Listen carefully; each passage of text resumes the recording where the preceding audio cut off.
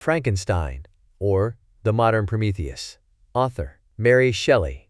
Presented by Bookify. Enjoy your listening. Letter 1. To Mrs. Saville, England, St. Petersburg, December 11th, 17. You will rejoice to hear that no disaster has accompanied the commencement of an enterprise which you have regarded with such evil forebodings. I arrived here yesterday, and my first task is to assure my dear sister of my welfare and increasing confidence in the success of my undertaking. I am already far north of London, and as I walk in the streets of Petersburg, I feel a cold northern breeze play upon my cheeks, which braces my nerves and fills me with delight. Do you understand this feeling? This breeze, which has traveled from the regions towards which I am advancing, gives me a foretaste of those icy climes. Inspirited by this wind of promise, my daydreams become more fervent and vivid. I try in vain to be persuaded that the pole is the seat of frost and desolation. It ever presents itself to my imagination as the region of beauty and delight. There, Margaret, the sun is forever visible, its broad disk just skirting the horizon and diffusing a perpetual splendor. Therefore, with your leave, my sister, I will put some trust in preceding navigators. There snow and frost are banished, and, sailing over a calm sea, we may be wafted to a land surpassing in wonders and in beauty every region hitherto discovered on the habitable globe. Its productions and features may be without example, as the phenomena of the heavenly bodies undoubtedly are in those undiscovered solitudes. What may not be expected in a country of eternal light? I may there discover the wondrous power which attracts the needle, and may regulate 1,000 celestial observations that require only this voyage to render their seeming eccentricities consistent forever. I shall satiate my ardent curiosity with the sight of a part of the world never before visited, and may tread a land never before imprinted by the foot of man. These are my enticements, and they are sufficient to conquer all fear of danger or death, and to induce me to commence this laborious voyage with the joy a child feels when he embarks in a little boat, with his holiday mates, on an expedition of discovery up his native river. But supposing all these conjectures to be false, you cannot contest the inestimable benefit which I shall confer on all mankind, to the last generation, by discovering a passage near the pole to those countries, to reach which at present so many months are requisite, or by ascertaining the secret of the magnet which, if at all possible, can only be effected by an undertaking such as mine. These reflections have dispelled the agitation with which I began my letter, and I feel my heart glow with an enthusiasm which elevates me to heaven, for nothing contributes so much to tranquilize the mind as a steady purpose, a point on which the soul may fix its intellectual eye. This expedition has been the favorite dream of my early years. I have read with ardor the accounts of the various voyages which have been made in the prospect of arriving at the North Pacific Ocean through the seas which surround the pole. You may remember that a history of all the voyages made for purposes of discovery composed the whole of our good Uncle Thomas's library. My education was neglected, yet I was passionately fond of reading. These volumes were my study, day and night, and my familiarity with them increased that regret which I had felt as a child, on learning that my father's dying injunction had forbidden my uncle to allow me to embark in a seafaring life. These visions faded when I perused, for the first time, those poets whose effusions entranced my soul and lifted it to heaven. I also became a poet, and for 1 year lived in a paradise of my own creation. I imagined that I also might obtain a niche in the temple where the names of Homer and Shakespeare are consecrated. You are well acquainted with my failure and how heavily I bore the disappointment. But just at that time I inherited the fortune of my cousin, and my thoughts were turned into the channel of their earlier bent. 6 years have passed since I resolved on my present undertaking. I can, even now, remember the hour from which I dedicated myself to this great enterprise. I commenced by inuring my body to hardship. I accompanied the whale fishers on several expeditions to the North Sea. I voluntarily endured cold, famine, thirst, and want of sleep. I often worked harder than the common sailors during the day, and devoted my nights to the study of mathematics, the theory of medicine, and those branches of physical science from which a naval adventurer might derive the greatest practical advantage.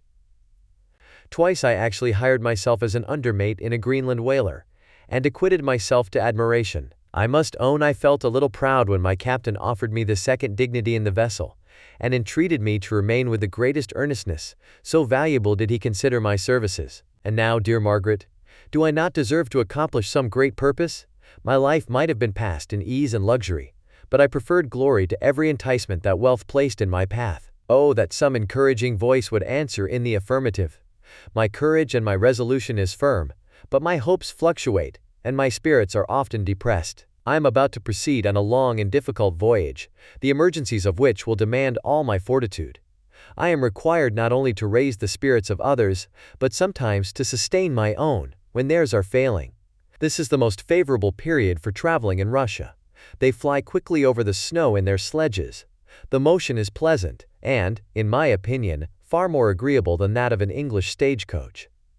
The cold is not excessive, if you are wrapped in furs, a dress which I have already adopted, for there is a great difference between walking the deck and remaining seated motionless for hours, when no exercise prevents the blood from actually freezing in your veins. I have no ambition to lose my life on the post road between St. Petersburg and Archangel. I shall depart for the latter town in a fortnight or 3 weeks, and my intention is to hire a ship there, which can easily be done by paying the insurance for the owner, and to engage as many sailors as I think necessary among those who are accustomed to the whale fishing. I do not intend to sail until the month of June. And when shall I return? Ah, dear sister, how can I answer this question? If I succeed, many, many months, perhaps years will pass before you and I may meet. If I fail, you will see me again soon or never. Farewell, my dear, excellent Margaret. Heaven shower down blessings on you, and save me, that I may again and again testify my gratitude for all your love and kindness. Your affectionate brother, R. Walton. Letter 2. To Mrs. Saville, England. Archangel, the 28th of March 17. How slowly the time passes here, encompassed as I am by frost and snow. Yet a second step is taken towards my enterprise. I have hired a vessel, and am occupied in collecting my sailors.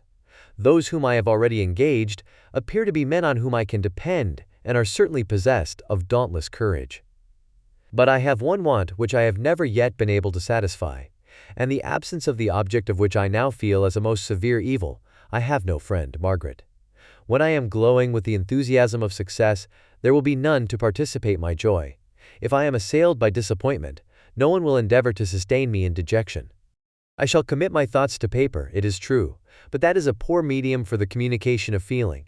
I desire the company of a man who could sympathize with me, whose eyes would reply to mine.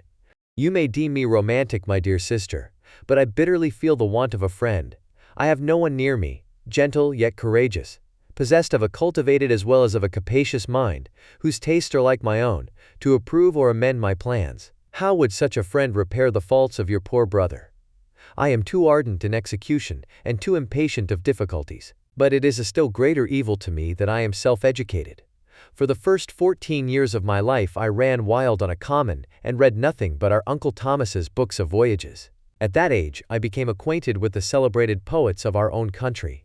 But it was only when it had ceased to be in my power to derive its most important benefits from such a conviction, that I perceived the necessity of becoming acquainted with more languages than that of my native country. Now I am 28, and am in reality more illiterate than many schoolboys of 15. It is true that I have thought more, and that my daydreams are more extended and magnificent. But they want, as the painters call it, keeping. And I greatly need a friend, who would have sense enough not to despise me as romantic, and affection enough for me to endeavor to regulate my mind. Well, these are useless complaints. I shall certainly find no friend on the wide ocean, nor even here in Archangel, among merchants and seamen. Yet some feelings, unallied to the dross of human nature, beat even in these rugged bosoms. My lieutenant, for instance, is a man of wonderful courage and enterprise. He is madly desirous of glory, or rather, to word my phrase more characteristically, of advancement in his profession. He is an Englishman, and in the midst of national and professional prejudices, unsoftened by cultivation, retains some of the noblest endowments of humanity. I first became acquainted with him on board a whale vessel. Finding that he was unemployed in this city, I easily engaged him to assist in my enterprise. The master is a person of an excellent disposition, and is remarkable in the ship for his gentleness and the mildness of his discipline. This circumstance, added to his well-known integrity and dauntless courage, made me very desirous to engage him. A youth passed in solitude, my best years spent under your gentle and feminine fosterage, has so refined the groundwork of my character that I cannot overcome an intense distaste to the usual brutality exercised on board ship. I have never believed it to be necessary, and when I heard of a mariner equally noted for his kindliness of heart and the respect and obedience paid to him by his crew, I felt myself peculiarly fortunate in being able to secure his services. I heard of him first in rather a romantic manner, from a lady who owes to him the happiness of her life. This, briefly, is his story. Some years ago he loved a young Russian lady of moderate fortune, and having amassed a considerable sum in prize money, the father of the girl consented to the match. He saw his mistress once before the destined ceremony, but she was bathed in tears, and throwing herself at his feet, entreated him to spare her, confessing at the same time that she loved another, but that he was poor, and that her father would never consent to the union. My generous friend reassured the suppliant, and on being informed of the name of her lover, instantly abandoned his pursuit. He had already bought a farm with his money, on which he had designed to pass the remainder of his life, but he bestowed the whole on his rival, together with the remains of his prize money to purchase stock, and then himself solicited the young woman's father to consent to her marriage with her lover. But the old man decidedly refused, thinking himself bound in honor to my friend, who, when he found the father inexorable, quitted his country, nor returned until he heard that his former mistress was married according to her inclinations. What a noble fellow, you will exclaim. He is so. But then, he is wholly uneducated. He is as silent as a Turk, and a kind of ignorant carelessness attends him, which, while it renders his conduct the more astonishing, detracts from the interest and sympathy which otherwise he would command. Yet do not suppose, because I complain a little, or because I can conceive a consolation for my toils which I may never know, that I am wavering in my resolutions. Those are as fixed as fate, and my voyage is only now delayed, until the weather shall permit my embarkation. The winter has been dreadfully severe, but the spring promises well, and it is considered as a remarkably early season, so that perhaps I may sail sooner than I expected. I shall do nothing rashly. You know me sufficiently to confide in my prudence and considerateness whenever the safety of others is committed to my care. I cannot describe to you my sensations on the near prospect of my undertaking. It is impossible to communicate to you a conception of the trembling sensation, half pleasurable and half fearful, with which I am preparing to depart. I am going to unexplored regions, to the land of mist and snow, but I shall kill no albatross. Therefore, do not be alarmed for my safety, or if I should come back to you as worn and woeful as the ancient mariner. You will smile at my illusion, but I will disclose a secret. I have often attributed my attachment to, my passionate enthusiasm for, the dangerous mysteries of ocean, to that production of the most imaginative of modern poets. There is something at work in my soul which I do not understand. I am practically industrious, painstaking, a workman to execute with perseverance and labor. But besides this, there is a love for the marvelous, a belief in the marvelous, intertwined in all my projects, which hurries me out of the common pathways of men, even to the wild sea and unvisited regions I am about to explore. But to return to dearer considerations. Shall I meet you again, after having traversed immense seas, and returned by the most southern cape of Africa or America? I dare not expect such success, yet I cannot bear to look on the reverse of the picture. Continue for the present to write to me by every opportunity. I may receive your letters on some occasions when I need them most to support my spirits. I love you very tenderly. Remember me with affection, should you never hear from me again. Your affectionate brother, Hovle. Robert Walton. Letter 3. To Mrs. Saville, England. July 7, 17. My dear sister, I write a few lines in haste to say that I am safe and well advanced on my voyage. This letter will reach England by a merchantman now on its homeward voyage from Archangel, more fortunate than I, who may not see my native land, perhaps, for many years. I am, however, in good spirits. My men are bold and apparently firm of purpose, nor do the floating sheets of ice that continually pass us, indicating the dangers of the region towards which we are advancing, appear to dismay them. We have already reached a very high latitude, but it is the height of summer, and although not so warm as in England, the southern gales, which blow us speedily towards those shores which I so ardently desire to attain, breathe a degree of renovating warmth which I had not expected. No incidents have hitherto befallen us that would make a figure in a letter. 1 or 2 stiff gales and the springing of a leak are accidents which experienced navigators scarcely remember to record, and I shall be well content if nothing worse happen to us during our voyage. Adieu, my dear Margaret. Be assured that for my own sake, as well as yours, I will not rashly encounter danger. I will be cool, persevering and prudent. But success shall crown my endeavors. Wherefore not? Thus far I have gone, tracing a secure way over the pathless seas, the very stars themselves being witnesses and testimonies of my triumph. Why not still proceed over the untamed yet obedient element? What can stop the determined heart and resolved will of man? My swelling heart involuntarily pours itself out thus. But I must finish. Heaven bless my beloved sister, R.W. Letter 4. To Mrs. Saville, England. August 5, 17. So strange an accident has happened to us that I cannot forbear recording it, although it is very probable that you will see me before these papers can come into your possession. Last Monday, July 31st, we were nearly surrounded by ice, which closed in the ship on all sides, scarcely leaving her the sea room in which she floated. Our situation was somewhat dangerous, especially as we were compassed round by a very thick fog. We accordingly lay to, hoping that some change would take place in the atmosphere and weather. About 2 o'clock the mist cleared away, and we beheld, stretched out in every direction, vast and irregular plains of ice, which seemed to have no end. Some of my comrades groaned, and my own mind began to grow watchful with anxious thoughts, when a strange sight suddenly attracted our attention and diverted our solicitude from our own situation. We perceived a low carriage, fixed on a sledge and drawn by dogs, pass on towards the north. At the distance of half a mile, a being which had the shape of a man, but apparently of gigantic stature, sat in the sledge and guided the dogs. We watched the rapid progress of the traveler with our telescopes until he was lost among the distant inequalities of the ice. This appearance excited our unqualified wonder. We were, as we believed, many hundred miles from any land, but this apparition seemed to denote that it was not, in reality, so distant as we had supposed. Shut in, however, by ice, it was impossible to follow his track, which we had observed with the greatest attention.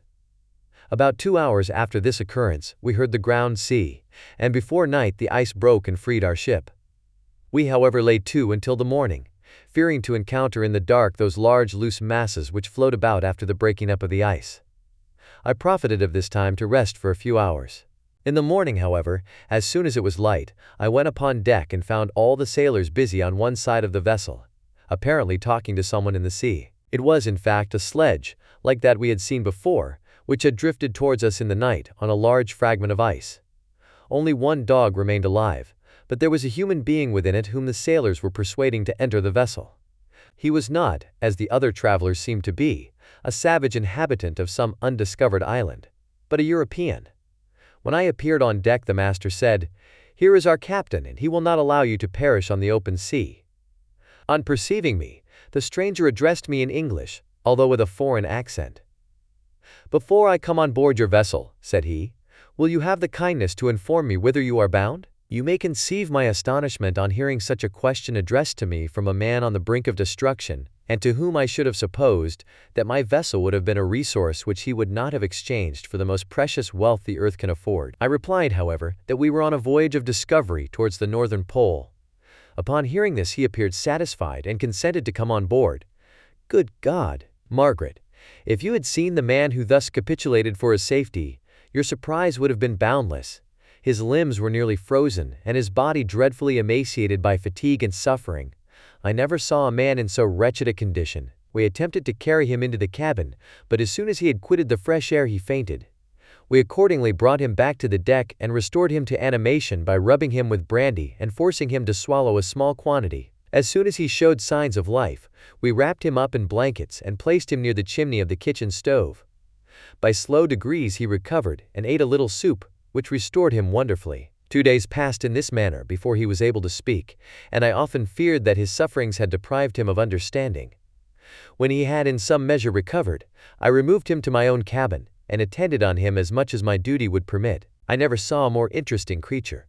His eyes have generally an expression of wildness, and even madness, but there are moments when, if anyone performs an act of kindness towards him, or does him any the most trifling service, his whole countenance is lighted up, as it were, with a beam of benevolence and sweetness that I never saw equaled. But he is generally melancholy and despairing, and sometimes he gnashes his teeth, as if impatient of the weight of woes that oppresses him. When my guest was a little recovered, I had great trouble to keep off the men, who wished to ask him 1,000 questions. But I would not allow him to be tormented by their idle curiosity, in a state of body and mind whose restoration evidently depended upon entire repose. Once, however, the lieutenant asked why he had come so far upon the ice in so strange a vehicle. His countenance instantly assumed an aspect of the deepest gloom, and he replied, "To seek one who fled from me." "And did the man whom you pursued travel in the same fashion?" "Yes." "Then I fancy we have seen him, for the day before we picked you up we saw some dogs drawing a sledge, with a man in it, across the ice." This aroused the stranger's attention, and he asked a multitude of questions concerning the route which the demon, as he called him, had pursued. Soon after, when he was alone with me, he said, "I have, doubtless, excited your curiosity, as well as that of these good people. But you are too considerate to make inquiries. Certainly, it would indeed be very impertinent and inhuman in me to trouble you with any inquisitiveness of mine. And yet you rescued me from a strange and perilous situation. You have benevolently restored me to life." Soon after this he inquired if I thought that the breaking up of the ice had destroyed the other sledge. I replied that I could not answer with any degree of certainty, for the ice had not broken until near midnight, and the traveler might have arrived at a place of safety before that time, but of this I could not judge. From this time a new spirit of life animated the decaying frame of the stranger. He manifested the greatest eagerness to be upon deck to watch for the sledge which had before appeared. But I have persuaded him to remain in the cabin, for he is far too weak to sustain the rawness of the atmosphere. I have promised that someone should watch for him and give him instant notice if any new object should appear in sight. Such is my journal of what relates to this strange occurrence up to the present day. The stranger has gradually improved in health, but is very silent and appears uneasy when anyone except myself enters his cabin. Yet his manners are so conciliating and gentle that the sailors are all interested in him, although they have had very little communication with him. For my own part, I begin to love him as a brother, and his constant and deep grief fills me with sympathy and compassion. He must have been a noble creature in his better days, being even now in wreck so attractive and amiable. I said in one of my letters, my dear Margaret, that I should find no friend on the wide ocean. Yet I have found a man who, before his spirit had been broken by misery, I should have been happy to have possessed as the brother of my heart. I shall continue my journal concerning the stranger at intervals, should I have any fresh incidents to record. August 13th, 17. My affection for my guest increases every day. He excites at once my admiration and my pity to an astonishing degree. How can I see so noble a creature destroyed by misery without feeling the most poignant grief? He is so gentle, yet so wise. His mind is so cultivated, and when he speaks, although his words are culled with the choicest art, yet they flow with rapidity and unparalleled eloquence. He is now much recovered from his illness, and is continually on the deck, apparently watching for the sledge that preceded his own. Yet, although unhappy, he is not so utterly occupied by his own misery, but that he interests himself deeply in the projects of others. He has frequently conversed with me on mine, which I have communicated to him without disguise. He entered attentively into all my arguments in favor of my eventual success, and into every minute detail of the measures I had taken to secure it. I was easily led by the sympathy which he evinced to use the language of my heart, to give utterance to the burning ardor of my soul, and to say, with all the fervor that warmed me, how gladly I would sacrifice my fortune, my existence, my every hope, to the furtherance of my enterprise. One man's life or death were but a small price to pay for the acquirement of the knowledge which I sought, for the dominion I should acquire and transmit over the elemental foes of our race. As I spoke, a dark gloom spread over my listener's countenance. At first I perceived that he tried to suppress his emotion. He placed his hands before his eyes, and my voice quivered and failed me as I beheld tears trickle fast from between his fingers. A groan burst from his heaving breast. I paused. At length he spoke in broken accents. "Unhappy man, do you share my madness? Have you drunk also of the intoxicating draught? Hear me, let me reveal my tale, and you will dash the cup from your lips." Such words, you may imagine, strongly excited my curiosity, but the paroxysm of grief that had seized the stranger overcame his weakened powers, and many hours of repose and tranquil conversation were necessary to restore his composure. Having conquered the violence of his feelings, he appeared to despise himself for being the slave of passion, and quelling the dark tyranny of despair, he led me again to converse concerning myself personally. He asked me the history of my earlier years. The tale was quickly told, but it awakened various trains of reflection. I spoke of my desire of finding a friend, of my thirst for a more intimate sympathy with a fellow mind than had ever fallen to my lot, and expressed my conviction that a man could boast of little happiness who did not enjoy this blessing. "I agree with you," replied the stranger. "We are unfashioned creatures, but half made up, if one wiser, better, dearer than ourselves. Such a friend ought to be. Do not lend his aid to perfectionate our weak and faulty natures. I once had a friend, the most noble of human creatures, and am entitled, therefore, to judge respecting friendship. You have hope, and the world before you, and have no cause for despair, but I have lost everything, and cannot begin life anew." As he said this, his countenance became expressive of a calm, settled grief that touched me to the heart. But he was silent, and presently retired to his cabin. Even broken in spirit as he is, no one can feel more deeply than he does the beauties of nature. The starry sky, the sea, and every sight afforded by these wonderful regions seems still to have the power of elevating his soul from earth. Such a man has a double existence. He may suffer misery and be overwhelmed by disappointments, yet when he has retired into himself, he will be like a celestial spirit that has a halo around him, within whose circle no grief or folly ventures. Will you smile at the enthusiasm I express concerning this divine wanderer? You would not if you saw him. You have been tutored and refined by books and retirement from the world, and you are therefore somewhat fastidious. But this only renders you the more fit to appreciate the extraordinary merits of this wonderful man. Sometimes I have endeavored to discover what quality it is which he possesses that elevates him so immeasurably above any other person I ever knew. I believe it to be an intuitive discernment, a quick but never failing power of judgment, a penetration into the causes of things, unequaled for clearness and precision. Add to this a facility of expression and a voice whose varied intonations are soul-subduing music. August 19, 17. Yesterday the stranger said to me, "You may easily perceive, Captain Walton, that I have suffered great and unparalleled misfortunes. I had determined at one time that the memory of these evils should die with me. But you have won me to alter my determination. You seek for knowledge and wisdom, as I once did, and I ardently hope that the gratification of your wishes may not be a serpent to sting you, as mine has been. I do not know that the relation of my disasters will be useful to you, yet when I reflect that you are pursuing the same course, exposing yourself to the same dangers which have rendered me what I am, I imagine that you may deduce an apt moral from my tale, one that may direct you if you succeed in your undertaking, and console you in case of failure. Prepare to hear of occurrences which are usually deemed marvelous. Were we among the tamer scenes of nature, I might fear to encounter your unbelief, perhaps your ridicule. But many things will appear possible in these wild and mysterious regions, which would provoke the laughter of those unacquainted with the ever-varied powers of nature. Nor can I doubt but that my tale conveys in its series internal evidence of the truth of the events of which it is composed. You may easily imagine that I was much gratified by the offered communication, yet I could not endure that he should renew his grief by a recital of his misfortunes. I felt the greatest eagerness to hear the promised narrative, partly from curiosity and partly from a strong desire to ameliorate his fate if it were in my power. I expressed these feelings in my answer. "I thank you," he replied, "for your sympathy, but it is useless. My fate is nearly fulfilled.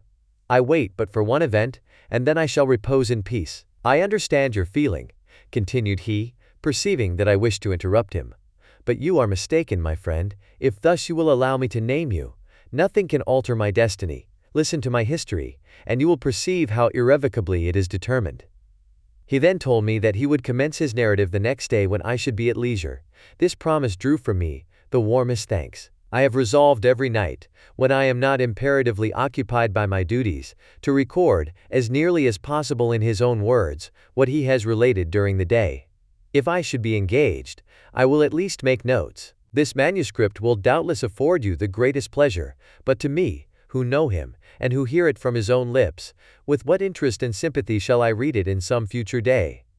Even now, as I commence my task, his full-toned voice swells in my ears, his lustrous eyes dwell on me with all their melancholy sweetness. I see his thin hand raised in animation, while the lineaments of his face are irradiated by the soul within.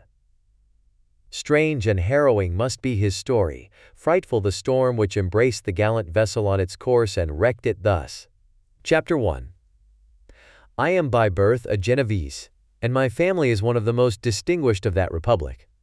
My ancestors had been for many years counselors and syndics, and my father had filled several public situations with honor and reputation. He was respected by all who knew him for his integrity and indefatigable attention to public business. He passed his younger days perpetually occupied by the affairs of his country.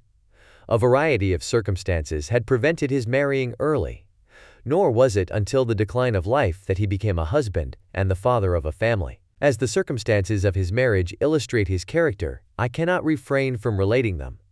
One of his most intimate friends was a merchant who, from a flourishing state, fell, through numerous mischances, into poverty. This man, whose name was Beaufort, was of a proud and unbending disposition and could not bear to live in poverty and oblivion in the same country where he had formerly been distinguished for his rank and magnificence. Having paid his debts, therefore, in the most honorable manner, he retreated with his daughter to the town of Lucerne, where he lived unknown and in wretchedness. My father loved Beaufort with the truest friendship and was deeply grieved by his retreat in these unfortunate circumstances.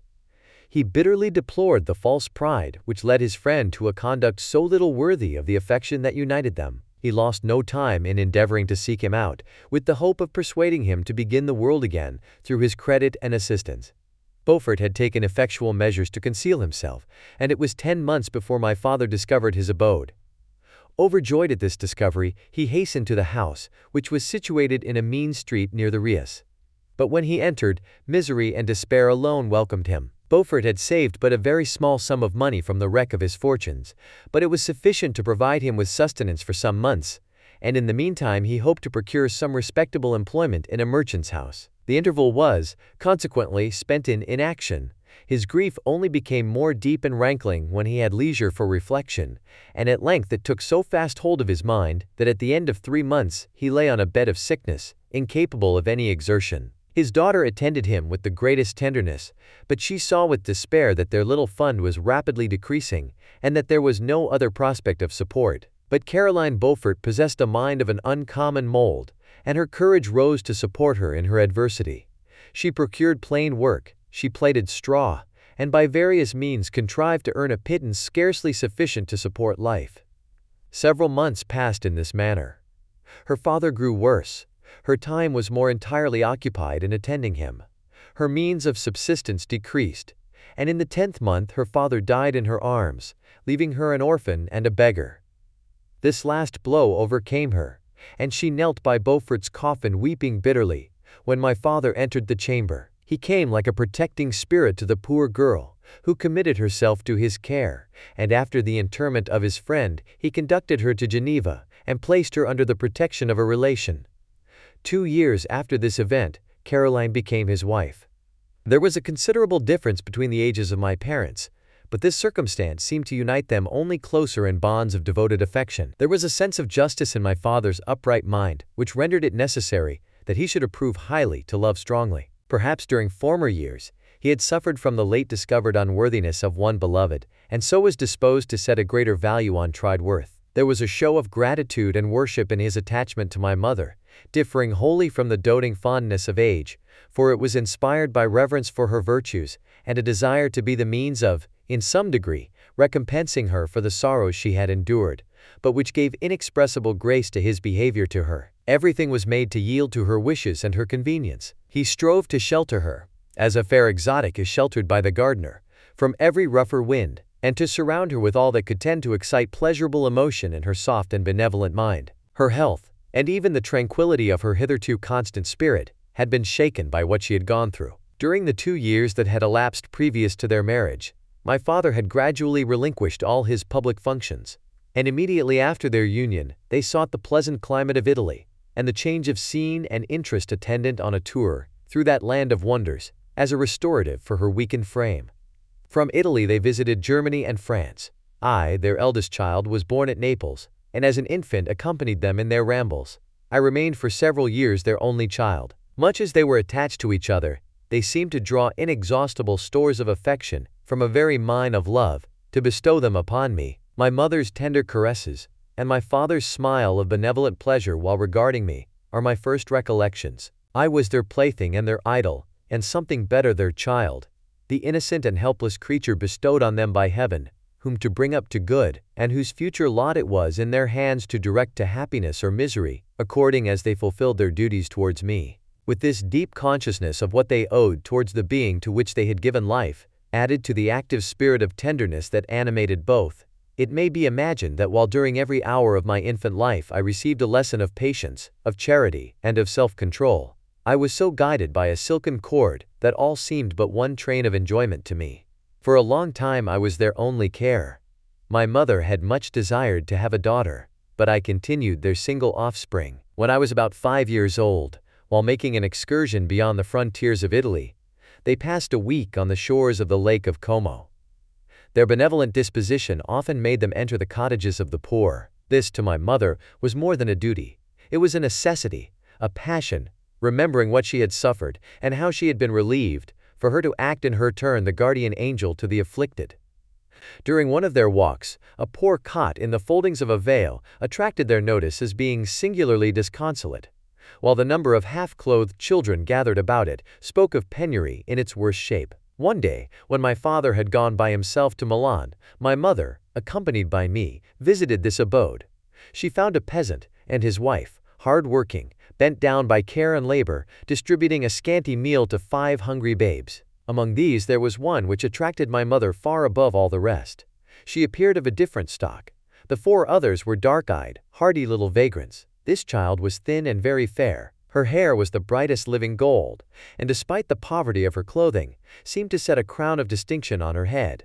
Her brow was clear and ample, her blue eyes cloudless, and her lips and the molding of her face so expressive of sensibility and sweetness that none could behold her without looking on her as of a distinct species, a being heaven-sent, and bearing a celestial stamp in all her features. The peasant woman, perceiving that my mother fixed eyes of wonder and admiration on this lovely girl, eagerly communicated her history.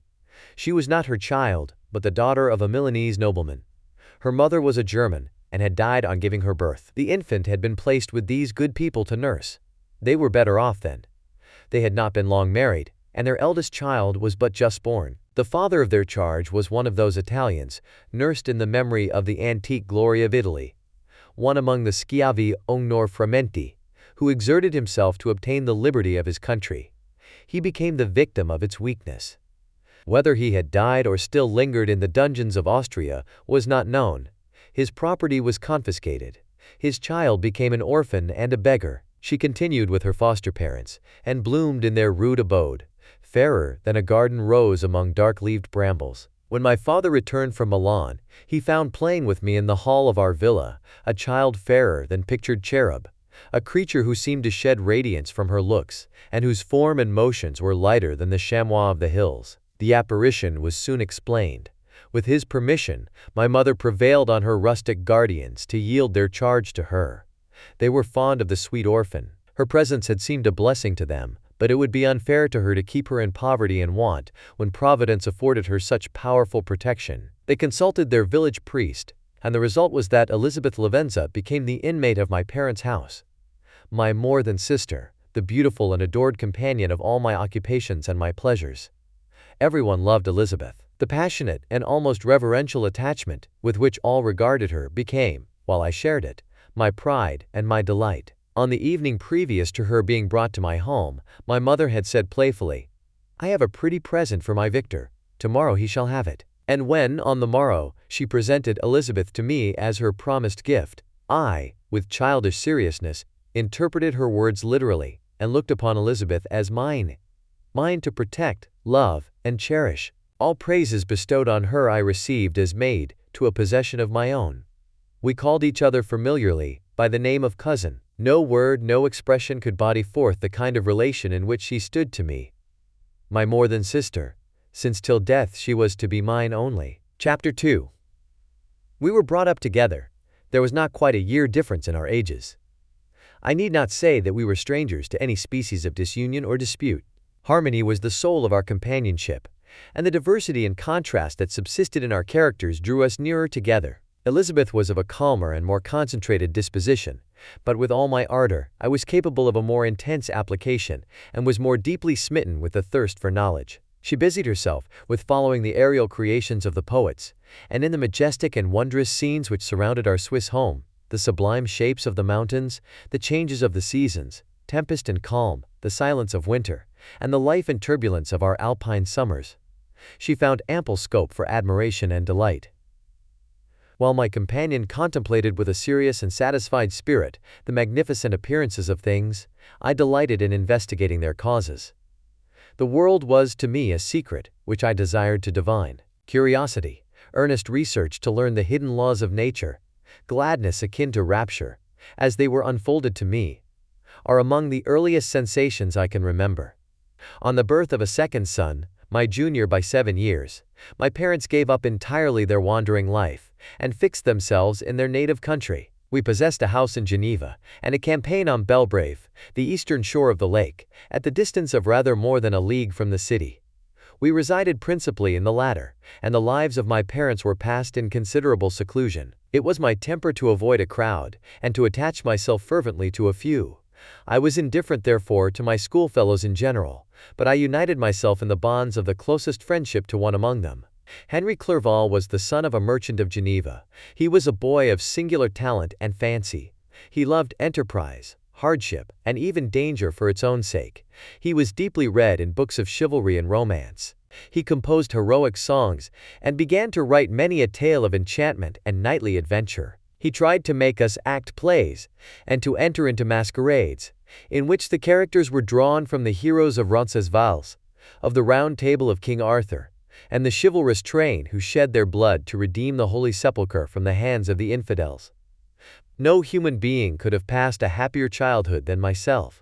My parents were possessed by the very spirit of kindness and indulgence. We felt that they were not the tyrants to rule our lot according to their caprice, but the agents and creators of all the many delights which we enjoyed. When I mingled with other families, I distinctly discerned how peculiarly fortunate my lot was, and gratitude assisted the development of filial love. My temper was sometimes violent, and my passions vehement, but by some law in my temperature they were turned not towards childish pursuits, but to an eager desire to learn, and not to learn all things indiscriminately. I confess that neither the structure of languages, nor the code of governments, nor the politics of various states possessed attractions for me. It was the secrets of heaven and earth that I desired to learn, and whether it was the outward substance of things, or the inner spirit of nature and the mysterious soul of man that occupied me, still my inquiries were directed to the metaphysical, or in its highest sense, the physical secrets of the world. The peasant woman, perceiving that my mother fixed eyes of wonder and admiration on this lovely girl,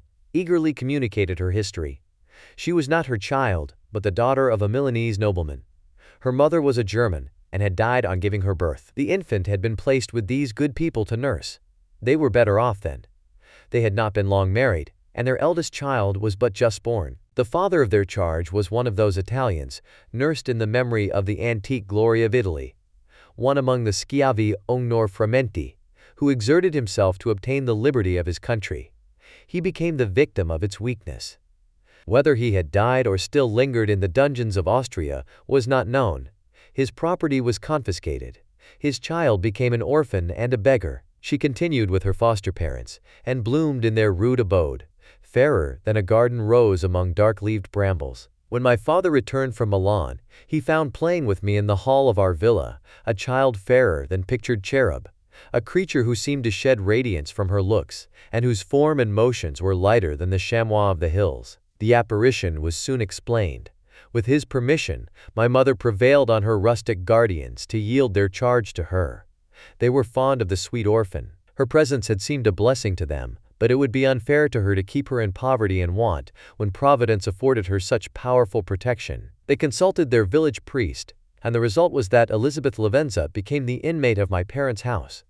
My more than sister, the beautiful and adored companion of all my occupations and my pleasures. Everyone loved Elizabeth. The passionate and almost reverential attachment with which all regarded her became, while I shared it, my pride and my delight. On the evening previous to her being brought to my home, my mother had said playfully, "I have a pretty present for my Victor. Tomorrow he shall have it." And when, on the morrow, she presented Elizabeth to me as her promised gift, I, with childish seriousness, interpreted her words literally, and looked upon Elizabeth as mine. Mine to protect, love, and cherish. All praises bestowed on her I received as maid to a possession of my own. We called each other familiarly by the name of cousin. No word, no expression could body forth the kind of relation in which she stood to me. My more than sister, since till death she was to be mine only. Chapter 2. We were brought up together. There was not quite a year difference in our ages. I need not say that we were strangers to any species of disunion or dispute. Harmony was the soul of our companionship, and the diversity and contrast that subsisted in our characters drew us nearer together. Elizabeth was of a calmer and more concentrated disposition, but with all my ardor, I was capable of a more intense application, and was more deeply smitten with the thirst for knowledge. She busied herself with following the aerial creations of the poets, and in the majestic and wondrous scenes which surrounded our Swiss home, the sublime shapes of the mountains, the changes of the seasons, tempest and calm, the silence of winter, and the life and turbulence of our alpine summers, she found ample scope for admiration and delight. While my companion contemplated with a serious and satisfied spirit the magnificent appearances of things, I delighted in investigating their causes. The world was to me a secret which I desired to divine. Curiosity, earnest research to learn the hidden laws of nature, gladness akin to rapture, as they were unfolded to me, are among the earliest sensations I can remember. On the birth of a second son, my junior by 7 years, my parents gave up entirely their wandering life, and fixed themselves in their native country. We possessed a house in Geneva, and a campaign on Belgrave, the eastern shore of the lake, at the distance of rather more than a league from the city. We resided principally in the latter, and the lives of my parents were passed in considerable seclusion. It was my temper to avoid a crowd, and to attach myself fervently to a few. I was indifferent therefore to my schoolfellows in general, but I united myself in the bonds of the closest friendship to one among them. Henry Clerval was the son of a merchant of Geneva. He was a boy of singular talent and fancy. He loved enterprise, hardship, and even danger for its own sake. He was deeply read in books of chivalry and romance. He composed heroic songs, and began to write many a tale of enchantment and knightly adventure. He tried to make us act plays, and to enter into masquerades, in which the characters were drawn from the heroes of Roncesvalles, of the Round Table of King Arthur, and the chivalrous train who shed their blood to redeem the Holy Sepulchre from the hands of the infidels. No human being could have passed a happier childhood than myself. My parents were possessed by the very spirit of kindness and indulgence. We felt that they were not the tyrants to rule our lot according to their caprice, but the agents and creators of all the many delights which we enjoyed. When I mingled with other families, I distinctly discerned how peculiarly fortunate my lot was, and gratitude assisted the development of filial love. My temper was sometimes violent, and my passions vehement, but by some law in my temperature they were turned not towards childish pursuits, but to an eager desire to learn, and not to learn all things indiscriminately. I confess that neither the structure of languages, nor the code of governments, nor the politics of various states possessed attractions for me. It was the secrets of heaven and earth that I desired to learn, and whether it was the outward substance of things, or the inner spirit of nature and the mysterious soul of man that occupied me, still my inquiries were directed to the metaphysical, or in its highest sense, the physical secrets of the world. Meanwhile, Clerval occupied himself, so to speak, with the moral relations of things. The busy stage of life, the virtues of heroes, and the actions of men were his theme, and his hope and his dream was to become one among those whose names are recorded in story as the gallant and adventurous benefactors of our species. The saintly soul of Elizabeth shone like a shrine-dedicated lamp in our peaceful home. Her sympathy was ours. Her smile, her soft voice, the sweet glance of her celestial eyes were ever there to bless and animate us. She was the living spirit of love to soften and attract. I might have become sullen in my study, rough through the ardor of my nature, but that she was there to subdue me to a semblance of her own gentleness. And Clerval, could aught ill entrench on the noble spirit of Clerval? Yet he might not have been so perfectly humane, so thoughtful in his generosity, so full of kindness and tenderness amidst his passion for adventurous exploit, had she not unfolded to him the real loveliness of beneficence, and made the doing good the end and aim of his soaring ambition. I feel exquisite pleasure in dwelling on the recollections of childhood, before misfortune had tainted my mind and changed its bright visions of extensive usefulness into gloomy and narrow reflections upon self. Besides, in drawing the picture of my early days, I also record those events which led, by insensible steps, to my after-tale of misery. For when I would account to myself for the birth of that passion which afterwards ruled my destiny, I find it arise, like a mountain river, from ignoble and almost forgotten sources. But, swelling as it proceeded, it became the torrent which, in its course, has swept away all my hopes and joys. Natural philosophy is the genius that has regulated my fate. I desire, therefore, in this narration, to state those facts which led to my predilection for that science. When I was 13 years of age, we all went on a party of pleasure to the baths near Thonon. The inclemency of the weather obliged us to remain a day confined to the inn. In this house I chanced to find a volume of the works of Cornelius Agrippa. I opened it with apathy. The theory which he attempts to demonstrate and the wonderful facts which he relates soon changed this feeling into enthusiasm. A new light seemed to dawn upon my mind, and bounding with joy, I communicated my discovery to my father. My father looked carelessly at the title page of my book and said, "Ah, Cornelius Agrippa. My dear Victor, do not waste your time upon this, it is sad trash." If, instead of this remark, my father had taken the pains to explain to me that the principles of Agrippa had been entirely exploded, and that a modern system of science had been introduced, which possessed much greater powers than the ancient, because the powers of the latter were chimerical, while those of the former were real and practical.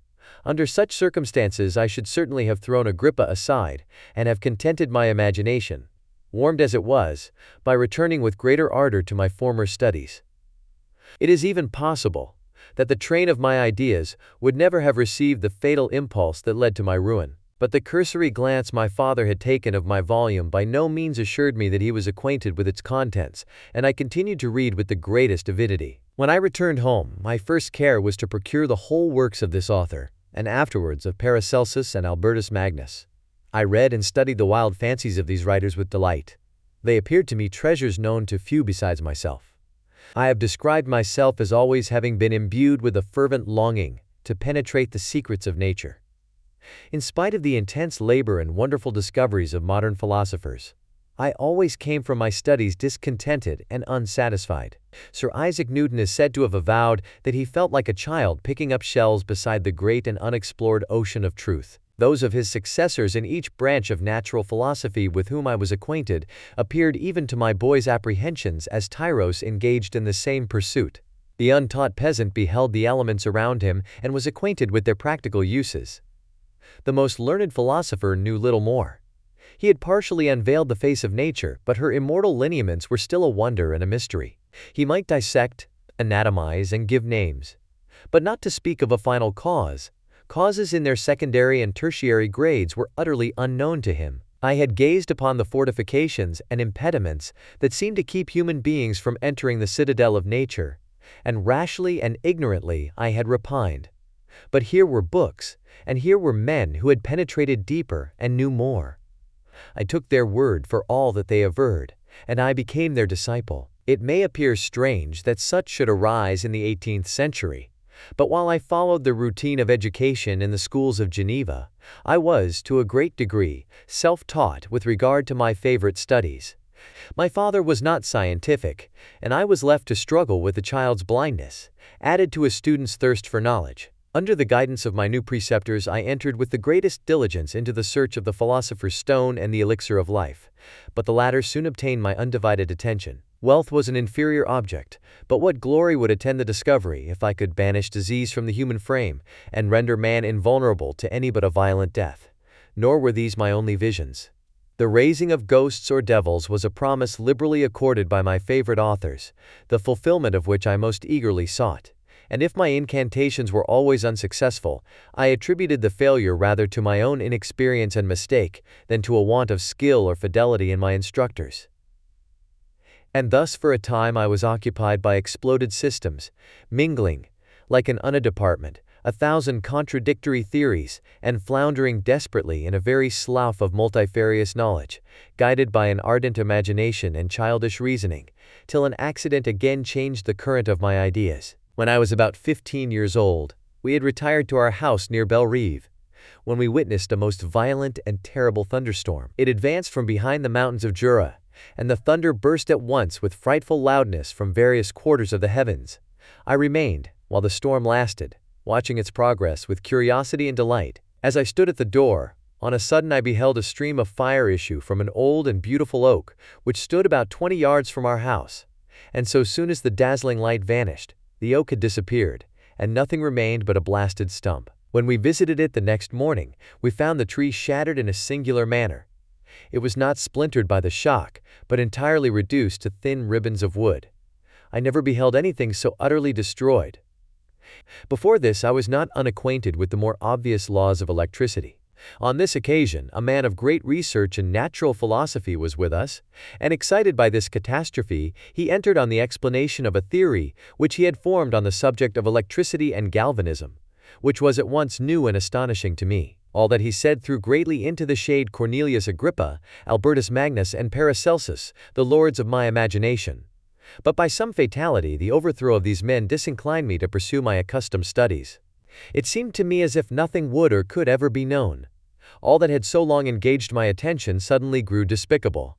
By one of those caprices of the mind which we are perhaps most subject to in early youth, I at once gave up my former occupations, set down natural history and all its progeny as a deformed and abortive creation, and entertained the greatest disdain for a would-be science which could never even step within the threshold of real knowledge. In this mood of mind I betook myself to the mathematics and the branches of study appertaining to that science as being built upon secure foundations, and so worthy of my consideration. Thus strangely are our souls constructed, and by such slight ligaments are we bound to prosperity or ruin. When I look back, it seems to me as if this almost miraculous change of inclination and will was the immediate suggestion of the guardian angel of my life, the last effort, made by the spirit of preservation, to avert the storm that was even then hanging in the stars and ready to envelop me. Her victory was announced by an unusual tranquility and gladness of soul, which followed the relinquishing of my ancient and latterly tormenting studies. It was thus that I was to be taught to associate evil with their prosecution, happiness with their disregard.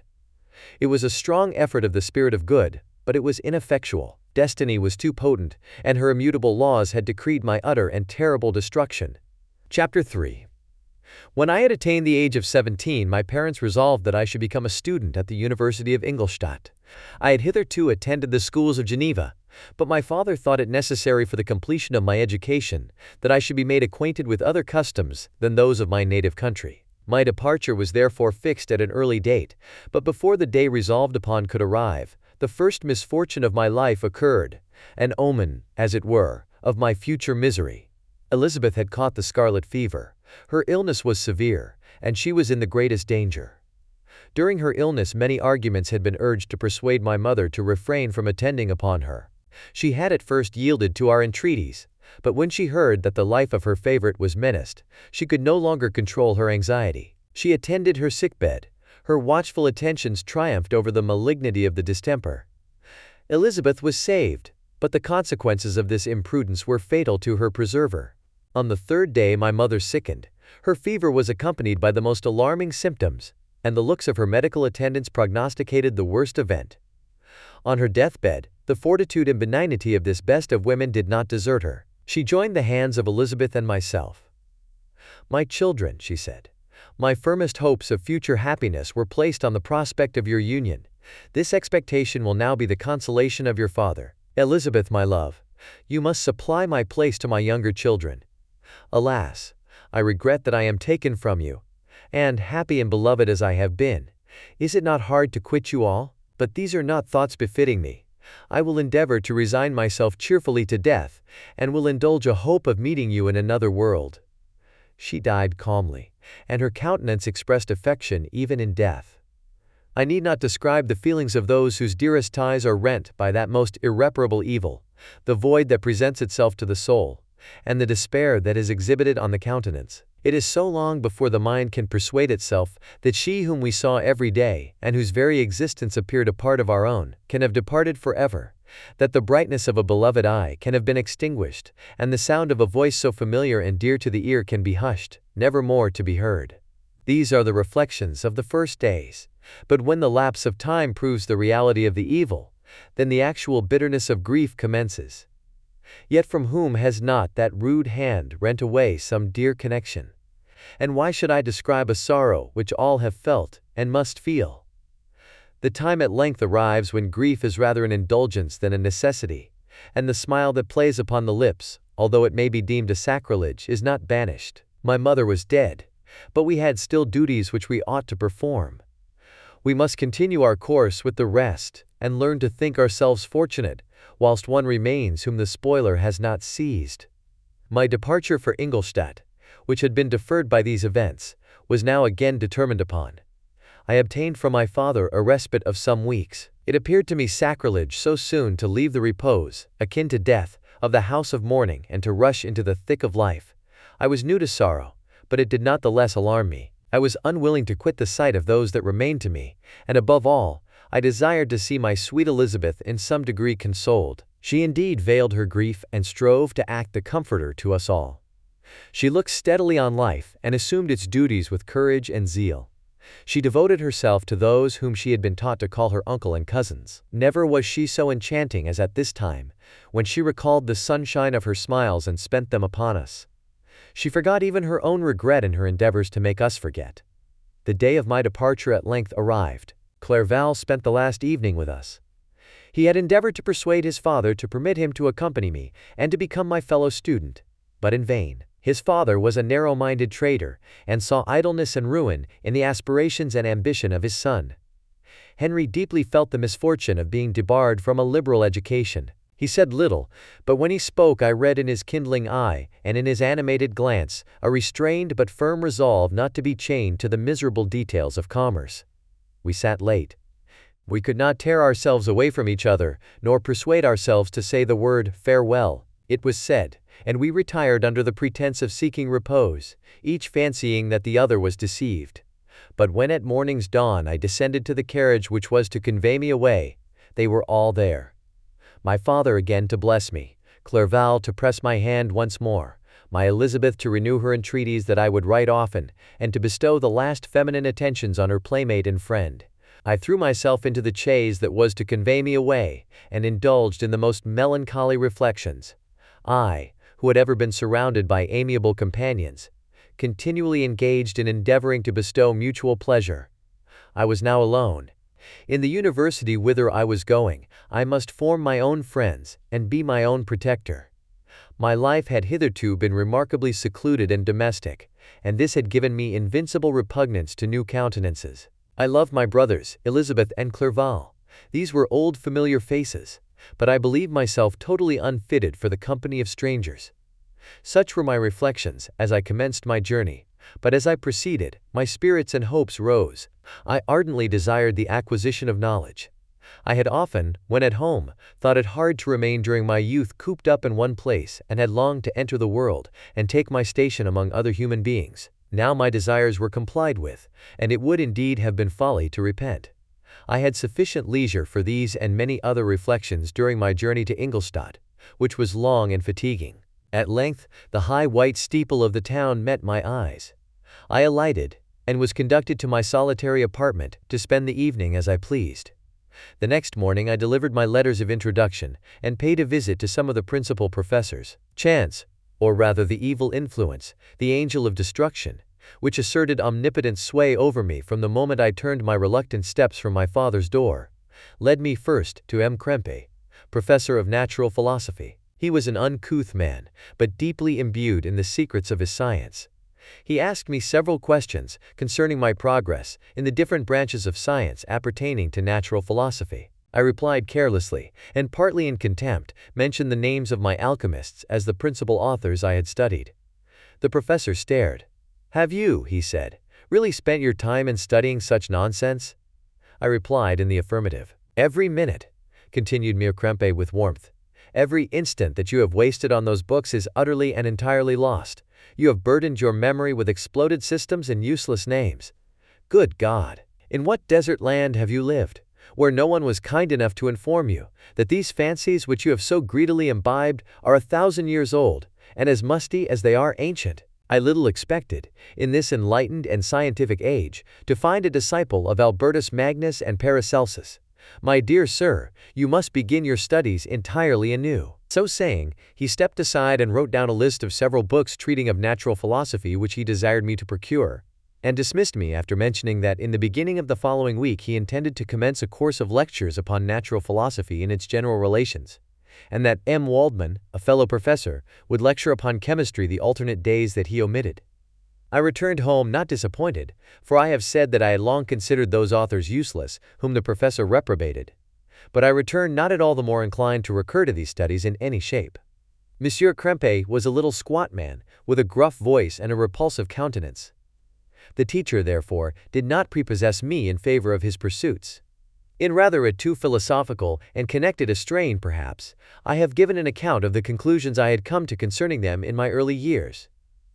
As a child, I had not been content with the results promised by the modern professors of natural science, with a confusion of ideas only to be accounted for by my extreme youth and my want of a guide on such matters.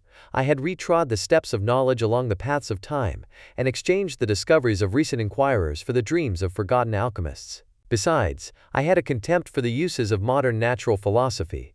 It was very different when the masters of the science sought immortality and power. Such views, although futile, were grand. But now the scene was changed. The ambition of the inquirer seemed to limit itself to the annihilation of those visions on which my interest in science was chiefly founded.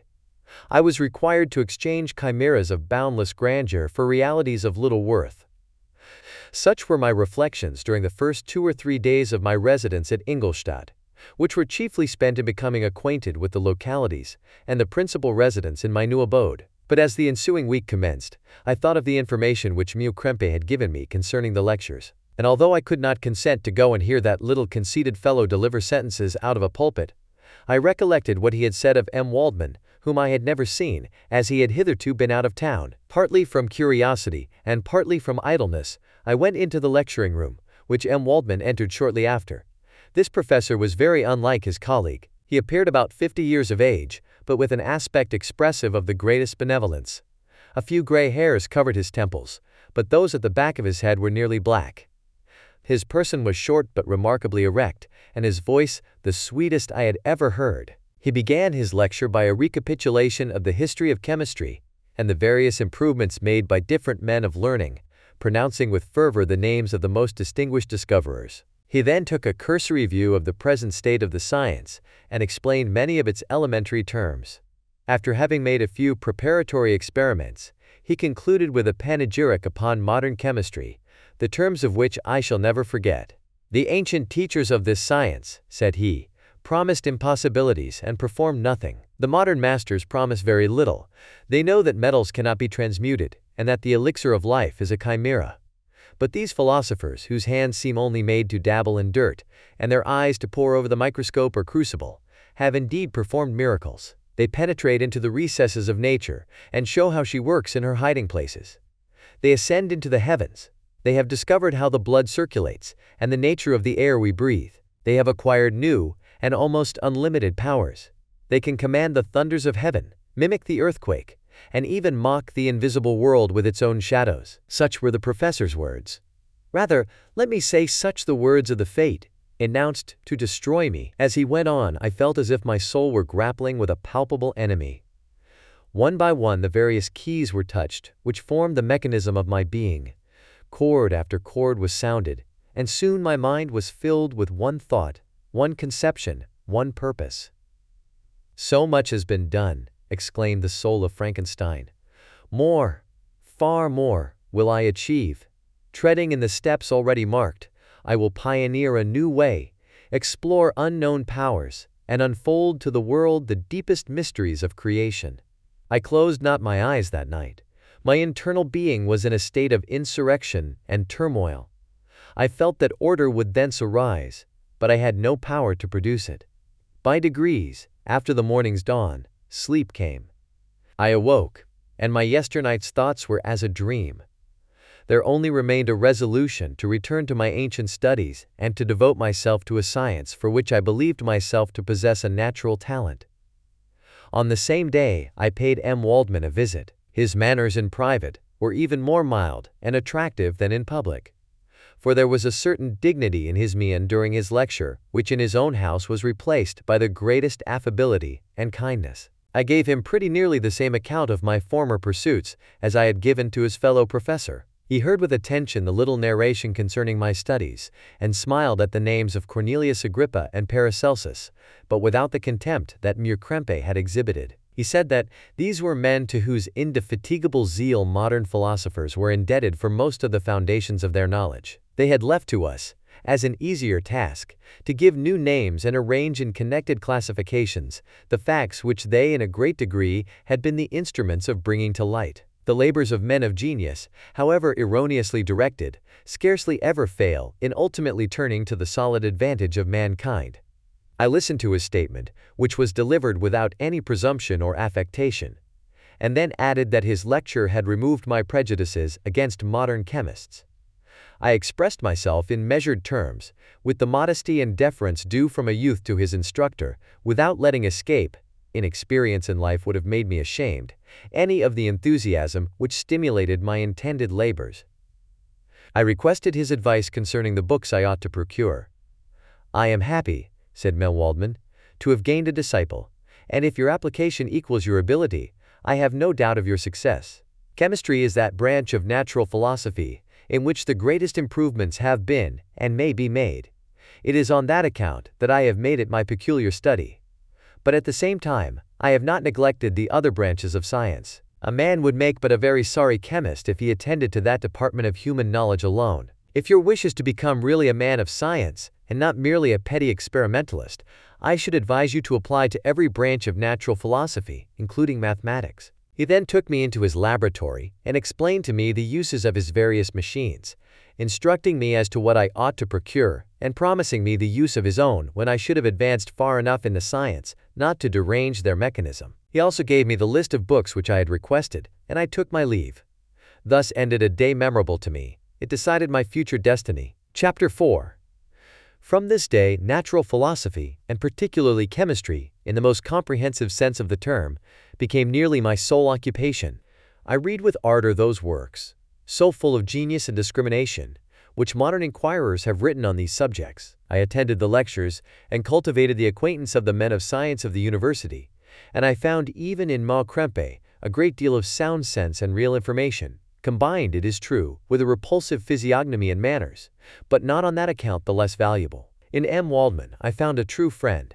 His gentleness was never tinged by dogmatism, and his instructions were given with an air of frankness and good nature that banished every idea of pedantry. In 1,000 ways he smoothed for me the path of knowledge, and made the most abstruse inquiries clear and facile to my apprehension. My application was at first fluctuating and uncertain. It gained strength as I proceeded, and soon became so ardent and eager that the stars often disappeared in the light of morning whilst I was yet engaged in my laboratory. As I applied so closely, it may be easily conceived that my progress was rapid. My ardor was indeed the astonishment of the students, and my proficiency that of the masters. Professor Krempe often asked me, with a sly smile, how Cornelius Agrippa went on, whilst M. Waldman expressed the most heartfelt exultation in my progress. 2 years passed in this manner, during which I paid no visit to Geneva, but was engaged, heart and soul, in the pursuit of some discoveries which I hoped to make. None but those who have experienced them can conceive of the enticements of science. In other studies, you go as far as others have gone before you, and there is nothing more to know. But in a scientific pursuit, there is continual food for discovery and wonder. A mind of moderate capacity, which closely pursues one study, must infallibly arrive at great proficiency in that study, and I, who continually sought the attainment of one object of pursuit and was solely wrapped up in this, improved so rapidly that at the end of 2 years I made some discoveries in the improvement of some chemical instruments, which procured me great esteem and admiration at the university. When I had arrived at this point, and had become as well acquainted with the theory and practice of natural philosophy as depended on the lessons of any of the professors at Ingolstadt, my residence there being no longer conducive to my improvements, I thought of returning to my friends and my native town, when an incident happened that protracted my stay. One of the phenomena which had peculiarly attracted my attention was the structure of the human frame, and indeed any animal endued with life. Whence, I often asked myself, did the principle of life proceed? It was a bold question, and one which has ever been considered as a mystery. Yet with how many things are we upon the brink of becoming acquainted, if cowardice or carelessness did not restrain our inquiries? I revolved these circumstances in my mind, and determined thenceforth to apply myself more particularly to those branches of natural philosophy which relate to physiology. Unless I had been animated by an almost supernatural enthusiasm, my application to this study would have been irksome and almost intolerable. To examine the causes of life, we must first have recourse to death. I became acquainted with the science of anatomy, but this was not sufficient. I must also observe the natural decay and corruption of the human body. In my education, my father had taken the greatest precautions that my mind should be impressed with no supernatural horrors. I do not ever remember to have trembled at a tale of superstition, or to have feared the apparition of a spirit. Darkness had no effect upon my fancy, and a churchyard was to me merely the receptacle of bodies deprived of life, which, from being the seat of beauty and strength, had become food for the worm. Now I was led to examine the cause and progress of this decay, and forced to spend days and nights in vaults and charnel houses. My attention was fixed upon every object the most insupportable to the delicacy of the human feelings. I saw how the fine form of man was degraded and wasted. I beheld the corruption of death succeed to the blooming cheek of life. I saw how the worm inherited the wonders of the eye and brain. I paused, examining and analyzing all the minutiae of causation, as exemplified in the change from life to death, and death to life, until from the midst of this darkness a sudden light broke in upon me. A light so brilliant and wondrous, yet so simple, that while I became dizzy with the immensity of the prospect which it illustrated, I was surprised that among so many men of genius who had directed their inquiries towards the same science, that I alone should be reserved to discover so astonishing a secret. Remember, I am not recording the vision of a madman. The sun does not more certainly shine in the heavens than that which I now affirm is true. Some miracle might have produced it, yet the stages of the discovery were distinct and probable. After days and nights of incredible labor and fatigue, I succeeded in discovering the cause of generation and life. Nay, more, I became myself capable of bestowing animation upon lifeless matter. The astonishment which I had at first experienced on this discovery soon gave place to delight and rapture. After so much time spent in painful labor, to arrive at once at the summit of my desires was the most gratifying consummation of my toils. But this discovery was so great and overwhelming that all the steps by which I had been progressively led to it were obliterated, and I beheld only the result. What had been the study and desire of the wisest men since the creation of the world was now within my grasp. Not that, like a magic scene, it all opened upon me at once. The information I had obtained was of a nature rather to direct my endeavors so soon as I should point them towards the object of my search, than to exhibit that object already accomplished.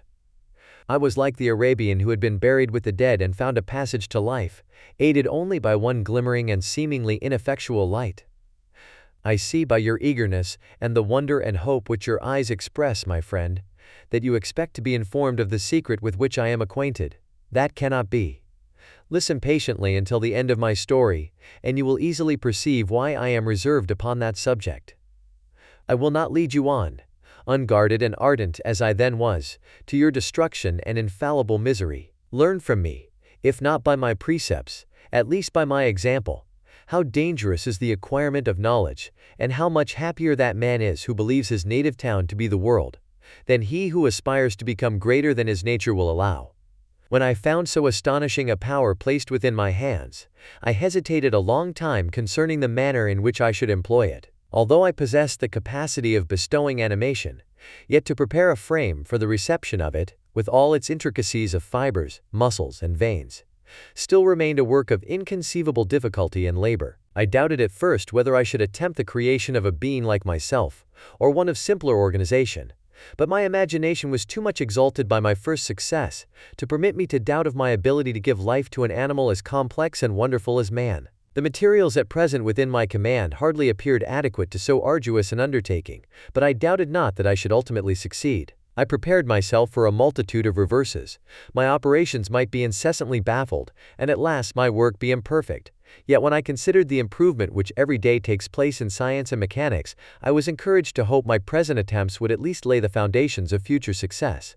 Nor could I consider the magnitude and complexity of my plan as any argument of its impracticability. It was with these feelings that I began the creation of a human being. As the minuteness of the parts formed a great hindrance to my speed, I resolved, contrary to my first intention, to make the being of a gigantic stature, that is to say about 8 feet in height and proportionably large. After having formed this determination, and having spent some months in successfully collecting and arranging my materials, I began. No one can conceive the variety of feelings which bore me onwards, like a hurricane, in the first enthusiasm of success. Life and death appeared to me ideal bounds, which I should first break through, and pour a torrent of light into our dark world. A new species would bless me as its creator and source. Many happy and excellent natures would owe their being to me. No father could claim the gratitude of his child so completely as I should deserve theirs. Pursuing these reflections, I thought that if I could bestow animation upon lifeless matter, I might in process of time, although I now found it impossible, renew life where death had apparently devoted the body to corruption. These thoughts supported my spirits, while I pursued my undertaking with unremitting ardor. My cheek had grown pale with study, and my person had become emaciated with confinement. Sometimes on the very brink of certainty I failed, yet still I clung to the hope which the next day or the next hour might realize. One secret which I alone possessed was the hope to which I had dedicated myself, and the moon gazed on my midnight labors, while with unrelaxed and breathless eagerness I pursued nature to her hiding places. Who shall conceive the horrors of my secret toil as I dabbled among the unhallowed damps of the grave or tortured the living animal to animate the lifeless clay? My limbs now tremble, and my eyes swim with the remembrance. But then a resistless and almost frantic impulse urged me forward. I seemed to have lost all soul or sensation but for this one pursuit. It was indeed but a passing trance, that only made me feel with renewed acuteness, so soon as, the unnatural stimulus ceasing to operate, I had returned to my old habits. I collected bones from charnel houses, and disturbed, with profane fingers, the tremendous secrets of the human frame. In a solitary chamber, or rather cell, at the top of the house, and separated from all the other apartments by a gallery and staircase, I kept my workshop of filthy creation. My eyeballs were starting from their sockets in attending to the details of my employment. The dissecting room and the slaughterhouse furnished many of my materials, and often did my human nature turn with loathing from my occupation, whilst, still urged on by an eagerness which perpetually increased, I brought my work near to a conclusion. The summer months passed, while I was thus engaged, heart and soul, in one pursuit. It was a most beautiful season. Never did the fields bestow a more plentiful harvest, or the vines yield a more luxuriant vintage, but my eyes were insensible to the charms of nature, and the same feelings which made me neglect the scenes around me caused me also to forget those friends who were so many miles absent, and whom I had not seen for so long a time. I knew my silence disquieted them, and I well remembered the words of my father. I know that while you are pleased with yourself, you will think of us with affection, and we shall hear regularly from you. You must pardon me if I regard any interruption in your correspondence as a proof that your other duties are equally neglected. I knew well, therefore, what would be my father's feelings, but I could not tear my thoughts from my employment, loathsome in itself, but which had taken an irresistible hold of my imagination. I wished, as it were, to procrastinate all that related to my feelings of affection, until the great object, which swallowed up every habit of my nature, should be completed. I then thought that my father would be unjust if he ascribed my neglect to vice or faultiness on my part, but I am now convinced that he was justified in conceiving that I should not be altogether free from blame. A human being in perfection ought always to preserve a calm and peaceful mind, and never to allow passion or a transitory desire to disturb his tranquility. I do not think that the pursuit of knowledge is an exception to this rule. If the study to which you apply yourself has a tendency to weaken your affections, and to destroy your taste for those simple pleasures in which no alloy can possibly mix, then that study is certainly unlawful, that is to say, not befitting the human mind. If this rule were always observed, if no man allowed any pursuit whatsoever to interfere with the tranquility of his domestic affections, Greece had not been enslaved, Caesar would have spared his country, America would have been discovered more gradually, and the empires of Mexico and Peru had not been destroyed. But I forget that I am moralizing in the most interesting part of my tale, and your looks remind me to proceed." My father made no reproach in his letters, and only took notice of my silence by inquiring into my occupations, more particularly than before. Winter, spring, and summer passed away during my labors, but I did not watch the blossom or the expanding leaf sights which before always yielded me supreme delight. So deeply was I engrossed in my occupation. The leaves of that year had withered before my work drew near to a close, and now every day showed me more plainly how well I had succeeded. But my enthusiasm was checked by my anxiety, and I appeared rather like one doomed by slavery to toil in the mines, or any other unwholesome trade, than an artist occupied by his favorite employment. Every night I was oppressed by a slow fever, and I became nervous to a most painful degree. The fall of a leaf startled me, and I shunned my fellow creatures as if I had been guilty of a crime. Sometimes I grew alarmed at the wreck I perceived that I had become. The energy of my purpose alone sustained me. My labors would soon end, and I believed that exercise and amusement would then drive away incipient disease. And I promised myself both of these when my creation should be complete. Chapter 5. It was on a dreary night of November that I beheld the accomplishment of my toils. With an anxiety that almost amounted to agony, I collected the instruments of life around me, that I might infuse a spark of being into the lifeless thing that lay at my feet. It was already 1 in the morning. The rain pattered dismally against the panes, and my candle was nearly burnt out, when, by the glimmer of the half-extinguished light, I saw the dull yellow eye of the creature open. It breathed hard, and a convulsive motion agitated its limbs. How can I describe my emotions at this catastrophe, or how delineate the wretch whom with such infinite pains and care I had endeavored to form? His limbs were in proportion, and I had selected his features as beautiful. Beautiful! Great God! His yellow skin scarcely covered the work of muscles and arteries beneath. His hair was of a lustrous black and flowing, his teeth of a pearly whiteness. But these luxuriances only formed a more horrid contrast with his watery eyes, that seemed almost of the same color as the dun white sockets in which they were set, his shriveled complexion, and straight black lips. The different accidents of life are not so changeable as the feelings of human nature. I had worked hard for nearly 2 years for the sole purpose of infusing life into an inanimate body. For this I had deprived myself of rest and health. I had desired it with an ardor that far exceeded moderation. But now that I had finished, the beauty of the dream vanished, and breathless horror and disgust filled my heart. Unable to endure the aspect of the being I had created, I rushed out of the room and continued a long time traversing my bedchamber, unable to compose my mind to sleep.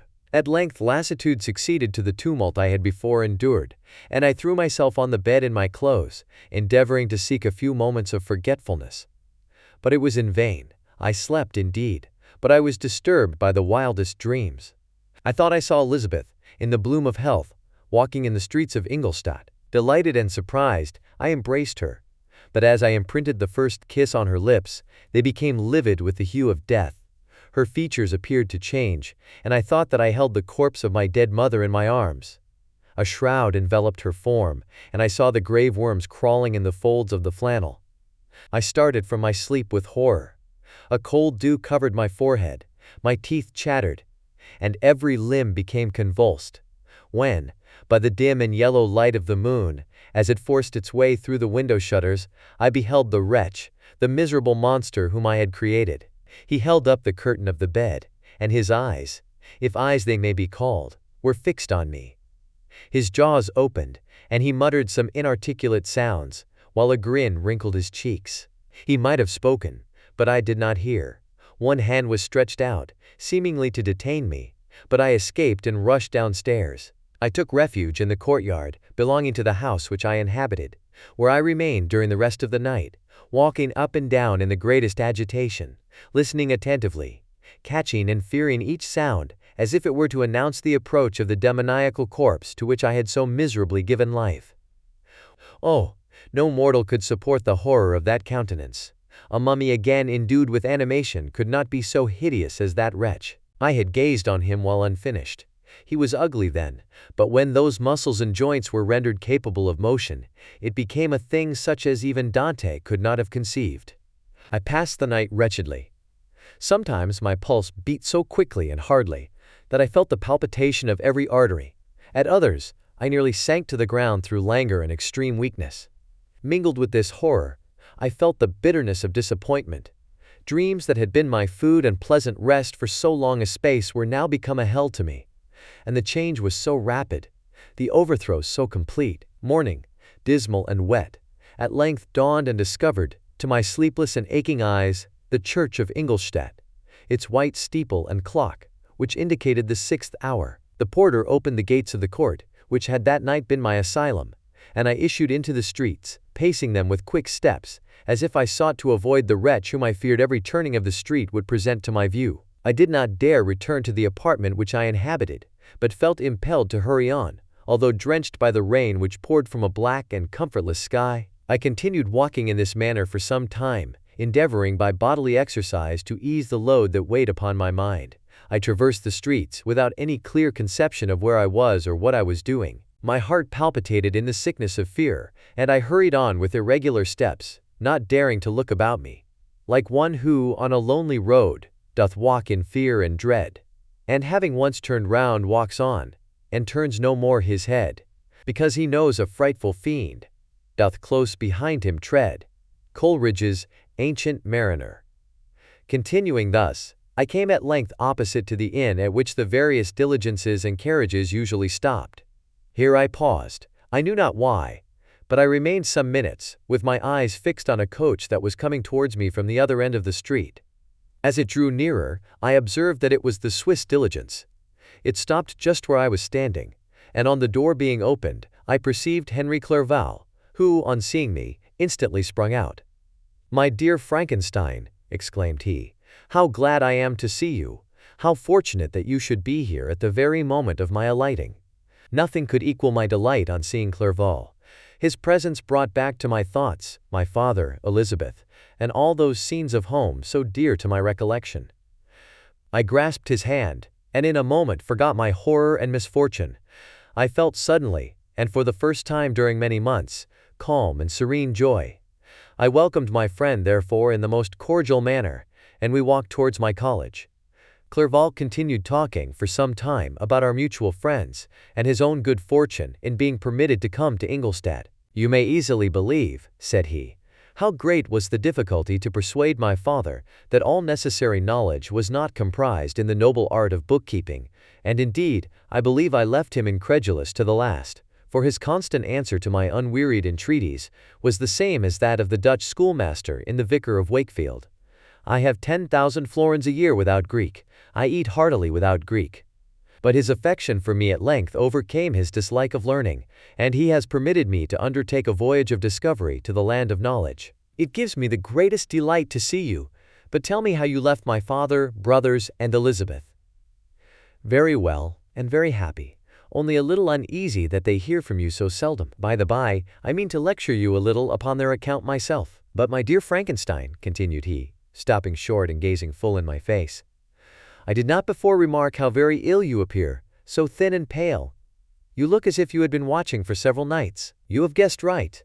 I have lately been so deeply engaged in one occupation that I have not allowed myself sufficient rest, as you see. But I sincerely hope, that all these employments are now at an end, and that I am at length free." I trembled excessively. I could not endure to think of, and far less to allude to, the occurrences of the preceding night. I walked with a quick pace, and we soon arrived at my college.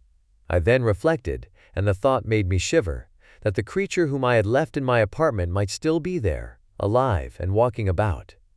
I dreaded to behold this monster, but I feared still more that Henry should see him. Entreating him, therefore, to remain a few minutes at the bottom of the stairs, I darted up towards my own room. My hand was already on the lock of the door before I recollected myself. I then paused, and a cold shivering came over me. I threw the door forcibly open, as children are accustomed to do when they expect a spectre to stand in waiting for them on the other side. But nothing appeared. I stepped fearfully in. The apartment was empty, and my bedroom was also freed from its hideous guest. I could hardly believe that so great a good fortune could have befallen me. But when I became assured that my enemy had indeed fled, I clapped my hands for joy, and ran down to Clerval. We ascended into my room, and the servant presently brought breakfast, but I was unable to contain myself. It was not joy only that possessed me, I felt my flesh tingle with excess of sensitiveness, and my pulse beat rapidly. I was unable to remain for a single instant in the same place. I jumped over the chairs, clapped my hands, and laughed aloud. Clerval at first attributed my unusual spirits to joy on his arrival, but when he observed me more attentively, he saw a wildness in my eyes for which he could not account, and my loud, unrestrained, heartless laughter frightened and astonished him. "My dear Victor," cried he, "what for God's sake is the matter? Do not laugh in that manner. How ill you are! What is the cause of all this?" "Do not ask me," cried I, putting my hands before my eyes, for I thought I saw the dreaded spectre glide into the room. "He can tell. Oh, save me! Save me!" I imagined that the monster seized me. I struggled furiously and fell down in a fit. Poor Clerval, what must have been his feelings? A meeting, which he anticipated with such joy, so strangely turned to bitterness. But I was not the witness of his grief, for I was lifeless and did not recover my senses for a long time. This was the commencement of a nervous fever which confined me for several months. During all that time Henry was my only nurse. I afterwards learned that, knowing my father's advanced age and unfitness for so long a journey, and how wretched my sickness would make Elizabeth, he spared them this grief by concealing the extent of my disorder. He knew that I could not have a more kind and attentive nurse than himself, and firm in the hope he felt of my recovery, he did not doubt that, instead of doing harm, he performed the kindest action that he could towards them. But I was in reality very ill, and surely nothing but the unbounded and unremitting attentions of my friend could have restored me to life. The form of the monster on whom I had bestowed existence was forever before my eyes, and I raved incessantly concerning him. Doubtless my words surprised Henry. He at first believed them to be the wanderings of my disturbed imagination, but the pertinacity with which I continually recurred to the same subject persuaded him that my disorder indeed owed its origin to some uncommon and terrible event. By very slow degrees, and with frequent relapses that alarmed and grieved my friend, I recovered. I remember the first time I became capable of observing outward objects with any kind of pleasure. I perceived that the fallen leaves had disappeared, and that the young buds were shooting forth from the trees that shaded my window. It was a divine spring, and the season contributed greatly to my convalescence. I felt also sentiments of joy and affection revive in my bosom. My gloom disappeared, and in a short time I became as cheerful as before I was attacked by the fatal passion. "Dearest Clerval," exclaimed I, "how kind, how very good you are to me! This whole winter, instead of being spent in study, as you promised yourself, has been consumed in my sick room. How shall I ever repay you? I feel the greatest remorse for the disappointment of which I have been the occasion, but you will forgive me. You will repay me entirely if you do not discompose yourself, but get well as fast as you can. And since you appear in such good spirits, I may speak to you on one subject, may I not?" I trembled. One subject? What could it be? Could he allude to an object on whom I dared not even think? "Compose yourself," said Clerval, who observed my change of color. "I will not mention it if it agitates you, but your father and cousin would be very happy if they received a letter from you in your own handwriting. They hardly know how ill you have been, and are uneasy at your long silence." "Is that all, my dear Henry? How could you suppose that my first thought would not fly towards those dear friends whom I love, and who are so deserving of my love? If this is your present temper, my friend, you will perhaps be glad to see a letter that has been lying here some days for you. It is from your cousin, I believe." Chapter 6. Clerval then put the following letter into my hands. It was from my own Elizabeth. "My dearest cousin, you have been ill, very ill, and even the constant letters of dear kind Henry are not sufficient to reassure me on your account. You are forbidden to write to hold a pen. Yet one word from you, dear Victor, is necessary to calm our apprehensions.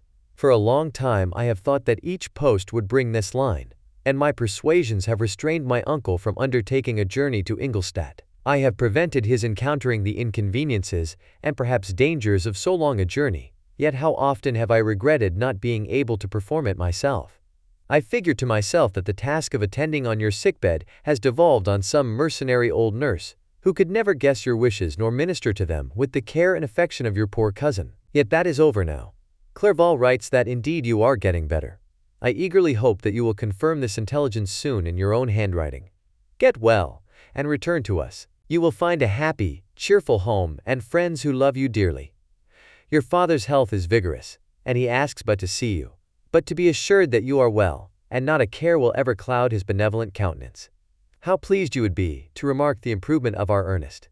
He is now 16, and full of activity and spirit. He is desirous to be a true Swiss, and to enter into foreign service. But we cannot part with him, at least until his elder brother returns to us. My uncle is not pleased with the idea of a military career in a distant country, but Ernest never had your powers of application. He looks upon study as an odious fetter. His time is spent in the open air, climbing the hills or rowing on the lake. I fear that he will become an idler, unless we yield the point and permit him to enter on the profession which he has selected. Little alteration, except the growth of our dear children, has taken place since you left us. The blue lake and snow-clad mountains, they never change, and I think our placid home and our contented hearts are regulated by the same immutable laws. My trifling occupations take up my time and amuse me, and I am rewarded for any exertions by seeing none but happy, kind faces around me. Since you left us, but one change has taken place in our little household. Do you remember on what occasion Justine Moritz entered our family? Probably you do not. I will relate her history, therefore, in a few words. Madame Moritz, her mother, was a widow with 4 children, of whom Justine was the third. This girl had always been the favorite of her father, but through a strange perversity, her mother could not endure her, and after the death of Mère Moritz, treated her very ill. My aunt observed this, and when Justine was 12 years of age, prevailed on her mother to allow her to live at our house. The republican institutions of our country have produced simpler and happier manners than those which prevail in the great monarchies that surround it. Hence, there is less distinction between the several classes of its inhabitants, and the lower orders, being neither so poor nor so despised, their manners are more refined and moral. A servant in Geneva does not mean the same thing as a servant in France and England. Justine, thus received in our family, learned the duties of a servant, a condition which, in our fortunate country, does not include the idea of ignorance and a sacrifice of the dignity of a human being. Justine, you may remember, was a great favorite of yours, and I recollect you once remarked that if you were in an ill humor, one glance from Justine could dissipate it, for the same reason that Ariosto gives concerning the beauty of Angelica. She looked so frank-hearted and happy. My aunt conceived a great attachment for her, by which she was induced to give her an education superior to that which she had at first intended. This benefit was fully repaid. Justine was the most grateful little creature in the world. I do not mean that she made any professions. I never heard one pass her lips. But you could see by her eyes that she almost adored her protectress. Although her disposition was gay and in many respects inconsiderate, yet she paid the greatest attention to every gesture of my aunt. She thought her the model of all excellence, and endeavored to imitate her phraseology and manners, so that even now she often reminds me of her. When my dearest aunt died, everyone was too much occupied in their own grief to notice poor Justine, who had attended her during her illness with the most anxious affection. Poor Justine was very ill, but other trials were reserved for her. One by one, her brothers and sister died, and her mother, with the exception of her neglected daughter, was left childless. The conscience of the woman was troubled. She began to think that the deaths of her favorites was a judgment from heaven to chastise her partiality. She was a Roman Catholic, and I believe her confessor confirmed the idea which she had conceived. Accordingly, a few months after your departure for Ingolstadt, Justine was called home by her repentant mother. Poor girl! She wept when she quitted our house. She was much altered since the death of my aunt. Grief had given softness and a winning mildness to her manners, which had before been remarkable for vivacity. Nor was her residence at her mother's house of a nature to restore her gaiety. The poor woman was very vacillating in her repentance. She sometimes begged Justine to forgive her unkindness, but much oftener accused her of having caused the deaths of her brothers and sister. Perpetual fretting at length threw Madame Moritz into a decline, which at first increased her irritability, but she is now at peace forever. She died on the first approach of cold weather, at the beginning of this last winter. Justine has just returned to us, and I assure you I love her tenderly. She is very clever and gentle, and extremely pretty. As I mentioned before, her mien and her expression continually remind me of my dear aunt. I must say also a few words to you, my dear cousin, of little darling William. I wish you could see him. He is very tall of his age, with sweet laughing blue eyes, dark eyelashes, and curling hair. When he smiles, 2 little dimples appear on each cheek, which are rosy with health. He has already had 1 or 2 little wives, but Louisa Biron is his favorite. a pretty little girl of 5 years of age. Now, dear Victor, I dare say you wish to be indulged in a little gossip concerning the good people of Geneva. The pretty Miss Mansfield has already received the congratulatory visits on her approaching marriage with a young Englishman, John Melbourne, Esquire. Her ugly sister, Manon, married Mere Duvillard, the rich banker, last autumn. Your favorite schoolfellow, Louis Manoir, has suffered several misfortunes since the departure of Clerval from Geneva. But he has already recovered his spirits, and is reported to be on the point of marrying a lively pretty Frenchwoman, Madame Tavernier. She is a widow, and much older than Manoir, but she is very much admired, and a favorite with everybody. I have written myself into better spirits, dear cousin, but my anxiety returns upon me as I conclude. Write, dearest Victor. One line, one word will be a blessing to us. 10,000 thanks to Henry for his kindness, his affection, and his many letters. We are sincerely grateful. Adieu, my cousin. Take care of yourself, and I entreat you, write. Elizabeth Lavenza, Geneva, March 18, 17. Dear Elizabeth, I exclaimed when I had read her letter. I will write instantly and relieve them from the anxiety they must feel. I wrote, and this exertion greatly fatigued me, but my convalescence had commenced and proceeded regularly. In another fortnight I was able to leave my chamber. One of my first duties on my recovery was to introduce Clerval to the several professors of the university. In doing this, I underwent a kind of rough usage, ill befitting the wounds that my mind had sustained. Ever since the fatal night, the end of my labors, and the beginning of my misfortunes, I had conceived a violent antipathy, even to the name of natural philosophy. When I was otherwise quite restored to health, the sight of a chemical instrument would renew all the agony of my nervous symptoms. Henry saw this, and had removed all my apparatus from my view. He had also changed my apartment, for he perceived that I had acquired a dislike for the room which had previously been my laboratory. But these cares of Clerval were made of no avail when I visited the professors. Monsieur Waldman inflicted torture when he praised, with kindness and warmth, the astonishing progress I had made in the sciences. He soon perceived that I disliked the subject, but not guessing the real cause, he attributed my feelings to modesty, and changed the subject from my improvement to the science itself, with a desire, as I evidently saw, of drawing me out. What could I do? He meant to please, and he tormented me. I felt as if he had placed carefully, one by one, in my view those instruments which were to be afterwards used in putting me to a slow and cruel death. I writhed under his words, yet dared not exhibit the pain I felt. Clerval, whose eyes and feelings were always quick in discerning the sensations of others, declined the subject, alleging in excuse his total ignorance, and the conversation took a more general turn. I thanked my friend from my heart, but I did not speak. I saw plainly that he was surprised, but he never attempted to draw my secret from me. And although I loved him with a mixture of affection and reverence that knew no bounds, yet I could never persuade myself to confide in him that event which was so often present to my recollection, but which I feared the detail to another would only impress more deeply. Mere Krempe was not equally docile, and in my condition at that time, of almost insupportable sensitiveness, his harsh blunt encomiums gave me even more pain than the benevolent approbation of Mere Waldman. "Den, the fellow!" cried he. "Why, Mem Clerval, I assure you he has outstripped us all. Aye, stare if you please, but it is nevertheless true. A youngster who, but a few years ago, believed in Cornelius Agrippa as firmly as in the Gospel, has now set himself at the head of the university, and if he is not soon pulled down, we shall all be out of countenance. Aye, continued he, observing my face expressive of suffering. Mere Frankenstein is modest, an excellent quality in a young man. Young men should be diffident of themselves, you know, Mere Clerval. I was myself when young, but that wears out in a very short time." Henry rejoiced in my gaiety, and sincerely sympathized in my feelings.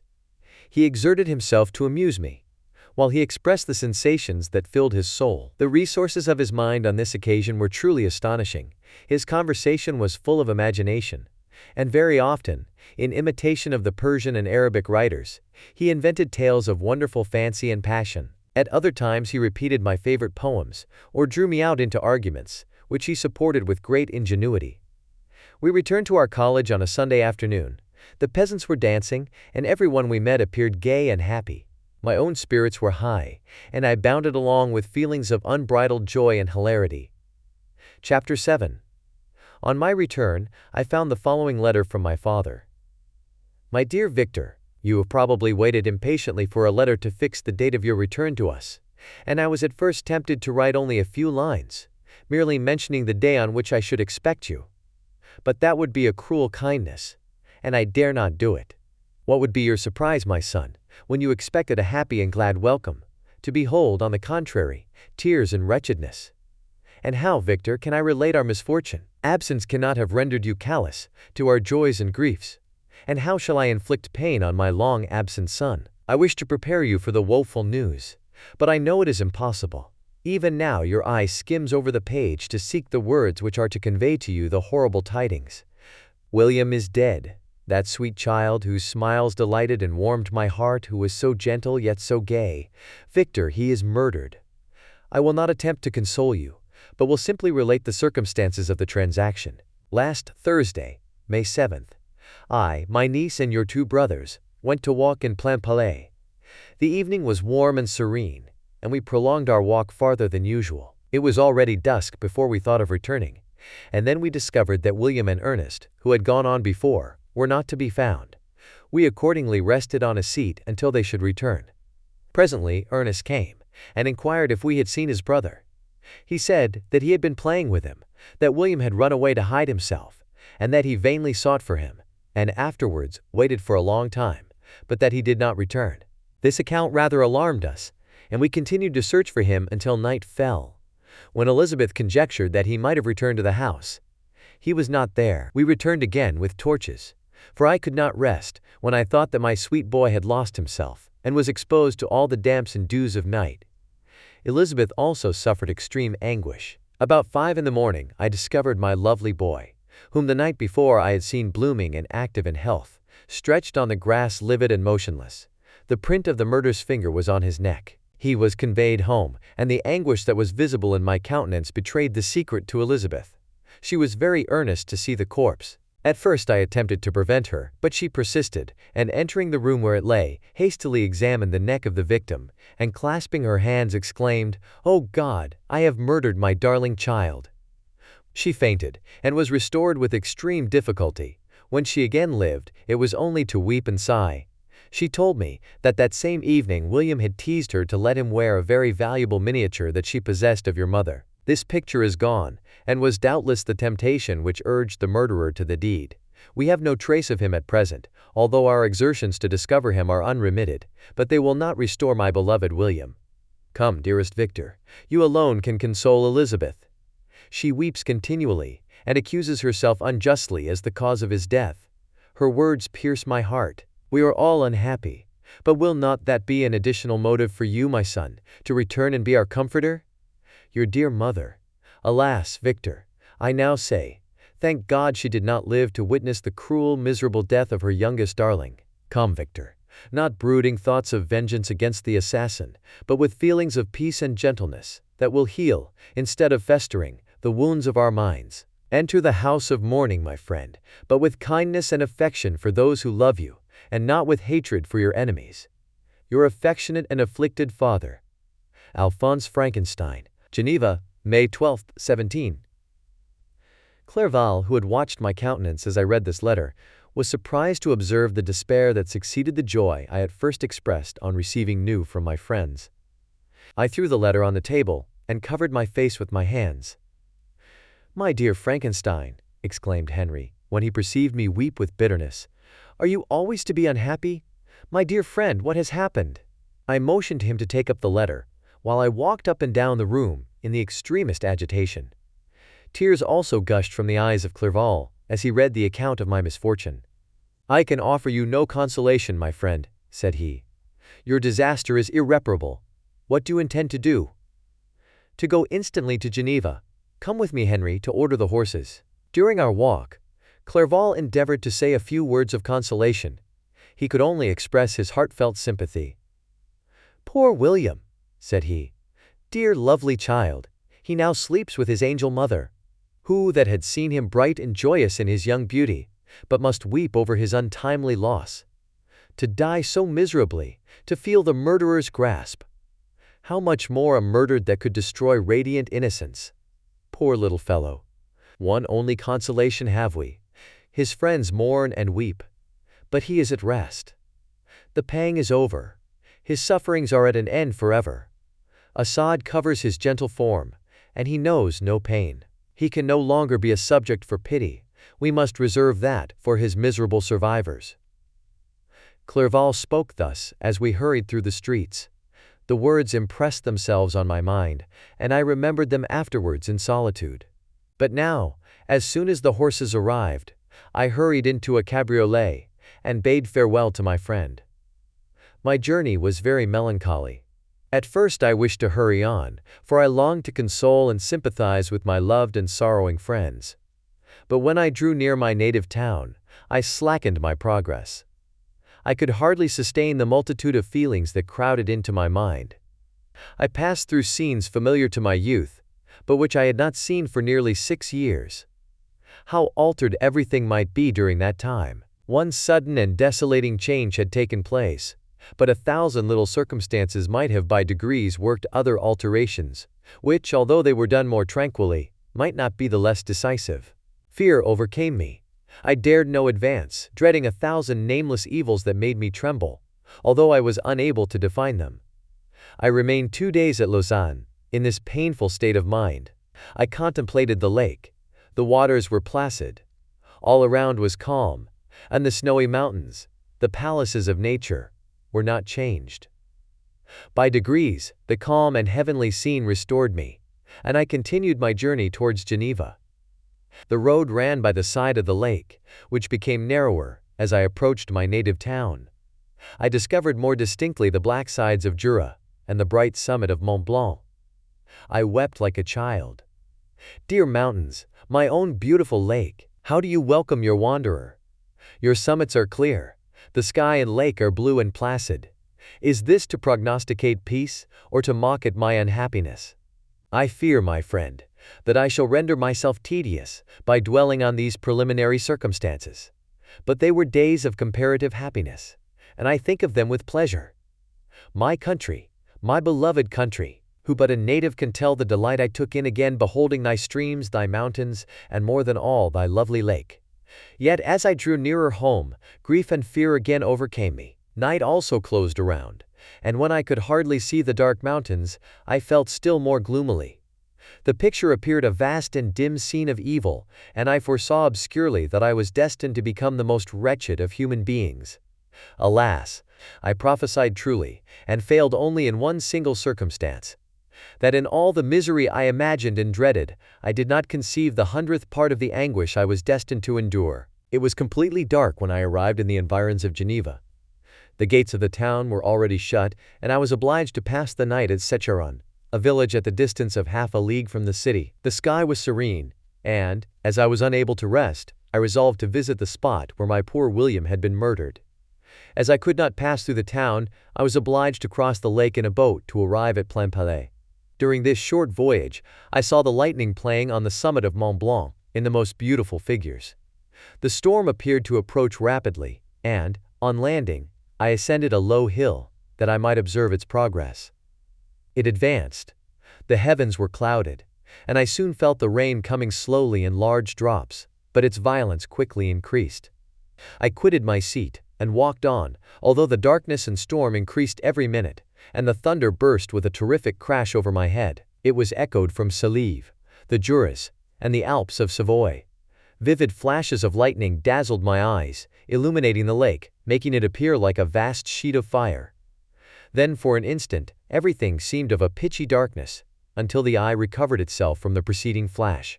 The storm, as is often the case in Switzerland, appeared at once in various parts of the heavens. The most violent storm hung exactly north of the town, over the part of the lake which lies between the promontory of Bellerive and the village of Coppet. Another storm enlightened Jura with faint flashes, and another darkened and sometimes disclosed the Mole, a peaked mountain to the east of the lake. While I watched the tempest, so beautiful yet terrific, I wandered on with a hasty step. This noble war in the sky elevated my spirits. I clasped my hands and exclaimed aloud, "William, dear angel, this is thy funeral, this thy dirge." As I said these words, I perceived in the gloom a figure which stole from behind a clump of trees near me. I stood fixed, gazing intently.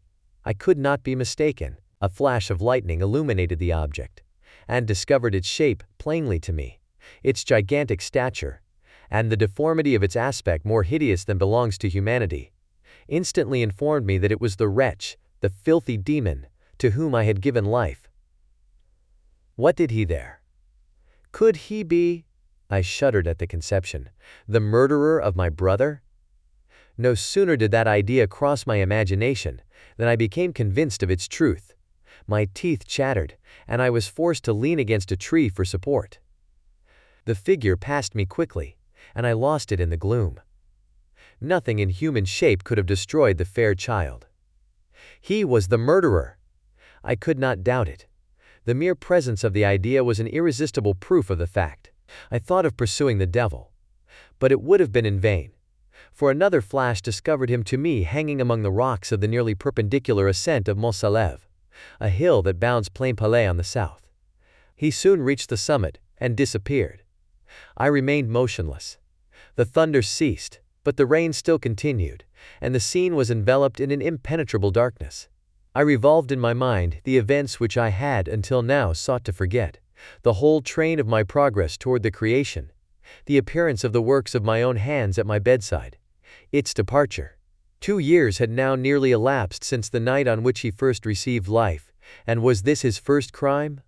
Alas, I had turned loose into the world a depraved wretch, whose delight was in carnage and misery.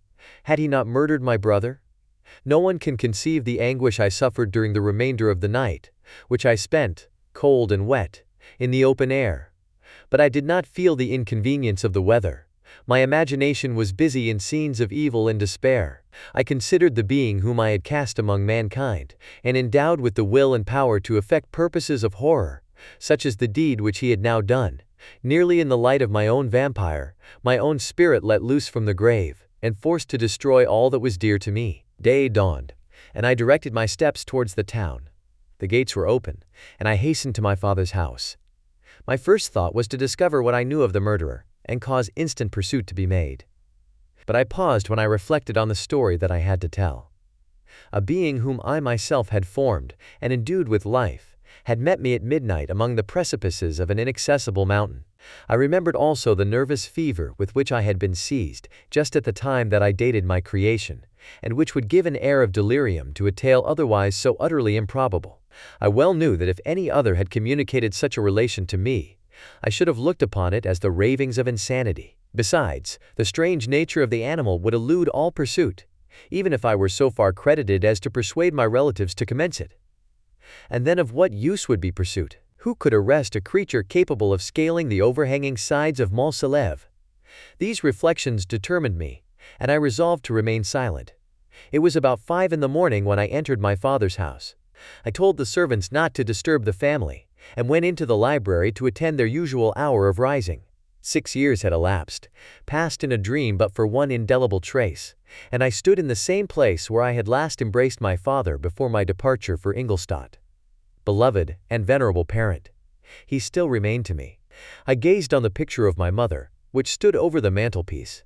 It was an historical subject, painted at my father's desire, and represented Caroline Beaufort in an agony of despair, kneeling by the coffin of her dead father. Her garb was rustic, and her cheek pale, but there was an air of dignity and beauty that hardly permitted the sentiment of pity.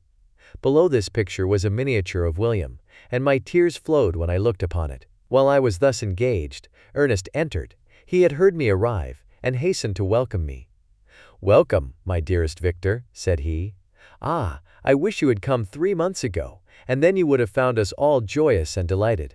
You come to us now to share a misery which nothing can alleviate. Yet your presence will, I hope, revive our father, who seems sinking under his misfortune.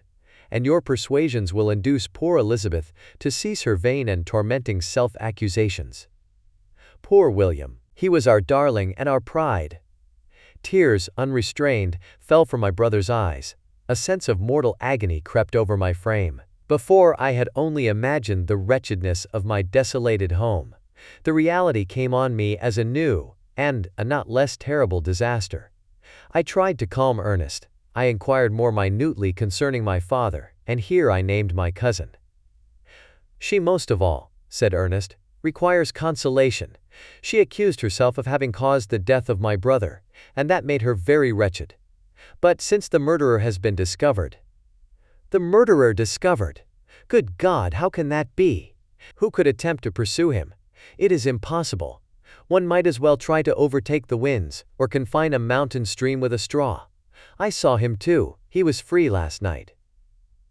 I do not know what you mean, replied my brother in accents of wonder, but to us the discovery we have made completes our misery. No one would believe it at first, and even now Elizabeth will not be convinced, notwithstanding all the evidence.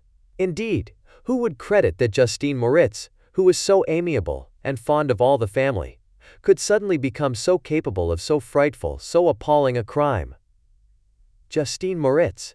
Poor girl. Is she the accused? But it is wrongfully. Everyone knows that. No one believes it. Surely, Ernest. No one did at first, but several circumstances came out that have almost forced conviction upon us.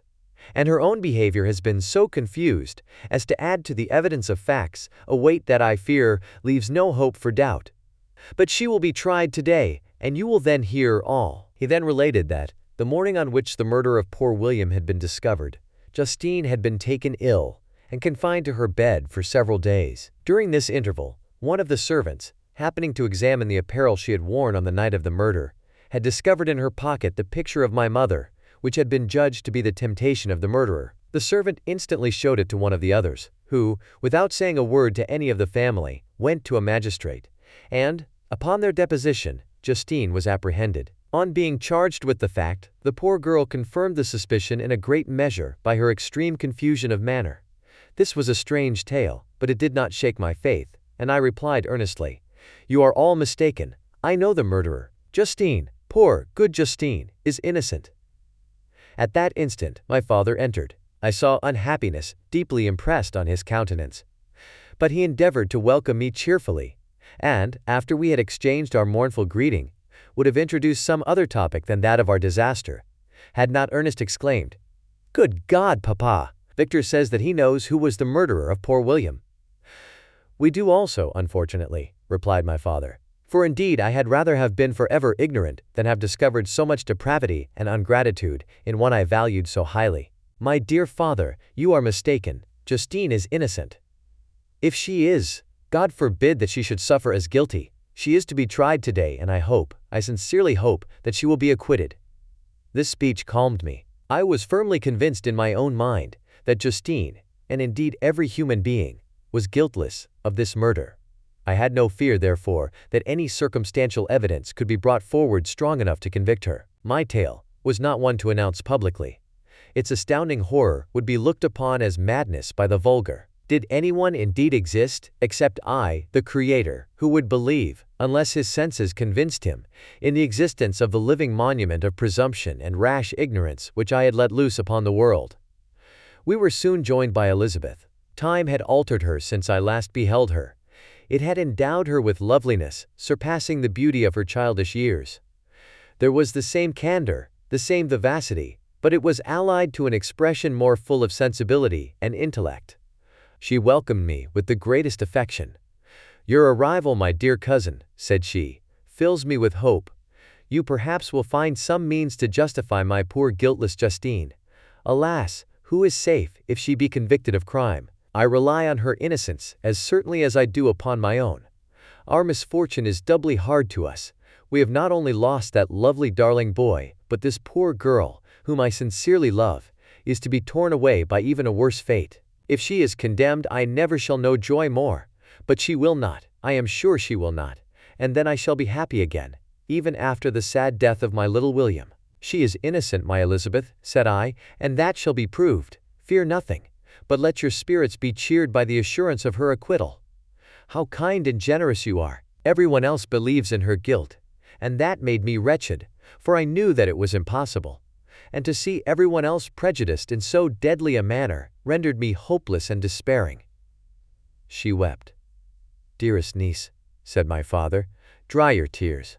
If she is, as you believe, innocent, rely on the justice of our laws, and the activity with which I shall prevent the slightest shadow of partiality. Chapter 8. We passed a few sad hours until 11 o'clock, when the trial was to commence. My father and the rest of the family being obliged to attend as witnesses, I accompanied them to the court. During the whole of this wretched mockery of justice, I suffered living torture. It was to be decided whether the result of my curiosity and lawless devices would cause the death of two of my fellow beings, one a smiling babe full of innocence and joy, the other far more dreadfully murdered, with every aggravation of infamy that could make the murder memorable in horror. Justine also was a girl of merit and possessed qualities which promised to render her life happy. Now all was to be obliterated in an ignominious grave, and I, the cause. 1,000 times rather would I have confessed myself guilty of the crime ascribed to Justine, but I was absent when it was committed, and such a declaration would have been considered as the ravings of a madman, and would not have exculpated her who suffered through me. The appearance of Justine was calm. She was dressed in mourning, and her countenance, always engaging, was rendered, by the solemnity of her feelings, exquisitely beautiful. Yet she appeared confident in innocence, and did not tremble, although gazed on and execrated by thousands, for all the kindness which her beauty might otherwise have excited was obliterated in the minds of the spectators by the imagination of the enormity she was supposed to have committed. She was tranquil, yet her tranquillity was evidently constrained, and as her confusion had before been adduced as a proof of her guilt, she worked up her mind to an appearance of courage. When she entered the court, she threw her eyes round it and quickly discovered where we were seated. A tear seemed to dim her eye when she saw us, but she quickly recovered herself, and a look of sorrowful affection seemed to attest her utter guiltlessness. The trial began, and after the advocate against her had stated the charge, several witnesses were called. Several strange facts combined against her, which might have staggered anyone who had not such proof of her innocence as I had. She had been out the whole of the night on which the murder had been committed, and towards morning had been perceived by a market woman, not far from the spot where the body of the murdered child had been afterwards found. The woman asked her what she did there, but she looked very strangely, and only returned a confused and unintelligible answer. She returned to the house about 8 o'clock, and when one inquired where she had passed the night, she replied that she had been looking for the child, and demanded earnestly if anything had been heard concerning him. When shown the body, she fell into violent hysterics, and kept her bed for several days. The picture was then produced which the servant had found in her pocket, and when Elizabeth, in a faltering voice, proved that it was the same which, an hour before the child had been missed, she had placed round his neck, a murmur of horror and indignation filled the court. Justine was called on for her defense. As the trial had proceeded, her countenance had altered. Surprise, horror, and misery were strongly expressed. Sometimes she struggled with her tears, but when she was desired to plead, she collected her powers and spoke in an audible although variable voice. "God knows," she said, "how entirely I am innocent, but I do not pretend that my protestation should acquit me. I rest my innocence on a plain and simple explanation of the facts which have been adduced against me, and I hope the character I have always borne will incline my judges to a favorable interpretation where any circumstance appears doubtful or suspicious." She then related that, by the permission of Elizabeth, she had passed the evening of the night on which the murder had been committed at the house of an aunt at Cheyne, a village situated at about a league from Geneva. On her return, at about 9 o'clock, she met a man who asked her if she had seen anything of the child who was lost. She was alarmed by this account, and passed several hours in looking for him, when the gates of Geneva were shut, and she was forced to remain several hours of the night in a barn belonging to a cottage, being unwilling to call up the inhabitants, to whom she was well known. Most of the night she spent here watching. Towards morning she believed that she slept for a few minutes. Some steps disturbed her, and she awoke. It was dawn, and she quitted her asylum, that she might again endeavor to find my brother. If she had gone near the spot where his body lay, it was without her knowledge.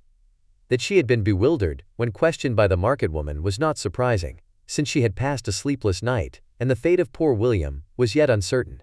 Concerning the picture she could give no account. "I know," continued the unhappy victim, "how heavily and fatally this one circumstance weighs against me, but I have no power of explaining it, and when I have expressed my utter ignorance, I am only left to conjecture concerning the probabilities by which it might have been placed in my pocket. But here also I am checked.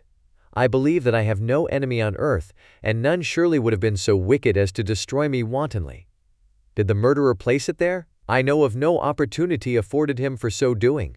Or, if I had, why should he have stolen the jewel to part with it again so soon?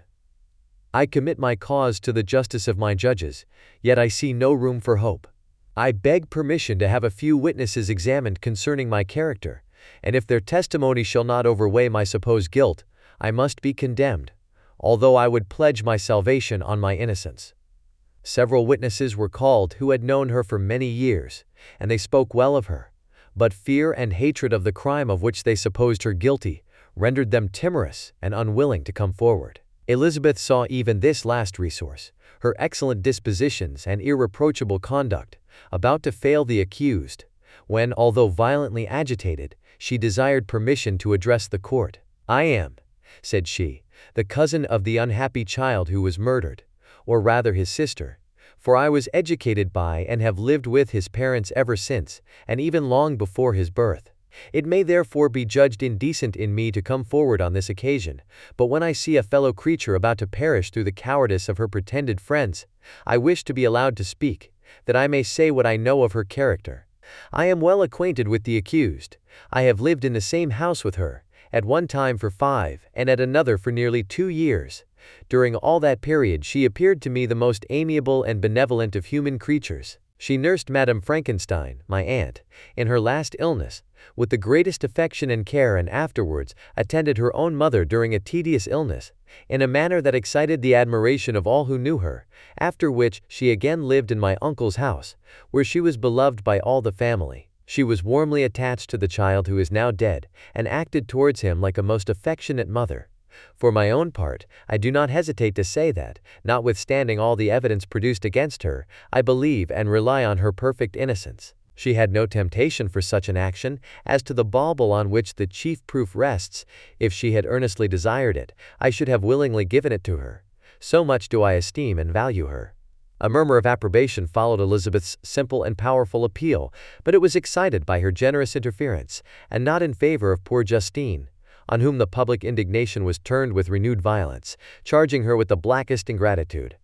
She herself wept as Elizabeth spoke, but she did not answer. My own agitation and anguish was extreme during the whole trial. I believed in her innocence, I knew it. Could the demon who had, I did not for a minute doubt, murdered my brother also in his hellish sport, have betrayed the innocent to death and ignominy? I could not sustain the horror of my situation, and when I perceived that the popular voice and the countenances of the judges had already condemned my unhappy victim, I rushed out of the court in agony. The tortures of the accused did not equal mine. She was sustained by innocence, but the fangs of remorse tore my bosom and would not forgo their hold. I passed a night of unmingled wretchedness. In the morning I went to the court. My lips and throat were parched. I dared not ask the fatal question, but I was known, and the officer guessed the cause of my visit. The ballots had been thrown. They were all black, and Justine was condemned. I cannot pretend to describe what I then felt. I had before experienced sensations of horror, and I have endeavored to bestow upon them adequate expressions. But words cannot convey an idea of the heart-sickening despair that I then endured. The person to whom I addressed myself added that Justine had already confessed her guilt. That evidence, he observed, was hardly required in so glaring a case, but I am glad of it. And indeed, none of our judges like to condemn a criminal upon circumstantial evidence, be it ever so decisive. This was strange and unexpected intelligence. What could it mean? Had my eyes deceived me? And was I really as mad as the whole world would believe me to be if I disclosed the object of my suspicions? I hastened to return home, and Elizabeth eagerly demanded the result. "My cousin," replied I, "it is decided as you may have expected. All judges had rather that 10 innocent should suffer than that 1 guilty should escape. But she has confessed." This was a dire blow to poor Elizabeth, who had relied with firmness upon Justine's innocence. "Alas," said she, "how shall I ever again believe in human goodness? Justine, whom I loved and esteemed as my sister, how could she put on those smiles of innocence only to betray? Her mild eyes seemed incapable of any severity or guile, and yet she has committed a murder." Soon after we heard that the poor victim had expressed a desire to see my cousin. My father wished her not to go, but said that he left it to her own judgment and feelings to decide. "Yes," said Elizabeth, I will go, although she is guilty, and you, Victor, shall accompany me. I cannot go alone." The idea of this visit was torture to me, yet I could not refuse. We entered the gloomy prison chamber and beheld Justine sitting on some straw at the farther end. Her hands were manacled, and her head rested on her knees. She rose on seeing us enter, and when we were left alone with her, she threw herself at the feet of Elizabeth, weeping bitterly. My cousin wept also. "Oh, Justine," said she, "why did you rob me of my last consolation? I relied on your innocence, and although I was then very wretched, I was not so miserable as I am now. And do you also believe that I am so very, very wicked? Do you also join with my enemies to crush me, to condemn me as a murderer?" Her voice was suffocated with sobs. "Rise, my poor girl," said Elizabeth. "Why do you kneel if you are innocent? I am not one of your enemies. I believed you guiltless, notwithstanding every evidence, until I heard that you had yourself declared your guilt. That report, you say, is false, and be assured, dear Justine, that nothing can shake my confidence in you for a moment but your own confession. I did confess, but I confessed a lie. I confessed that I might obtain absolution, but now that falsehood lies heavier at my heart than all my other sins. The God of heaven forgive me. Ever since I was condemned, my confessor has besieged me. He threatened and menaced, until I almost began to think that I was the monster that he said I was. He threatened excommunication and hellfire in my last moments if I continued obdurate. Dear lady, I had none to support me. All looked on me as a wretch doomed to ignominy and perdition. What could I do?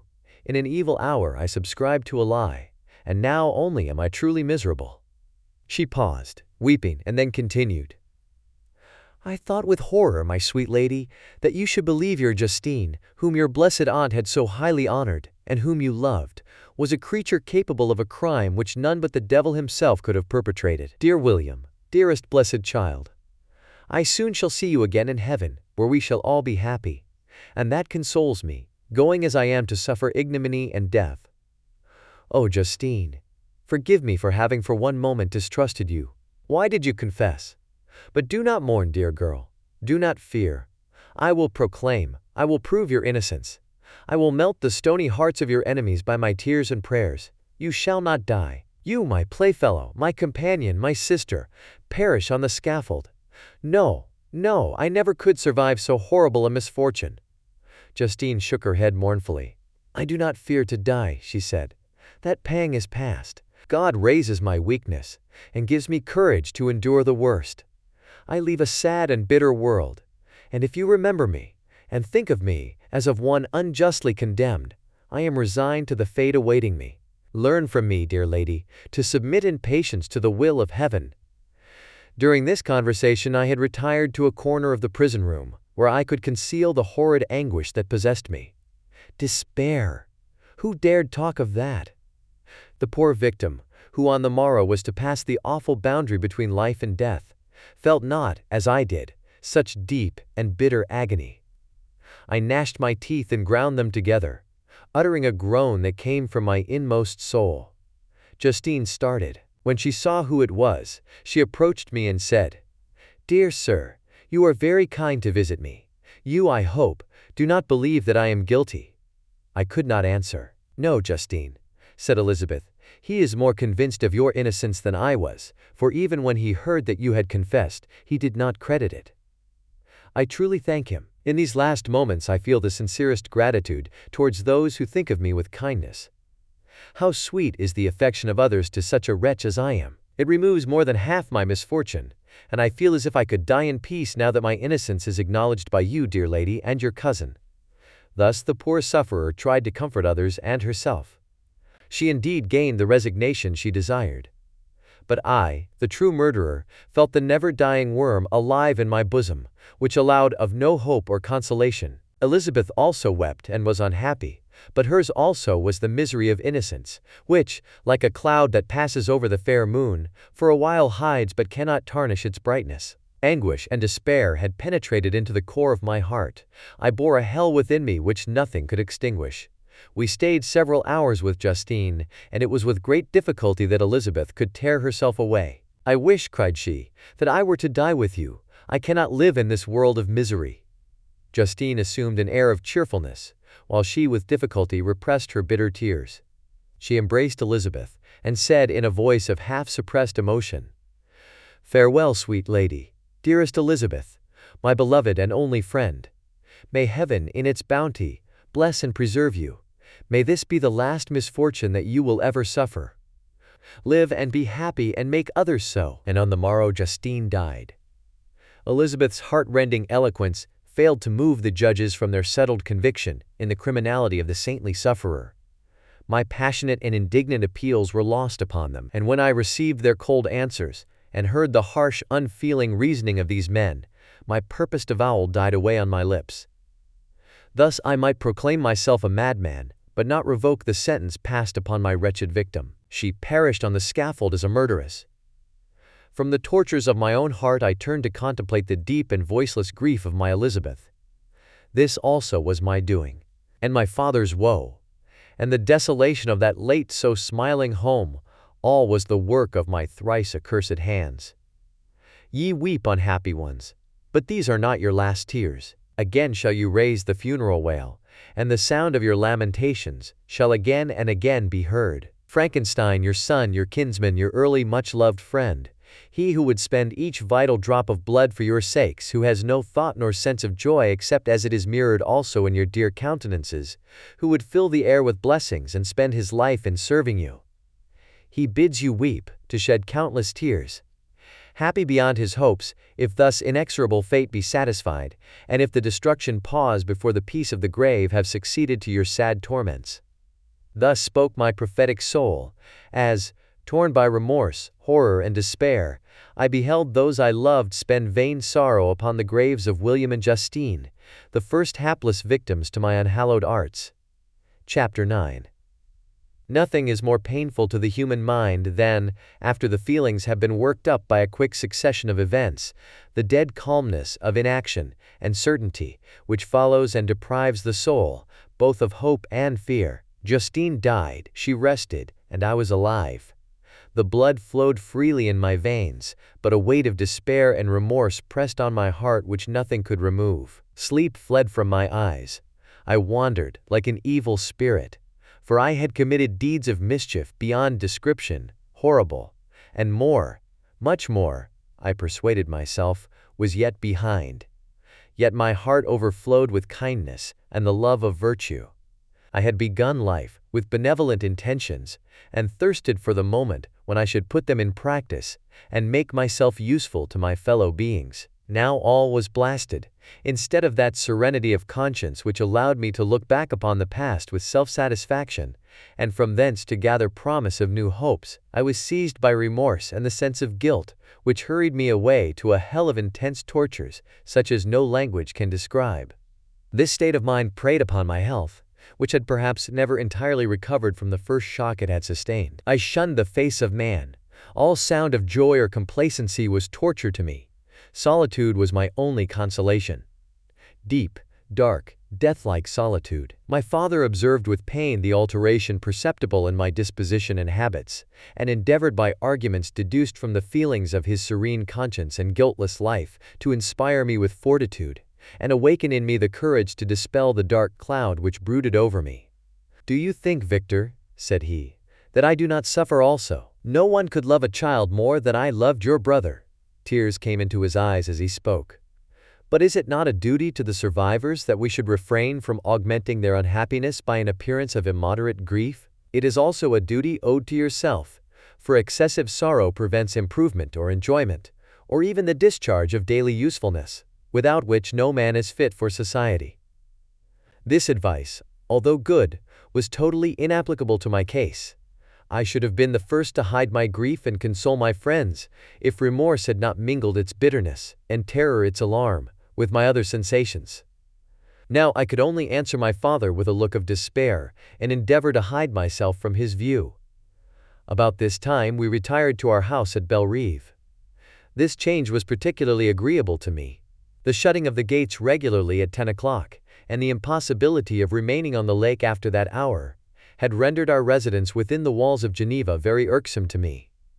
I was now free, Often, after the rest of the family had retired for the night, I took the boat and passed many hours upon the water. Sometimes, with my sails set, I was carried by the wind, and sometimes, after rowing into the middle of the lake, I left the boat to pursue its own course and gave way to my own miserable reflections. I was often tempted, when all was at peace around me, and I the only unquiet thing that wandered restless in a scene so beautiful and heavenly, if I except some bat, or the frogs, whose harsh and interrupted croaking was heard only when I approached the shore.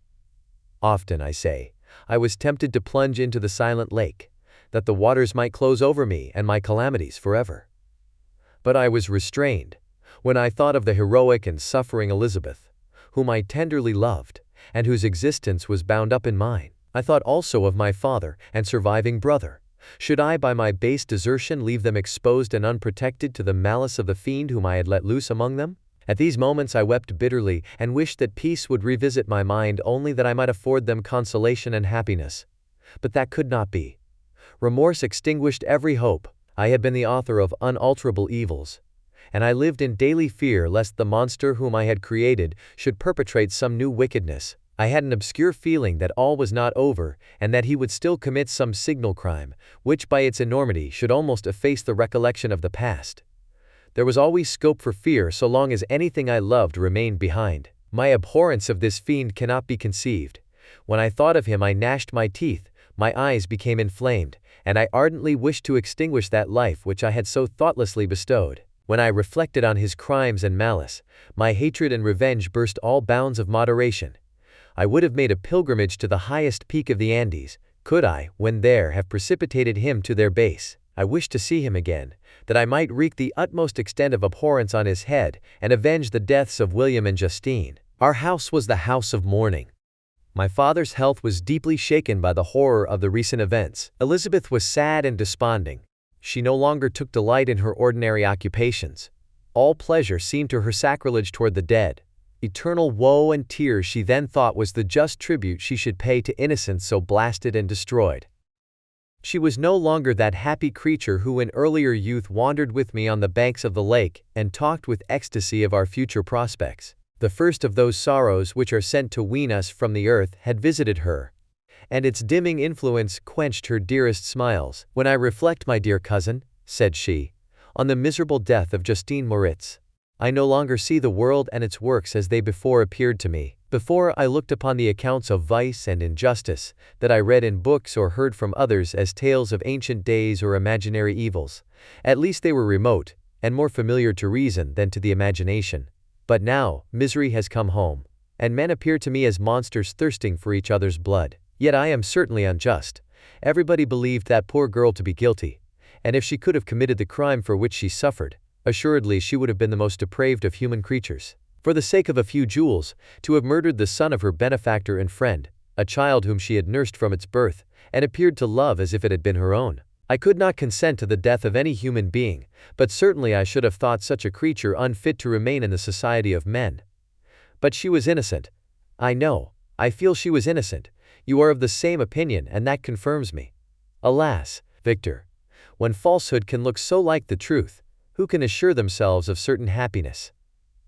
I feel as if I were walking on the edge of a precipice, towards which thousands are crowding and endeavoring to plunge me into the abyss.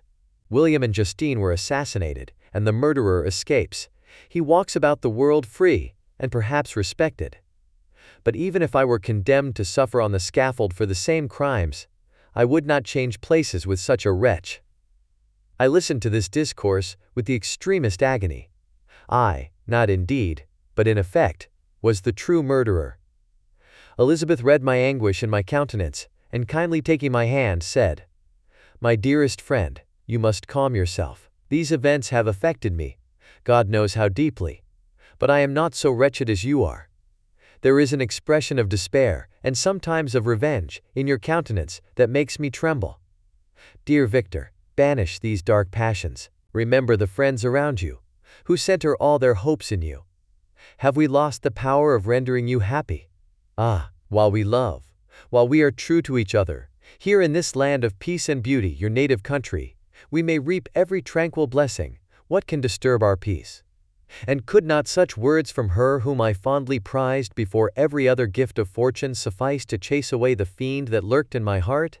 Even as she spoke I drew near to her, as if in terror, lest at that very moment the destroyer had been near to rob me of her. Thus not the tenderness of friendship, nor the beauty of earth, nor of heaven, could redeem my soul from woe.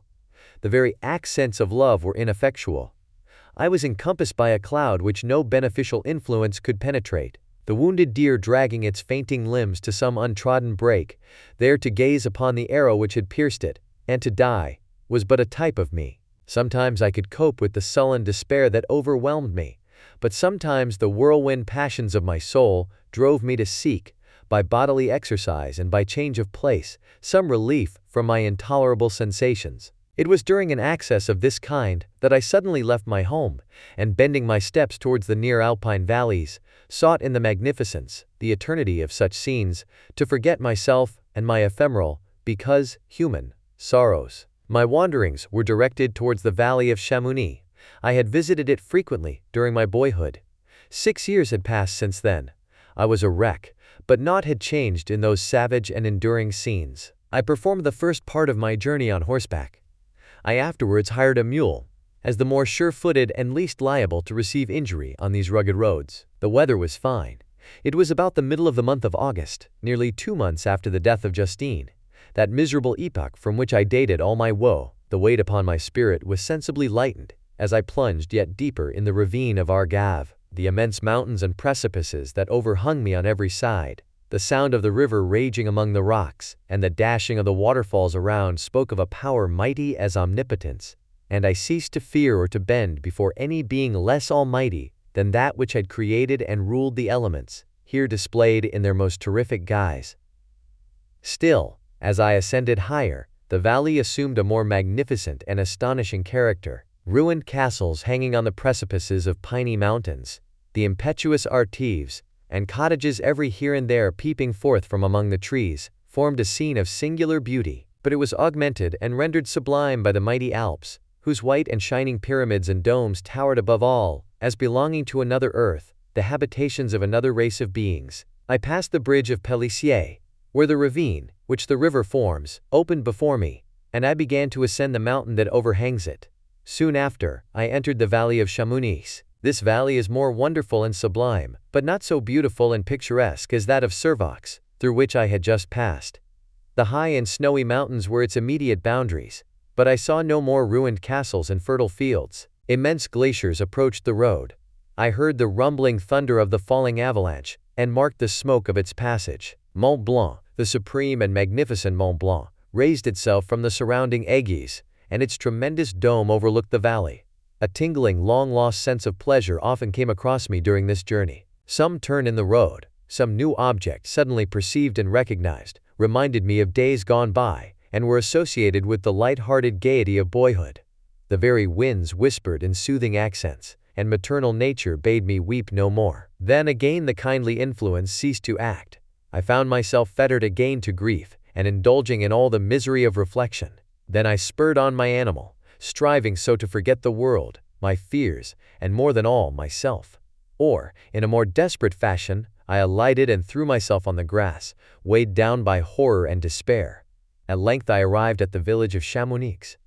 Exhaustion succeeded to the extreme fatigue, both of body and of mind, which I had endured. For a short space of time I remained at the window, watching the pallid lightnings that played above Mont Blanc, and listening to the rushing of the Arve, which pursued its noisy way beneath. The same lulling sounds acted as a lullaby to my too keen sensations. When I placed my head upon my pillow, sleep crept over me. I felt it as it came, and blessed the giver of oblivion. Chapter 10. I spent the following day roaming through the valley. I stood beside the sources of the Arveiron, which take their rise in a glacier that with slow pace is advancing down from the summit of the hills to barricade the valley. The abrupt sides of vast mountains were before me. The icy wall of the glacier overhung me. A few shattered pines were scattered around, and the solemn silence of this glorious presence chamber of imperial nature was broken only by the brawling waves or the fall of some vast fragment. The thunder sound of the avalanche or the cracking, reverberated along the mountains, of the accumulated ice, which, through the silent working of immutable laws, was ever and anon rent and torn, as if it had been but a plaything in their hands. These sublime and magnificent scenes afforded me the greatest consolation that I was capable of receiving. They elevated me from all littleness of feeling, and although they did not remove my grief, they subdued and tranquilized it. In some degree also, they diverted my mind from the thoughts over which it had brooded for the last month. I retired to rest at night. My slumbers, as it were, waited on and ministered to by the assemblance of grand shapes which I had contemplated during the day. They congregated round me: the unstained snowy mountain top, the glittering pinnacle, the pine woods and ragged bare ravine, the eagle soaring amidst the clouds. They all gathered round me and bade me be at peace. Where had they fled when the next morning I awoke? All of soul inspiriting fled with sleep, and dark melancholy clouded every thought. The rain was pouring in torrents, and thick mists hid the summits of the mountains, so that I even saw not the faces of those mighty friends. Still I would penetrate their misty veil and seek them in their cloudy retreats. What were rain and storm to me? My mule was brought to the door, and I resolved to ascend to the summit of Montanvert. I remembered the effect that the view of the tremendous and ever-moving glacier had produced upon my mind when I first saw it. It had then filled me with a sublime ecstasy that gave wings to the soul and allowed it to soar from the obscure world to light and joy. The sight of the awful and majestic in nature had indeed always the effect of solemnizing my mind and causing me to forget the passing cares of life. I determined to go without a guide, for I was well acquainted with the path, and the presence of another would destroy the solitary grandeur of the scene. The ascent is precipitous, but the path is cut into continual and short windings, which enable you to surmount the perpendicularity of the mountain. It is a scene terrifically desolate. In 1,000 spots the traces of the winter avalanche may be perceived, where trees lie broken and strewed on the ground, some entirely destroyed, others bent, leaning upon the jutting rocks of the mountain, or transversely upon other trees. The path, as you ascend higher, is intersected by ravines of snow, down which stones continually roll from above. One of them is particularly dangerous, as the slightest sound, such as even speaking in a loud voice, produces a concussion of air sufficient to draw destruction upon the head of the speaker. The pines are not tall or luxuriant, but they are somber, and add an air of severity to the scene. I looked on the valley beneath.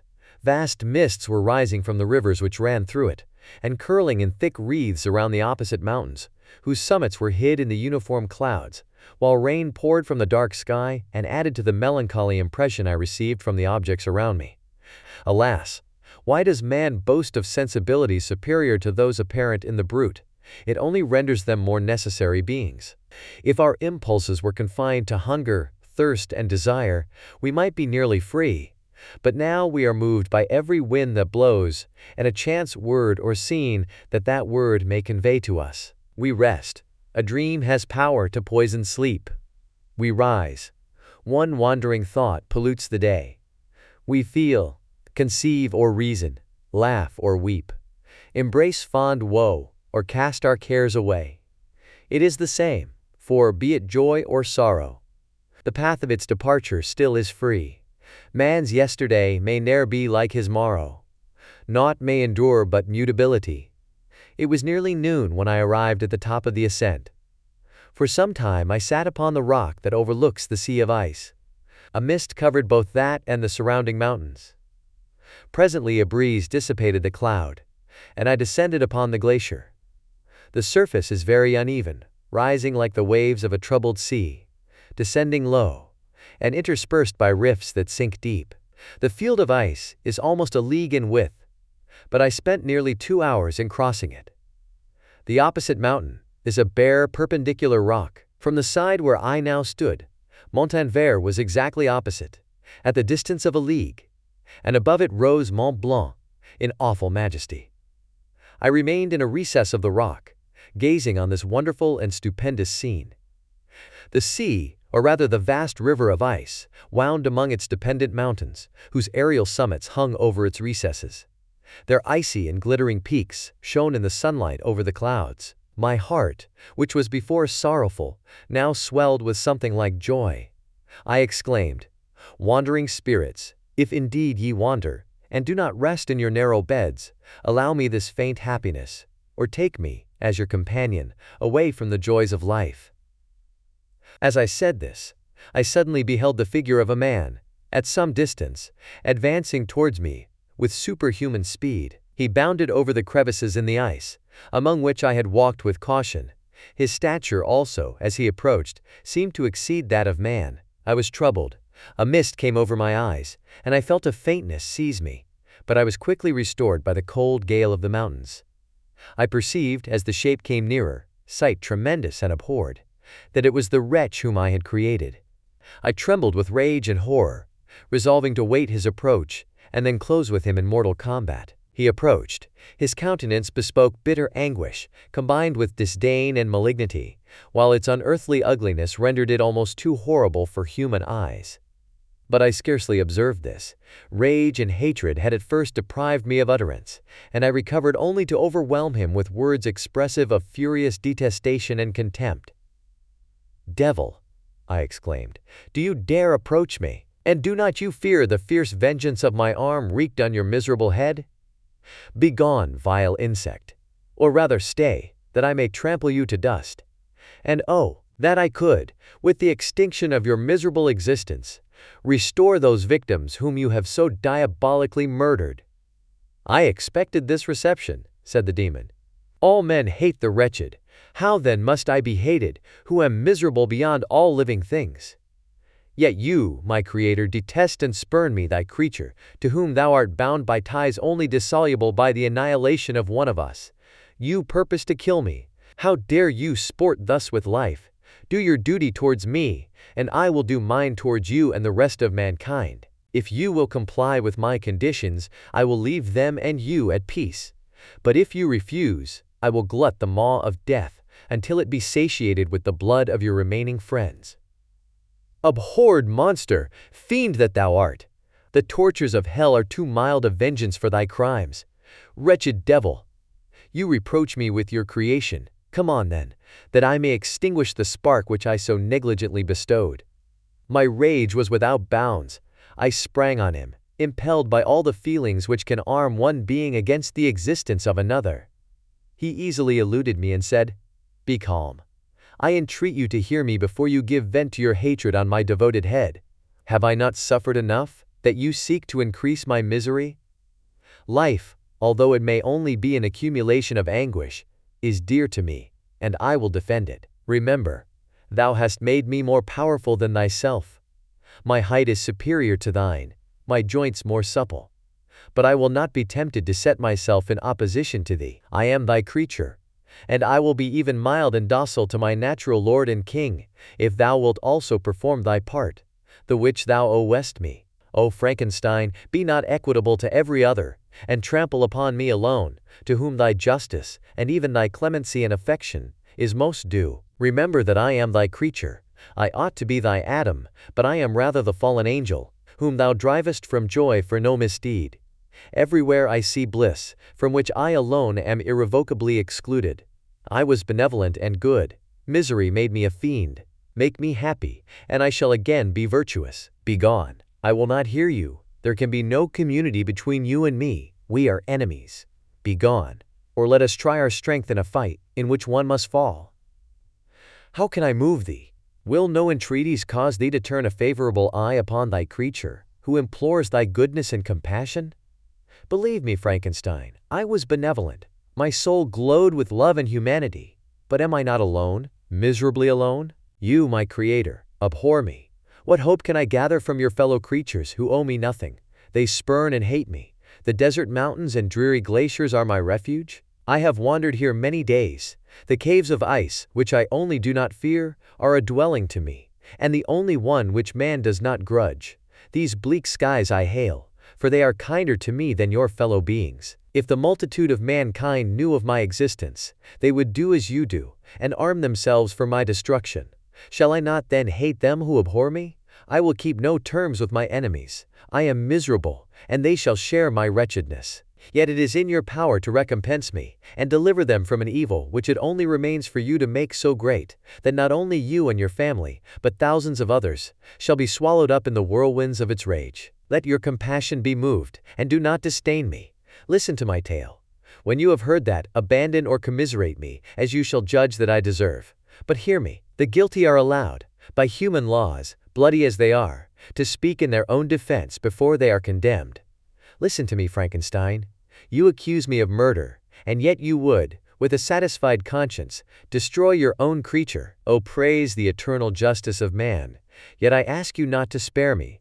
Listen to me, and then, if you can and if you will, destroy the work of your hands.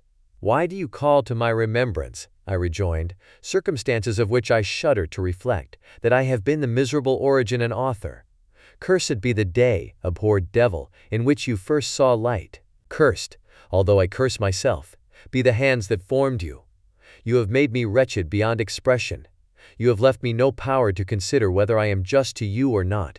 Be gone. Relieve me from the sight of your detested form.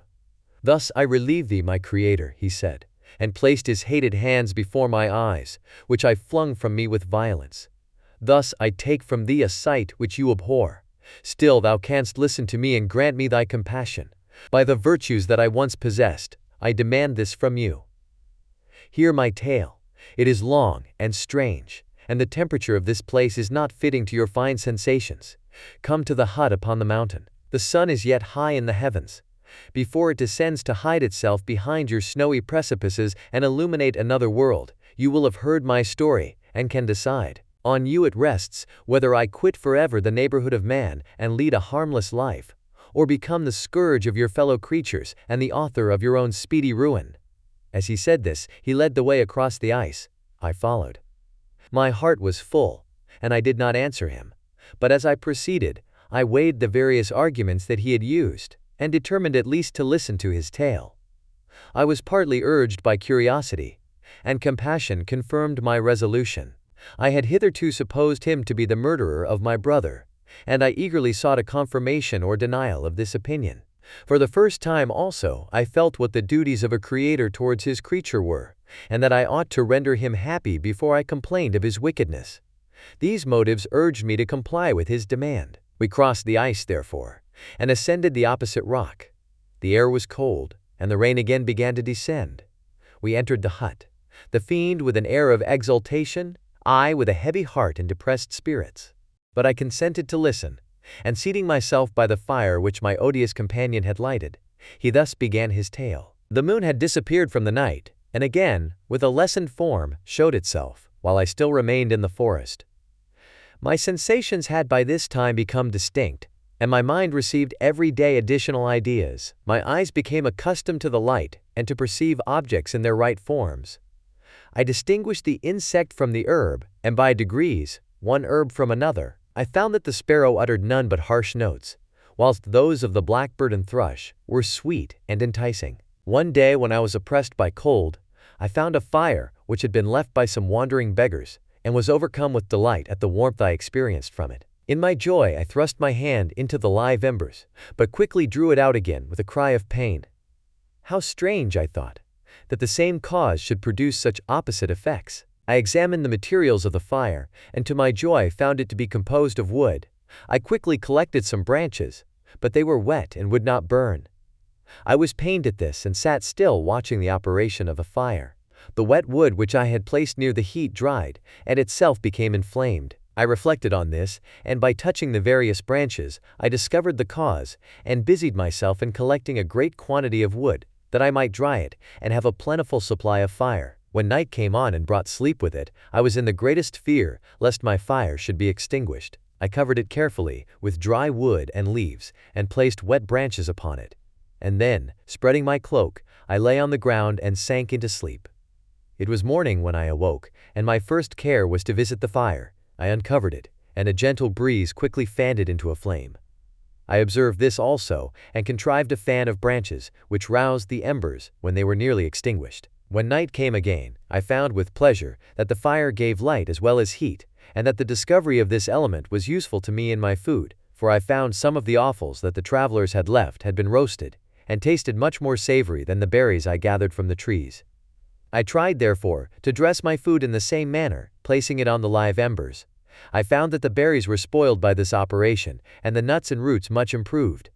Food, however, became scarce, and I often spent the whole day searching in vain for a few acorns to assuage the pangs of hunger. When I found this, I resolved to quit the place that I had hitherto inhabited, to seek for one where the few wants I experienced would be more easily satisfied. In this emigration I exceedingly lamented the loss of the fire, which I had obtained through accident, and knew not how to reproduce it. I gave several hours to the serious consideration of this difficulty, but I was obliged to relinquish all attempt to supply it, and wrapping myself up in my cloak, I struck across the wood towards the setting sun. I passed 3 days in these rambles and at length discovered the open country. A great fall of snow had taken place the night before, and the fields were of one uniform white. The appearance was disconsolate, and I found my feet chilled by the cold, damp substance that covered the ground. It was about 7 in the morning, and I longed to obtain food and shelter. At length I perceived a small hut, on a rising ground, which had doubtless been built for the convenience of some shepherd. This was a new sight to me, and I examined the structure with great curiosity. Finding the door open, I entered. An old man sat in it, near a fire, over which he was preparing his breakfast. He turned on hearing a noise, and perceiving me, shrieked loudly, and quitting the hut, ran across the fields with a speed of which his debilitated form hardly appeared capable. His appearance, different from any I had ever before seen, and his flight somewhat surprised me, but I was enchanted by the appearance of the hut. Here the snow and rain could not penetrate, the ground was dry, and it presented to me then as exquisite and divine a retreat as pandemonium appeared to the demons of hell after their sufferings in the lake of fire. I greedily devoured the remnants of the shepherd's breakfast, which consisted of bread, cheese, milk, and wine. The latter, however, I did not like. Then, overcome by fatigue, I lay down among some straw and fell asleep. It was noon when I awoke, and allured by the warmth of the sun, which shone brightly on the white ground, I determined to recommence my travels, and, depositing the remains of the peasant's breakfast in a wallet I found, I proceeded across the fields for several hours, until at sunset I arrived at a village. How miraculous did this appear! The huts, the neater cottages, and stately houses engaged my admiration by turns. The vegetables in the gardens, the milk and cheese that I saw placed at the windows of some of the cottages, allured my appetite. One of the best of these I entered, but I had hardly placed my foot within the door before the children shrieked, and one of the women fainted. The whole village was roused. Some fled, some attacked me, until, grievously bruised by stones and many other kinds of missile weapons, I escaped to the open country, and fearfully took refuge in a low hovel, quite bare, and making a wretched appearance after the palaces I had beheld in the village. This hovel, however, joined a cottage of a neat and pleasant appearance, but after my late dearly bought experience, I dared not enter it. My place of refuge was constructed of wood, but so low that I could with difficulty sit upright in it. No wood, however, was placed on the earth, which formed the floor, but it was dry, and although the wind entered it by innumerable chinks, I found it an agreeable asylum from the snow and rain. Here then I retreated, and lay down happy to have found a shelter, however miserable, from the inclemency of the season, and still more from the barbarity of man. As soon as morning dawned I crept from my kennel, that I might view the adjacent cottage and discover if I could remain in the habitation I had found. It was situated against the back of the cottage, and surrounded on the sides, which were exposed by a pigsty and a clear pool of water. One part was open, and by that I had crept in, but now I covered every crevice by which I might be perceived with stones and wood, yet in such a manner that I might move them on occasion to pass out. All the light I enjoyed came through the sty, and that was sufficient for me. Having thus arranged my dwelling and carpeted it with clean straw, I retired, for I saw the figure of a man at a distance, and I remembered too well my treatment the night before to trust myself in his power. I had first, however, provided for my sustenance for that day by a loaf of coarse bread, which I purloined, and a cup with which I could drink more conveniently than from my hand of the pure water which flowed by my retreat. The floor was a little raised, so that it was kept perfectly dry, and by its vicinity to the chimney of the cottage it was tolerably warm. Being thus provided, I resolved to reside in this hovel until something should occur which might alter my determination. It was indeed a paradise compared to the bleak forest, my former residence, the rain-dropping branches, and dank earth. I ate my breakfast with pleasure, and was about to remove a plank to procure myself a little water, when I heard a step, and looking through a small chink, I beheld a young creature, with a pail on her head, passing before my hovel. The girl was young, and of gentle demeanor, unlike what I have since found cottagers and farmhouse servants to be. Yet she was meanly dressed, a coarse blue petticoat and a linen jacket being her only garb. Her fair hair was plaited, but not adorned. She looked patient, yet sad. I lost sight of her, and in about a quarter of an hour she returned bearing the pail, which was now partly filled with milk. As she walked along, seemingly incommoded by the burden, a young man met her, whose countenance expressed a deeper despondence. Uttering a few sounds with an air of melancholy, he took the pail from her head and bore it to the cottage himself. She followed, and they disappeared. Presently I saw the young man again, with some tools in his hand, cross the field behind the cottage, and the girl was also busied, sometimes in the house, and sometimes in the yard. On examining my dwelling, I found that one of the windows of the cottage had formerly occupied a part of it, but the panes had been filled up with wood. In one of these was a small and almost imperceptible chink through which the eye could just penetrate. Through this crevice a small room was visible, whitewashed and clean but very bare of furniture.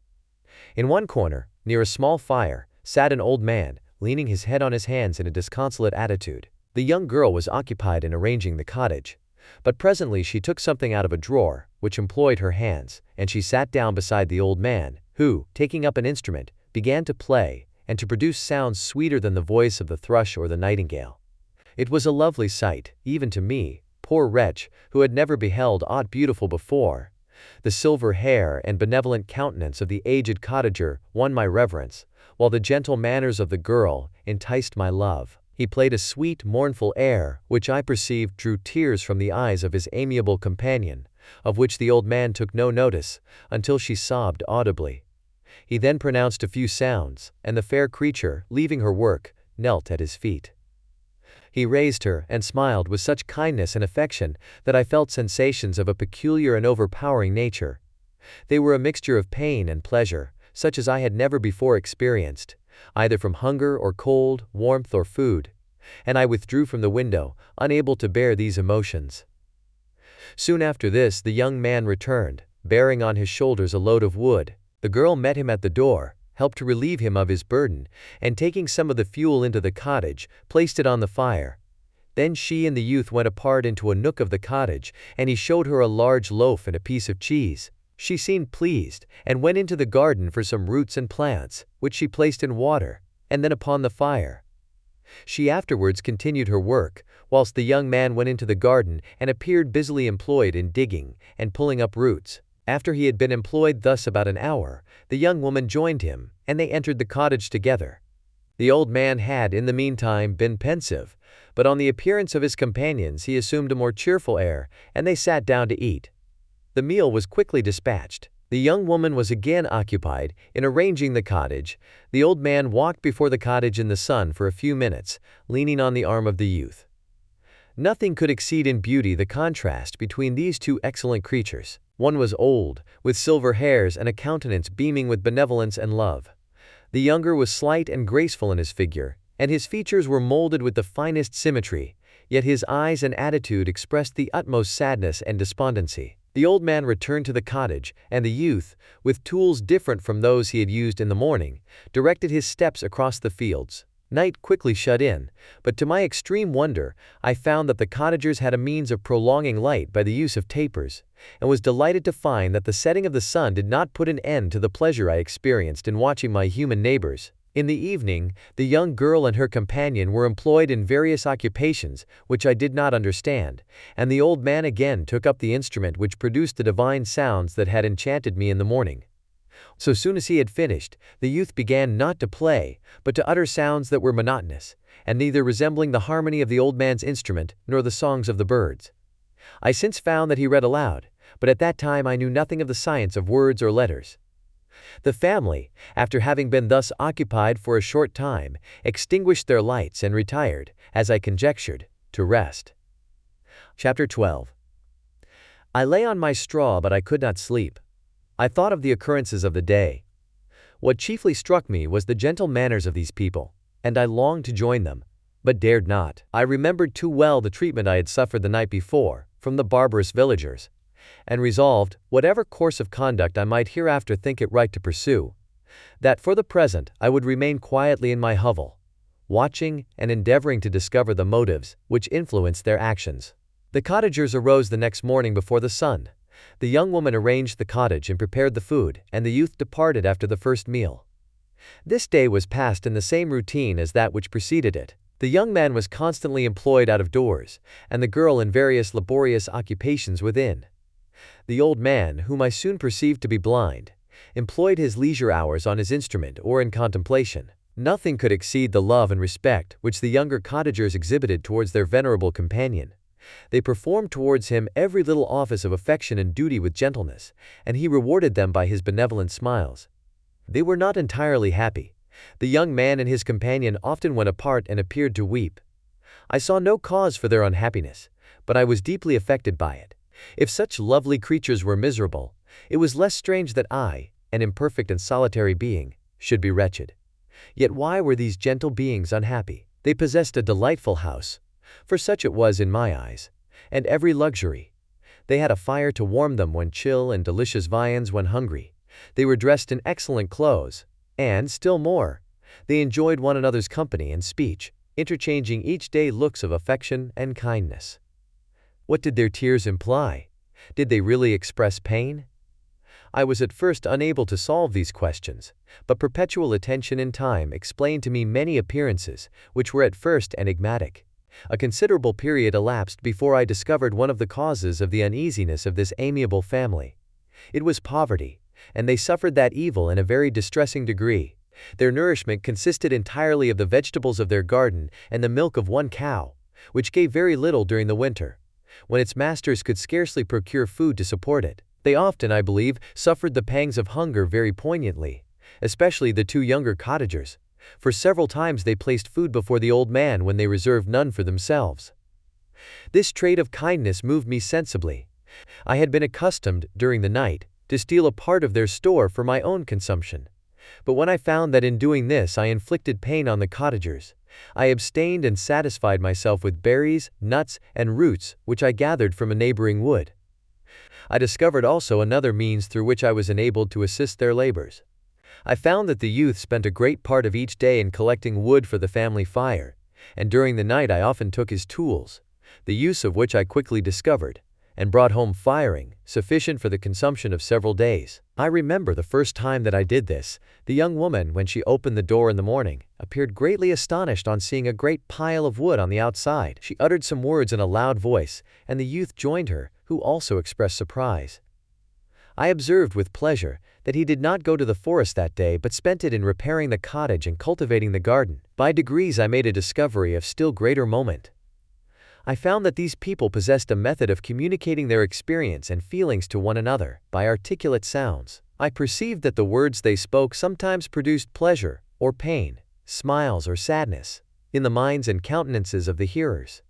This was indeed a godlike science, and I ardently desired to become acquainted with it, but I was baffled in every attempt I made for this purpose. Their pronunciation was quick, and the words they uttered, not having any apparent connection with visible objects, I was unable to discover any clue by which I could unravel the mystery of their reference. By great application, however, and after having remained during the space of several revolutions of the moon in my hovel, I discovered the names that were given to some of the most familiar objects of discourse. I learned and applied the words fire, milk, bread, and wood. I learned also the names of the cottagers themselves. The youth and his companion had each of them several names, but the old man had only one, which was father. The girl was called sister or Agatha, and the youth Felix, brother or son. I cannot describe the delight I felt when I learned the ideas appropriated to each of these sounds, and was able to pronounce them. I distinguished several other words, without being able as yet to understand or apply them, such as good, dearest, unhappy. I spent the winter in this manner. The gentle manners and beauty of the cottagers greatly endeared them to me. When they were unhappy, I felt depressed.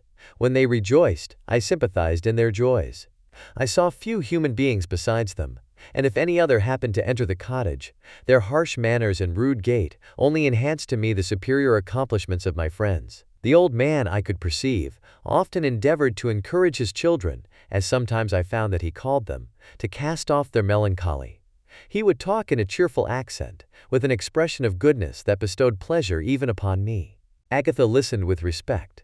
Her eyes sometimes filled with tears, which she endeavored to wipe away unperceived, but I generally found that her countenance and tone were more cheerful after having listened to the exhortations of her father. It was not thus with Felix. He was always the saddest of the group, and even to my unpracticed senses he appeared to have suffered more deeply than his friends. But if his countenance was more sorrowful, his voice was more cheerful than that of his sister, especially when he addressed the old man. I could mention innumerable instances which, although slight, marked the dispositions of these amiable cottagers. In the midst of poverty and want, Felix carried with pleasure to his sister the first little white flower that peeped out from beneath the snowy ground. Early in the morning, before she had risen, he cleared away the snow that obstructed her path to the milk-house, drew water from the well, and brought the wood from the outhouse, where, to his perpetual astonishment, he found his store always replenished by an invisible hand. In the day, I believe, he worked sometimes for a neighboring farmer, because he often went forth and did not return until dinner, yet brought no wood with him. At other times he worked in the garden, but as there was little to do in the frosty season, he read to the old man and Agatha. This reading had puzzled me extremely at first, but by degrees I discovered that he uttered many of the same sounds when he read as when he talked. I conjectured, therefore, that he found on the paper signs for speech which he understood, and I ardently longed to comprehend these also.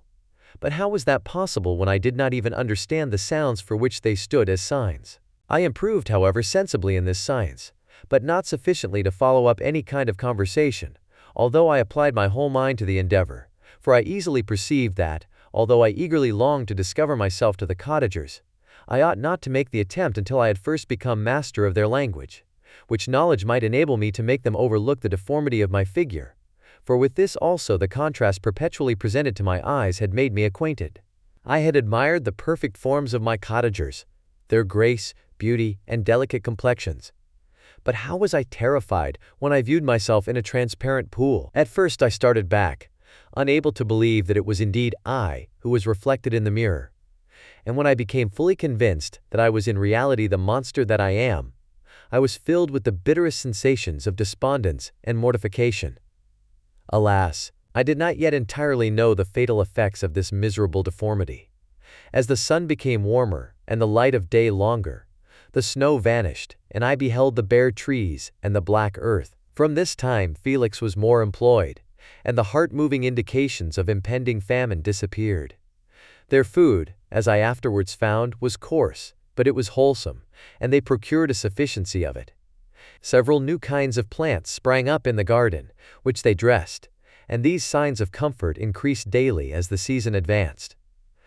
The old man, leaning on his son, walked each day at noon, when it did not rain, as I found it was called when the heavens poured forth its waters. This frequently took place, but a high wind quickly dried the earth, and the season became far more pleasant than it had been. My mode of life in my hovel was uniform. During the morning I attended the motions of the cottagers, and when they were dispersed in various occupations I slept. The remainder of the day was spent in observing my friends.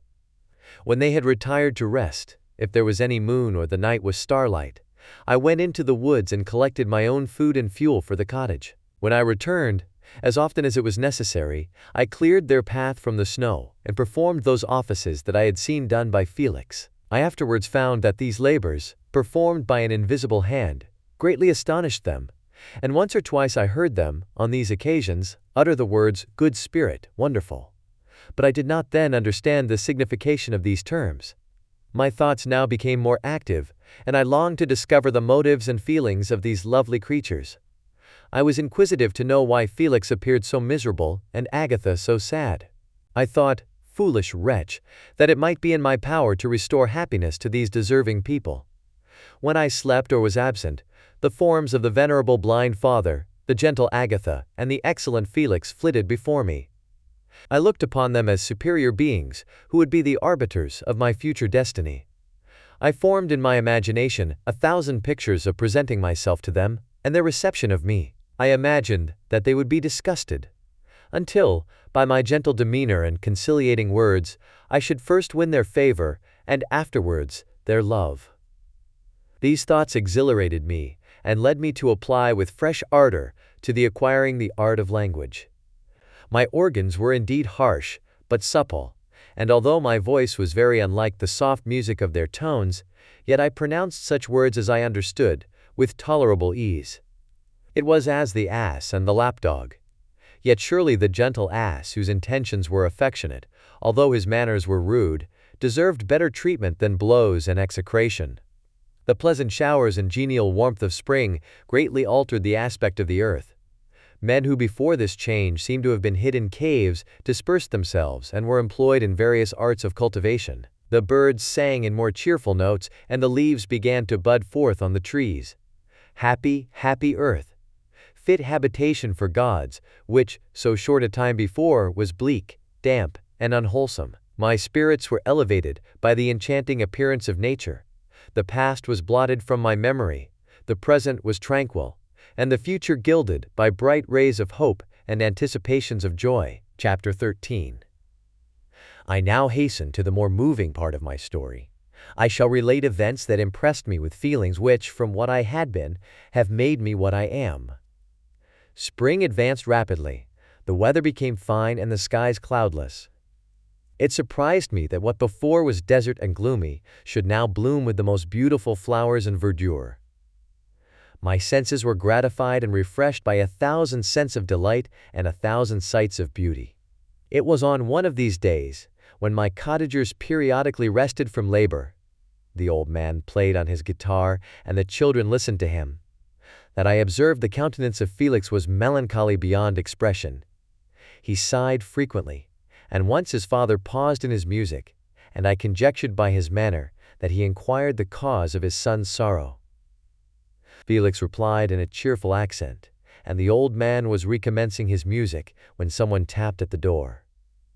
It was a lady on horseback, accompanied by a countryman as a guide. The lady was dressed in a dark suit and covered with a thick black veil. Agatha asked a question, to which the stranger only replied by pronouncing, in a sweet accent, the name of Felix. Her voice was musical, but unlike that of either of my friends. On hearing this word, Felix came up hastily to the lady, who, when she saw him, threw up her veil, and I beheld a countenance of angelic beauty and expression. Her hair of a shining raven black, and curiously braided. Her eyes were dark, but gentle, although animated. Her features of a regular proportion, and her complexion wondrously fair, each cheek tinged with a lovely pink. Felix seemed ravished with delight when he saw her. Every trait of sorrow vanished from his face, and it instantly expressed a degree of ecstatic joy, of which I could hardly have believed it capable. His eyes sparkled, as his cheek flushed with pleasure, and at that moment I thought him as beautiful as the stranger. She appeared affected by different feelings.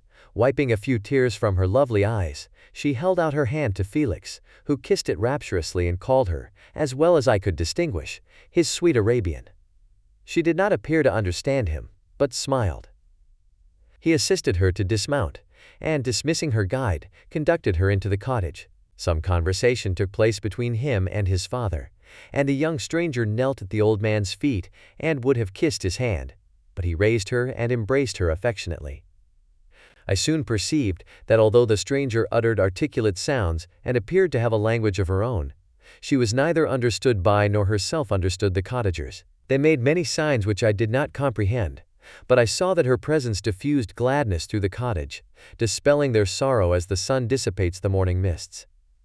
Felix seemed peculiarly happy, and with smiles of delight welcomed his Arabian. Agatha, the ever-gentle Agatha, kissed the hands of the lovely stranger, and pointing to her brother, made signs which appeared to me to mean that he had been sorrowful until she came. Some hours passed thus, while they, by their countenances, expressed joy, the cause of which I did not comprehend. Presently I found, by the frequent recurrence of some sound which the stranger repeated after them, that she was endeavoring to learn their language, and the idea instantly occurred to me that I should make use of the same instructions to the same end.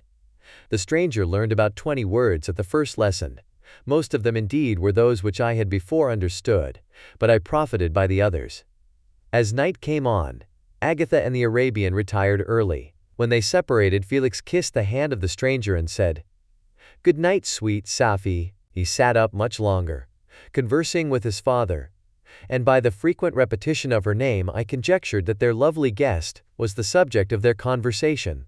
I ardently desired to understand them, and bent every faculty towards that purpose, but found it utterly impossible. The next morning Felix went out to his work, And after the usual occupations of Agatha were finished, the Arabian sat at the feet of the old man, and taking his guitar, played some airs so entrancingly beautiful that they at once drew tears of sorrow and delight from my eyes. She sang, and her voice flowed in a rich cadence, swelling or dying away like a nightingale of the woods. When she had finished, she gave the guitar to Agatha, who at first declined it. She played a simple air, and her voice accompanied it in sweet accents. But unlike the wondrous strain of the stranger, the old man appeared enraptured, and said some words which Agatha endeavored to explain to Safie, and by which he appeared to wish to express that she bestowed on him the greatest delight by her music. The days now passed as peaceably as before, with the sole alteration that joy had taken place of sadness in the countenances of my friends. Safie was always gay and happy. She and I improved rapidly in the knowledge of language, so that in 2 months I began to comprehend most of the words uttered by my protectors. In the meanwhile also, the black ground was covered with herbage, and the green banks interspersed with innumerable flowers, sweet to the scent and the eyes, stars of pale radiance among the moonlight woods.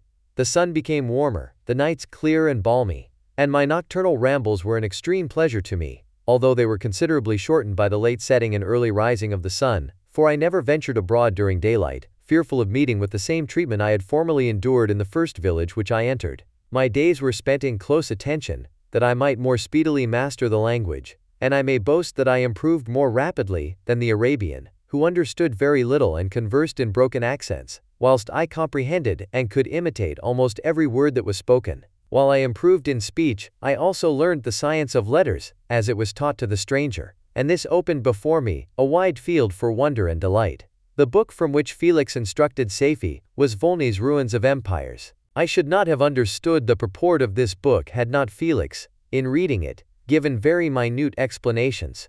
He had chosen this work, he said, because the declamatory style was framed in imitation of the Eastern authors. Through this work I obtained a cursory knowledge of history and a view of the several empires at present existing in the world. It gave me an insight into the manners, governments, and religions of the different nations of the earth.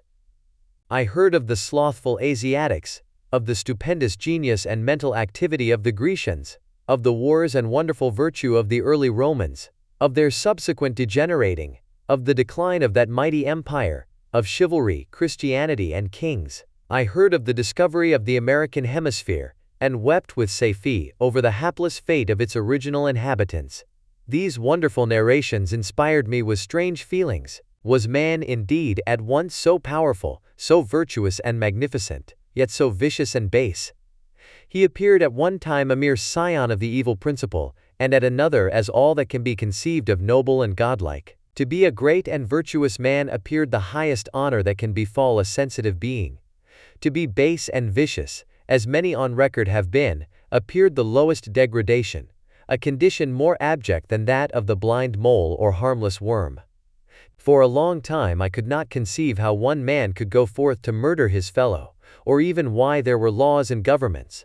But when I heard details of vice and bloodshed, my wonder ceased, and I turned away with disgust and loathing.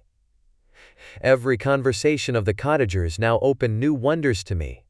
While I listened to the instructions which Felix bestowed upon the Arabian, the strange system of human society was explained to me. I heard of the division of property, of immense wealth and squalid poverty, of rank, descent, and noble blood. The words induced me to turn towards myself. I learned that the possessions most esteemed by your fellow creatures were high and unsullied descent united with riches. A man might be respected with only one of these advantages, but without either he was considered, except in very rare instances, as a vagabond and a slave, doomed to waste his powers for the profits of the chosen few. And what was I? Of my creation and creator, I was absolutely ignorant, but I knew that I possessed no money, no friends, no kind of property. I was, besides, endued with a figure hideously deformed and loathsome. I was not even of the same nature as man. I was more agile than they, and could subsist upon coarser diet. I bore the extremes of heat and cold with less injury to my frame. My stature far exceeded theirs. When I looked around, I saw and heard of none like me. Was I, then, a monster, a blot upon the earth, from which all men fled and whom all men disowned? I cannot describe to you the agony that these reflections inflicted upon me, I tried to dispel them, but sorrow only increased with knowledge. Oh, that I had forever remained in my native wood, nor known nor felt beyond the sensations of hunger, thirst, and heat. Of what a strange nature is knowledge! It clings to the mind when it has once seized on it like a lichen on the rock. I wished sometimes to shake off all thought and feeling, but I learned that there was but one means to overcome the sensation of pain, and that was death. A state which I feared yet did not understand. I admired virtue and good feelings, and loved the gentle manners and amiable qualities of my cottagers, but I was shut out from intercourse with them, except through means which I obtained by stealth, when I was unseen and unknown, and which rather increased than satisfied the desire I had of becoming one among my fellows. The gentle words of Agatha and the animated smiles of the charming Arabian were not for me. The mild exhortations of the old man and the lively conversation of the loved Felix were not for me. Miserable, unhappy wretch! Other lessons were impressed upon me even more deeply. I heard of the difference of sexes, and the birth and growth of children, how the father doted on the smiles of the infant, and the lively sallies of the older child, how all the life and cares of the mother were wrapped up in the precious charge, how the mind of youth expanded and gained knowledge of brother, sister, and all the various relationships which bind one human being to another in mutual bonds. But where were my friends and relations? No father had watched my infant days, no mother had blessed me with smiles and caresses. Or if they had, all my past life was now a blot, a blind vacancy, in which I distinguished nothing. From my earliest remembrance I had been as I then was, in height and proportion. I had never yet seen a being resembling me, or who claimed any intercourse with me. What was I?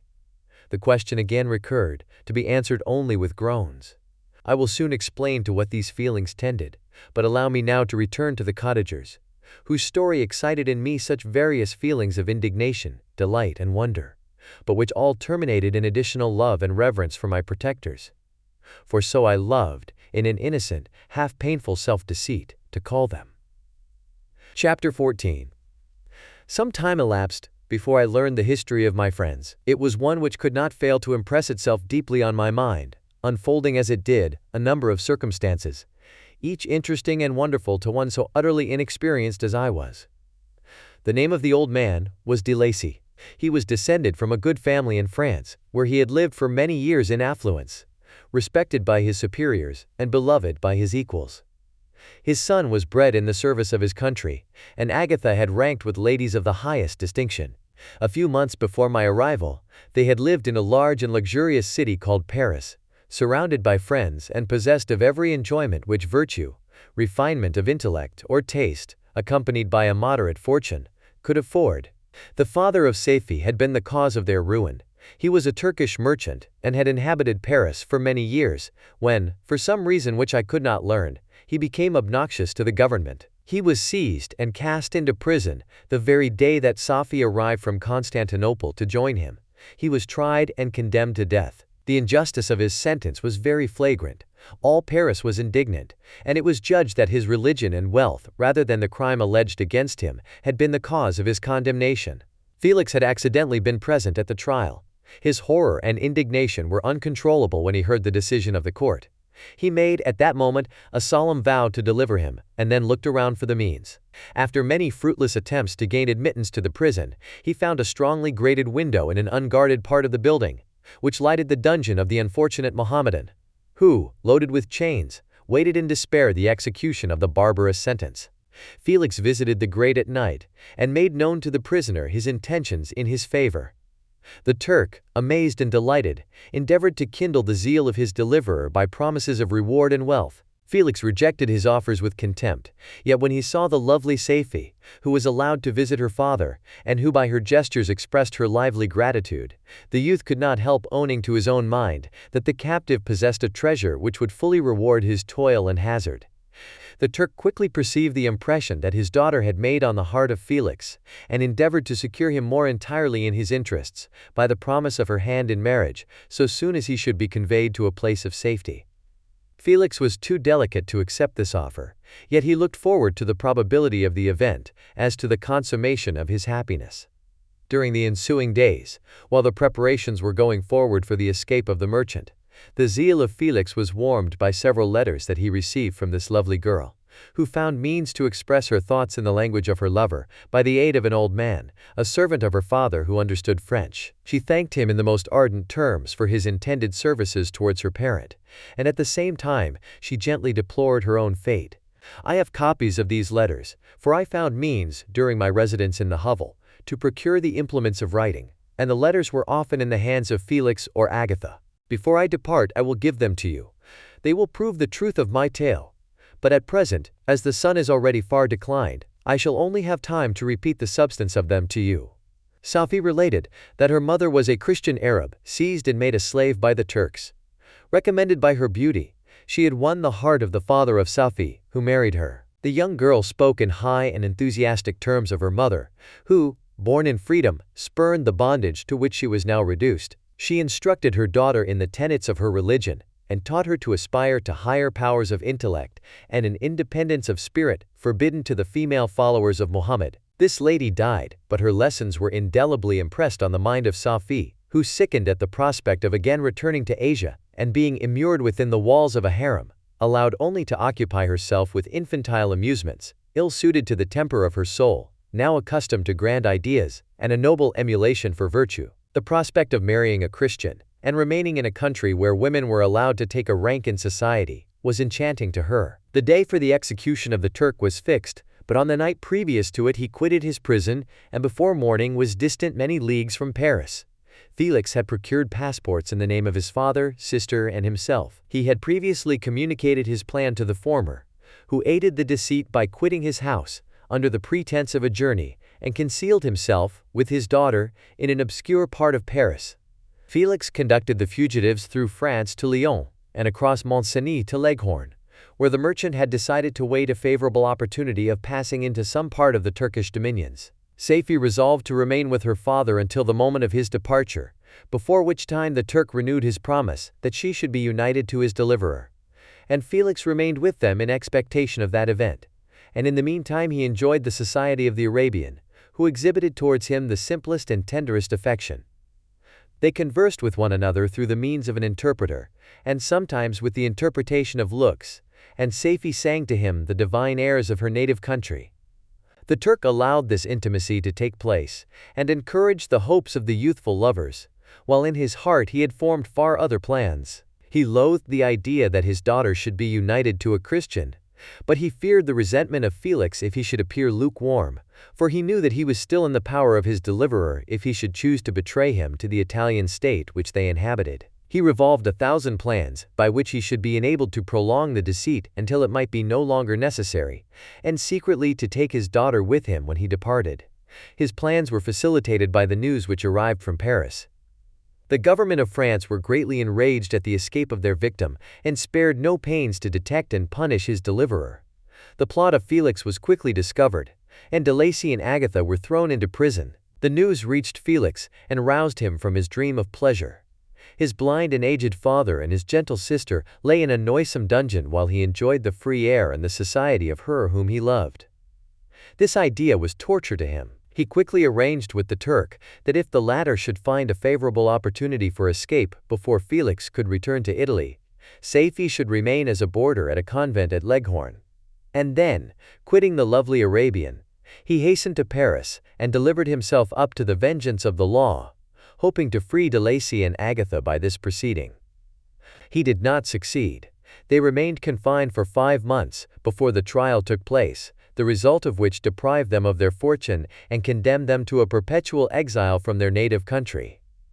They found a miserable asylum in the cottage in Germany, where I discovered them. Felix soon learned that the treacherous Turk, for whom he and his family endured such unheard-of oppression, on discovering that his deliverer was thus reduced to poverty and ruin, became a traitor to good feeling and honor and had quitted Italy with his daughter, insultingly sending Felix a pittance of money to aid him, as he said, in some plan of future maintenance.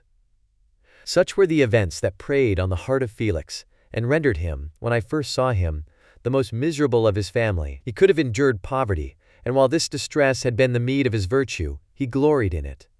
But the ingratitude of the Turk and the loss of his beloved Safi were misfortunes more bitter and irreparable. The arrival of the Arabian now infused new life into his soul. When the news reached Leghorn that Felix was deprived of his wealth and rank, the merchant commanded his daughter to think no more of her lover, but to prepare to return to her native country. The generous nature of Safi was outraged by this command. She attempted to expostulate with her father, but he left her angrily, reiterating his tyrannical mandate. A few days after, the Turk entered his daughter's apartment and told her hastily that he had reason to believe that his residence at Leghorn had been divulged and that he should speedily be delivered up to the French government. He had consequently hired a vessel to convey him to Constantinople, for which city he should sail in a few hours. He intended to leave his daughter under the care of a confidential servant, to follow at her leisure with the greater part of his property, which had not yet arrived at Leghorn. When alone, Safi resolved in her own mind the plan of conduct that it would become her to pursue in this emergency. A residence in Turkey was abhorrent to her. Her religion and her feelings were alike averse to it. By some papers of her father which fell into her hands, she heard of the exile of her lover and learnt the name of the spot where he then resided. She hesitated some time, but at length she formed her determination. Taking with her some jewels that belonged to her and a sum of money, she quitted Italy with an attendant, a native of Leghorn, but who understood the common language of Turkey, and departed for Germany. She arrived in safety at a town about 20 leagues from the cottage of de Lacy, when her attendant fell dangerously ill. Safi nursed her with the most devoted affection, but the poor girl died, and the Arabian was left alone, unacquainted with the language of the country and utterly ignorant of the customs of the world. She fell, however, into good hands. The Italian had mentioned the name of the spot for which they were bound, and after her death, the woman of the house in which they had lived took care that Safi should arrive in safety at the cottage of her lover. Chapter 15. Such was the history of my beloved cottagers. It impressed me deeply. I learned from the views of social life which it developed to admire their virtues and to deprecate the vices of mankind. As yet I looked upon crime as a distant evil. Benevolence and generosity were ever present before me, inciting within me a desire to become an actor in the busy scene where so many admirable qualities were called forth and displayed. But in giving an account of the progress of my intellect, I must not omit a circumstance which occurred in the beginning of the month of August of the same year. One night during my accustomed visit to the neighboring wood where I collected my own food and brought home firing for my protectors, I found on the ground a leathern portmanteau containing several articles of dress and some books. I eagerly seized the prize and returned with it to my hovel. Fortunately, the books were written in the language, the elements of which I had acquired at the cottage. They consisted of Paradise Lost, a volume of Plutarch's Lives, and the Sorrows of Werther. The possession of these treasures gave me extreme delight. I now continually studied and exercised my mind upon these histories, whilst my friends were employed in their ordinary occupations.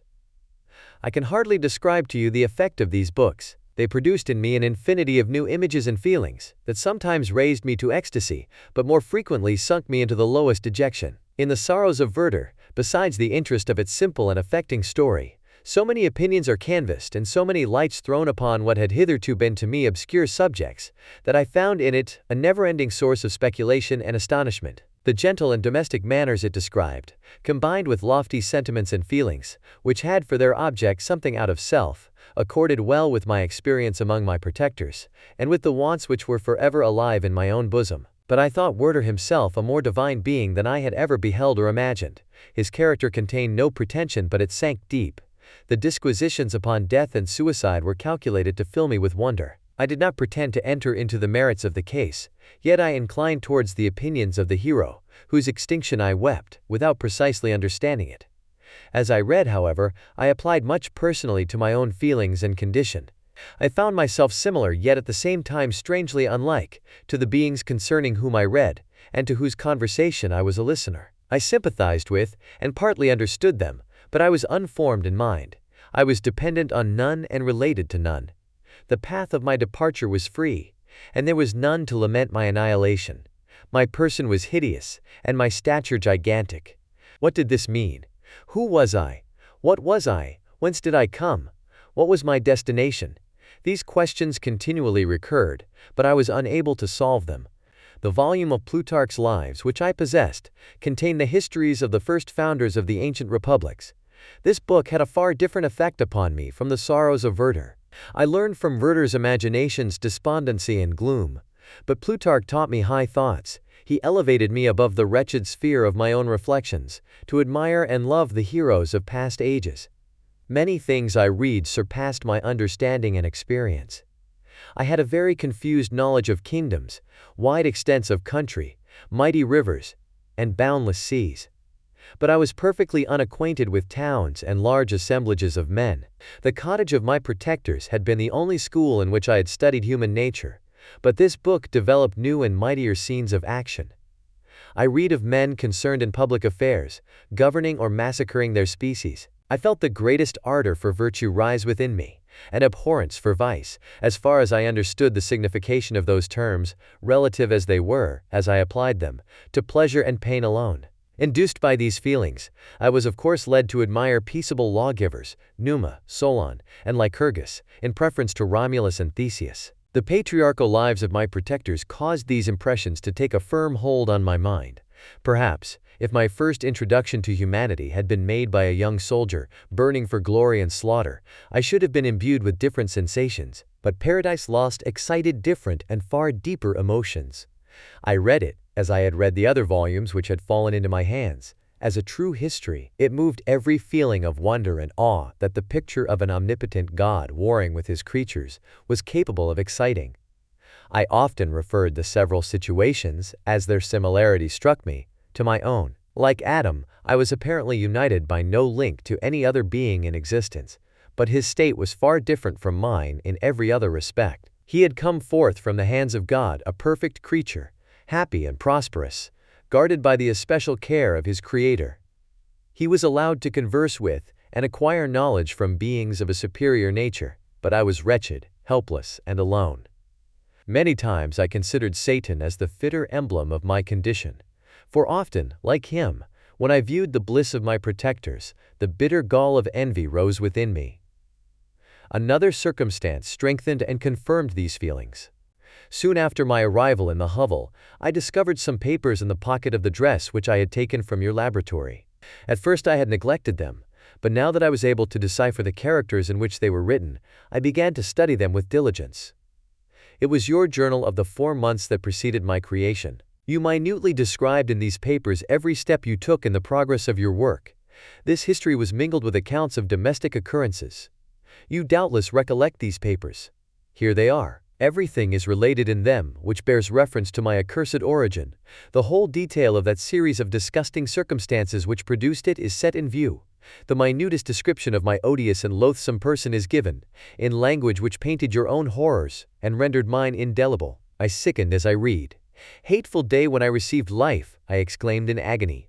"Accursed Creator, why did you form a monster so hideous that even you turned from me in disgust? God, in pity, made man beautiful and alluring, after his own image. But my form is a filthy type of yours, more horrid even from the very resemblance. Satan had his companions, fellow devils, to admire and encourage him, but I am solitary and abhorred." These were the reflections of my hours of despondency and solitude. But when I contemplated the virtues of the cottagers, their amiable and benevolent dispositions, I persuaded myself that when they should become acquainted with my admiration of their virtues, they would compassionate me and overlook my personal deformity.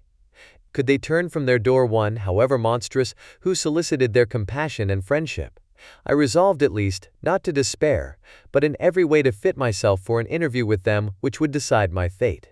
I postponed this attempt for some months longer, for the importance attached to its success inspired me with a dread lest I should fail. Besides, I found that my understanding improved so much with every day's experience that I was unwilling to commence this undertaking until a few more months should have added to my sagacity. Several changes, in the meantime, took place in the cottage. The presence of Safie diffused happiness among its inhabitants, and I also found that a greater degree of plenty reigned there. Felix and Agatha spent more time in amusement and conversation, and were assisted in their labors by servants. They did not appear rich, but they were contented and happy. Their feelings were serene and peaceful, while mine became every day more tumultuous. Increase of knowledge only discovered to me more clearly what a wretched outcast I was. I cherished hope, it is true, but it vanished when I beheld my person reflected in water, or my shadow in the moonshine, even as that frail image and that inconstant shade. I endeavored to crush these fears and to fortify myself for the trial, which in a few months I resolved to undergo, and sometimes I allowed my thoughts, unchecked by reason, to ramble in the fields of paradise, and dared to fancy amiable and lovely creatures sympathizing with my feelings and cheering my gloom. Their angelic countenances breathed smiles of consolation, but it was all a dream. No Eve soothed my sorrows nor shared my thoughts. I was alone. I remembered Adam's supplication to his Creator. But where was mine? He had abandoned me, and in the bitterness of my heart I cursed him. Autumn passed thus. I saw, with surprise and grief, the leaves decay and fall, and nature again assumed the barren and bleak appearance it had worn when I first beheld the woods and the lovely moon. Yet I did not heed the bleakness of the weather. I was better fitted by my conformation for the endurance of cold than heat. But my chief delights were the sight of the flowers, the birds, and all the gay apparel of summer. When those deserted me, I turned with more attention towards the cottagers. Their happiness was not decreased by the absence of summer. They loved and sympathized with one another, and their joys, depending on each other, were not interrupted by the casualties that took place around them. The more I saw of them, the greater became my desire to claim their protection and kindness. My heart yearned to be known and loved by these amiable creatures. To see their sweet looks directed towards me with affection was the utmost limit of my ambition. I dared not think that they would turn them from me with disdain and horror. The poor that stopped at their door were never driven away. I asked, it is true, for greater treasures than a little food or rest. I required kindness and sympathy. But I did not believe myself utterly unworthy of it. The winter advanced, and an entire revolution of the seasons had taken place since I awoke into life. My attention at this time was solely directed towards my plan of introducing myself into the cottage of my protectors. I revolved many projects, but that on which I finally fixed was to enter the dwelling when the blind old man should be alone. I had sagacity enough to discover that the unnatural hideousness of my person was the chief object of horror with those who had formerly beheld me. My voice, although harsh, had nothing terrible in it. I thought, therefore, that, if in the absence of his children I could gain the good will and mediation of the old de Lacy, I might by his means be tolerated by my younger protectors. One day, when the sun shone on the red leaves that strewed the ground and diffused cheerfulness, although it denied warmth, Safie, Agatha, and Felix departed on a long country walk, and the old man, at his own desire, was left alone in the cottage. When his children had departed, he took up his guitar and played several mournful but sweet airs, more sweet and mournful than I had ever heard him play before. At first his countenance was illuminated with pleasure, but as he continued, thoughtfulness and sadness succeeded. At length, laying aside the instrument, he sat absorbed in reflection. My heart beat quick. This was the hour and moment of trial, which would decide my hopes or realize my fears. The servants were gone to a neighboring fair. All was silent in and around the cottage. It was an excellent opportunity, yet when I proceeded to execute my plan, my limbs failed me, and I sank to the ground. Again I rose, and exerting all the firmness of which I was master, removed the planks which I had placed before my hovel to conceal my retreat. The fresh air revived me, and with renewed determination I approached the door of their cottage. I knocked. "Who is there?" said the old man. "Come in." I entered. "Pardon this intrusion," said I. "I am a traveler, in want of a little rest. You would greatly oblige me, if you would allow me to remain a few minutes before the fire." "Enter," said de Lacy, "and I will try in what manner I can to relieve your wants. But, unfortunately, my children are from home, and as I am blind, I am afraid I shall find it difficult to procure food for you." "Do not trouble yourself, my kind host. I have food. It is warmth and rest only that I need." I sat down, and a silence ensued. I knew that every minute was precious to me, yet I remained irresolute in what manner to commence the interview, when the old man addressed me. "By your language, stranger, I suppose you are my countryman. Are you French?" "No, but I was educated by a French family, and understand that language only. I am now going to claim the protection of some friends whom I sincerely love, and of whose favor I have some hopes." "Are they Germans?" "No, they are French, but let us change the subject. I am an unfortunate and deserted creature. I look around, and I have no relation or friend upon earth. These amiable people to whom I go have never seen me, and know little of me. I am full of fears, for if I fail there, I am an outcast in the world forever. Do not despair. To be friendless is indeed to be unfortunate, but the hearts of men, when unprejudiced by any obvious self-interest, are full of brotherly love and charity. Rely therefore on your hopes, and if these friends are good and amiable, do not despair. They are kind, they are the most excellent creatures in the world, but unfortunately, they are prejudiced against me. I have good dispositions, my life has been hitherto harmless, and in some degree beneficial. But a fatal prejudice clouds their eyes, and where they ought to see a feeling and kind friend, they behold only a detestable monster. That is indeed unfortunate, but if you are really blameless, cannot you undeceive them? I am about to undertake that task, and it is on that account that I feel so many overwhelming terrors. I tenderly love these friends. I have, unknown to them, been for many months in the habits of daily kindness towards them. But they believe that I wish to injure them, and it is that prejudice which I wish to overcome. Where do these friends reside? Near this spot. The old man paused and then continued. If you will unreservedly confide to me the particulars of your tale, I perhaps may be of use in undeceiving them. I am blind, and cannot judge of your countenance, but there is something in your words which persuades me that you are sincere. I am poor and an exile, but it will afford me true pleasure to be in any way serviceable to a human creature. Excellent man, I thank you, and accept your generous offer. You raise me from the dust by this kindness, and I trust that, by your aid, I shall not be driven from the society and sympathy of your fellow creatures. Heaven forbid, even if you were really criminal, for that can only drive you to desperation, and not instigate you to virtue. I also am unfortunate. I and my family have been condemned, although innocent. Judge therefore, if I do not feel for your misfortunes. How can I thank you, my best and only benefactor? From your lips first have I heard the voice of kindness directed towards me. I shall be forever grateful, and your present humanity assures me of success with those friends whom I am on the point of meeting. May I know the names and residence of those friends? I paused. This, I thought, was the moment of decision, which was to rob me of or bestow happiness on me forever. I struggled vainly for firmness sufficient to answer him, but the effort destroyed all my remaining strength. I sank on the chair and sobbed aloud. At that moment I heard the steps of my younger protectors. I had not a moment to lose, but seizing the hand of the old man I cried, "Now is the time. Save and protect me. You and your family are the friends whom I seek. Do not you desert me in the hour of trial." "Great God!" exclaimed the old man. "Who are you?" At that instant the cottage door was opened, and Felix, Safie, and Agatha entered. Who can describe their horror and consternation on beholding me? Agatha fainted, and Safie, unable to attend to her friend, rushed out of the cottage. Felix darted forward, and with supernatural force tore me from his father, to whose knees I clung. In a transport of fury, he dashed me to the ground and struck me violently with a stick. I could have torn him limb from limb, as the lion rends the antelope, but my heart sank within me as with bitter sickness, and I refrained. I saw him on the point of repeating his blow, when, overcome by pain and anguish, I quitted the cottage, and in the general tumult escaped unperceived to my hovel. Chapter 16. Cursed, cursed Creator! Why did I live? Why, in that instant, did I not extinguish the spark of existence which you had so wantonly bestowed? I know not.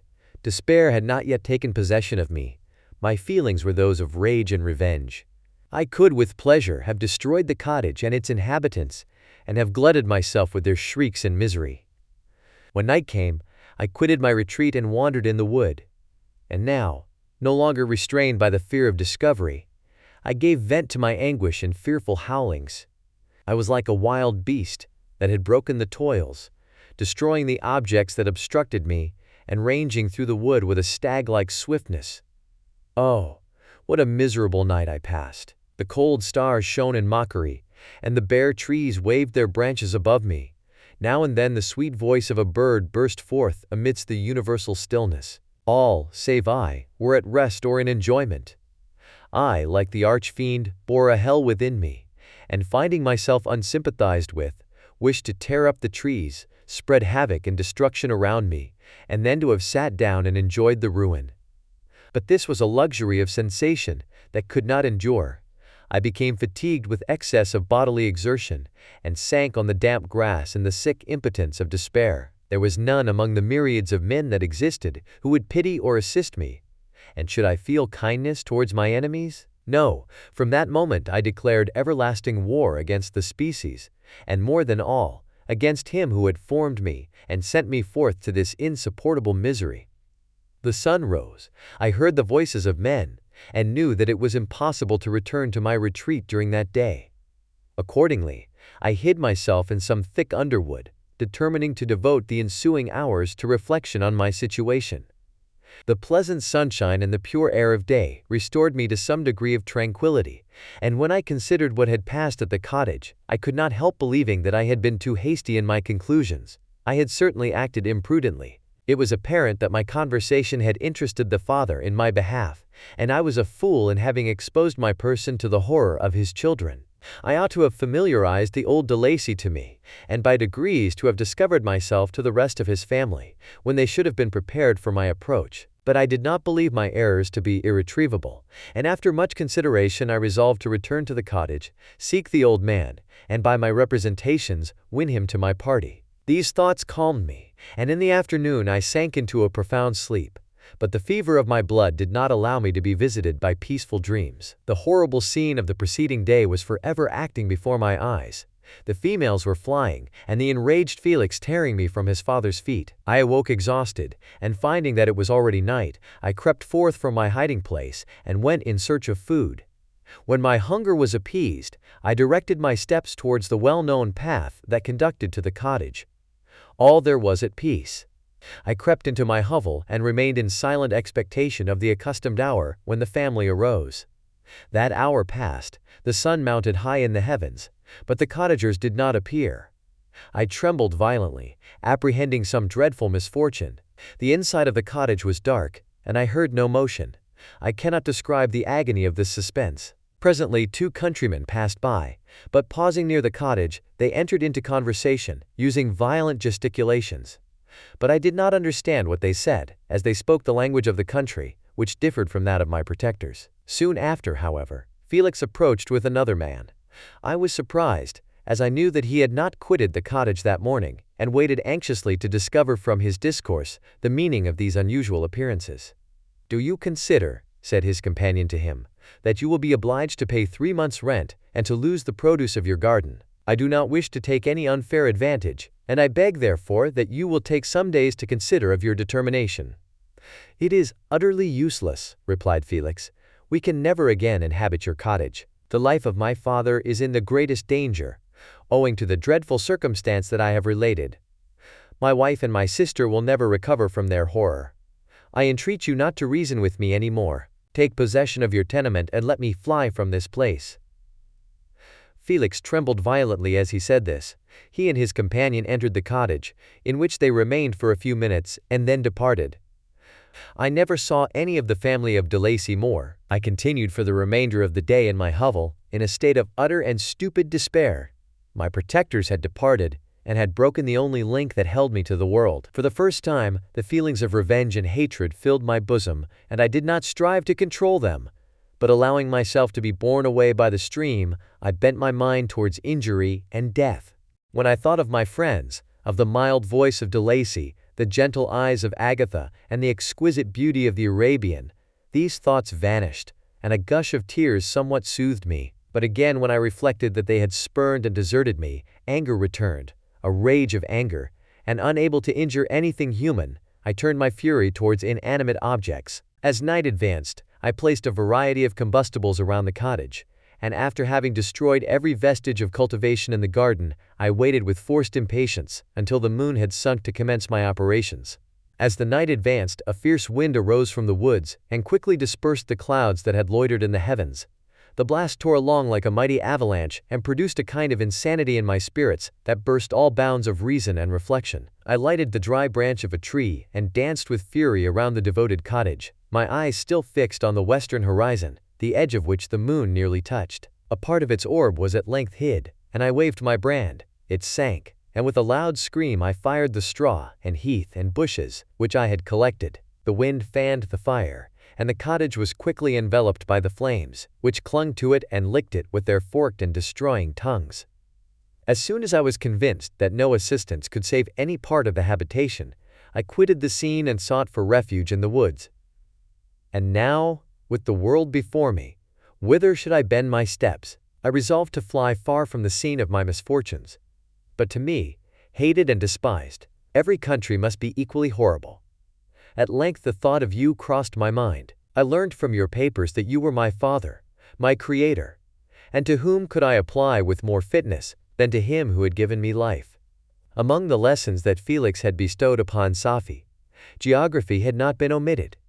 I had learned from these the relative situations of the different countries of the earth. You had mentioned Geneva as the name of your native town, and towards this place I resolved to proceed. But how was I to direct myself? I knew that I must travel in a southwesterly direction to reach my destination, but the sun was my only guide. I did not know the names of the towns that I was to pass through, nor could I ask information from a single human being, but I did not despair. From you only could I hope for succor, although towards you I felt no sentiment but that of hatred. Unfeeling, heartless creator! You had endowed me with perceptions and passions, and then cast me abroad an object for the scorn and horror of mankind. But on you only had I any claim for pity and redress, and from you I determined to seek that justice which I vainly attempted to gain from any other being that wore the human form. My travels were long and the sufferings I endured intense. It was late in autumn when I quitted the district where I had so long resided. I traveled only at night, fearful of encountering the visage of a human being. Nature decayed around me, and the sun became heatless. Rain and snow poured around me. Mighty rivers were frozen, the surface of the earth was hard and chill and bare, and I found no shelter. O earth, how often did I imprecate curses on the cause of my being! The mildness of my nature had fled, and all within me was turned to gall and bitterness. The nearer I approached to your habitation, the more deeply did I feel the spirit of revenge enkindled in my heart. Snow fell, and the waters were hardened, but I rested not. A few incidents now and then directed me, and I possessed a map of the country, but I often wandered wide from my path. The agony of my feelings allowed me no respite. No incident occurred from which my rage and misery could not extract its food. But a circumstance that happened when I arrived on the confines of Switzerland, when the sun had recovered its warmth and the earth again began to look green, confirmed in an especial manner the bitterness and horror of my feelings. I generally rested during the day and traveled only when I was secured by night from the view of man. One morning, however, finding that my path lay through a deep wood, I ventured to continue my journey after the sun had risen. The day, which was one of the first of spring, cheered even me by the loveliness of its sunshine and the balminess of the air. I felt emotions of gentleness and pleasure that had long appeared dead revive within me.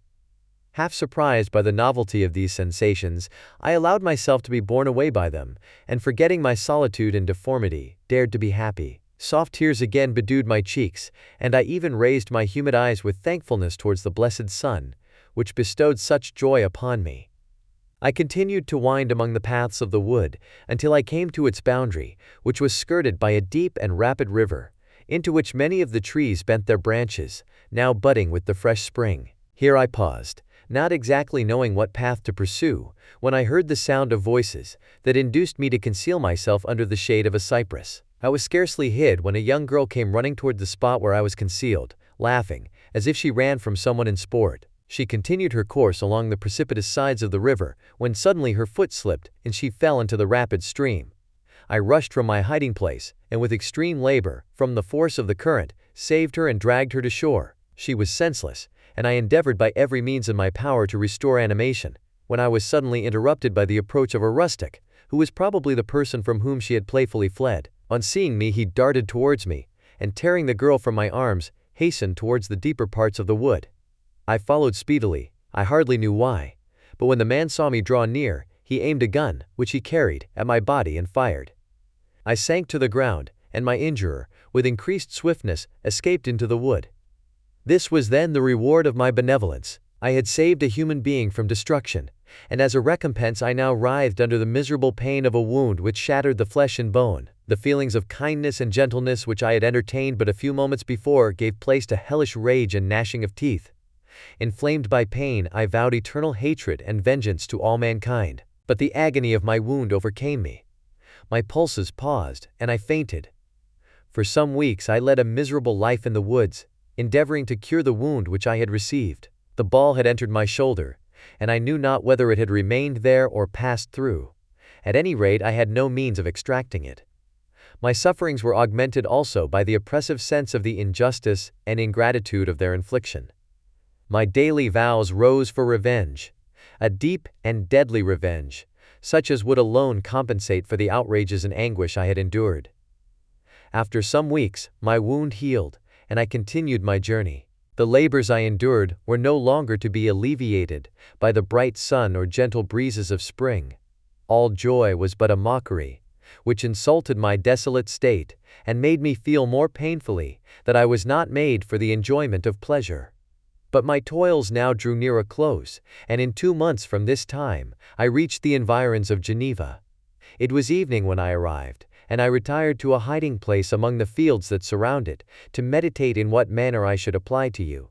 I was oppressed by fatigue and hunger, and far too unhappy to enjoy the gentle breezes of evening, or the prospect of the sun setting behind the stupendous mountains of Jura. At this time a slight sleep relieved me from the pain of reflection, which was disturbed by the approach of a beautiful child, who came running into the recess I had chosen, with all the sportiveness of infancy. Suddenly, as I gazed on him, an idea seized me that this little creature was unprejudiced, and had lived too short a time to have imbibed a horror of deformity. If, therefore, I could seize him and educate him as my companion and friend, I should not be so desolate in this peopled earth. Urged by this impulse, I seized on the boy as he passed and drew him towards me. As soon as he beheld my form, he placed his hands before his eyes and uttered a shrill scream. I drew his hand forcibly from his face and said, "Child, what is the meaning of this? I do not intend to hurt you. Listen to me." He struggled violently. "Let me go," he cried. "Monster, ugly wretch, you wish to eat me and tear me to pieces. You are an ogre. Let me go, or I will tell my papa." "Boy, you will never see your father again. You must come with me." "Hideous monster, let me go. My papa is a syndic. He is Frankenstein. He will punish you. You dare not keep me. Frankenstein, you belong then to my enemy, to him towards whom I have sworn eternal revenge. You shall be my first victim." The child still struggled and loaded me with epithets which carried despair to my heart. I grasped his throat to silence him, and in a moment he lay dead at my feet. I gazed on my victim, and my heart swelled with exultation and hellish triumph. Clapping my hands, I exclaimed, "I too can create desolation. My enemy is not invulnerable. This death will carry despair to him, and 1,000 other miseries shall torment and destroy him." As I fixed my eyes on the child, I saw something glittering on his breast. I took it. It was a portrait of a most lovely woman. In spite of my malignity, it softened and attracted me. For a few moments I gazed with delight on her dark eyes, fringed by deep lashes, and her lovely lips. But presently my rage returned.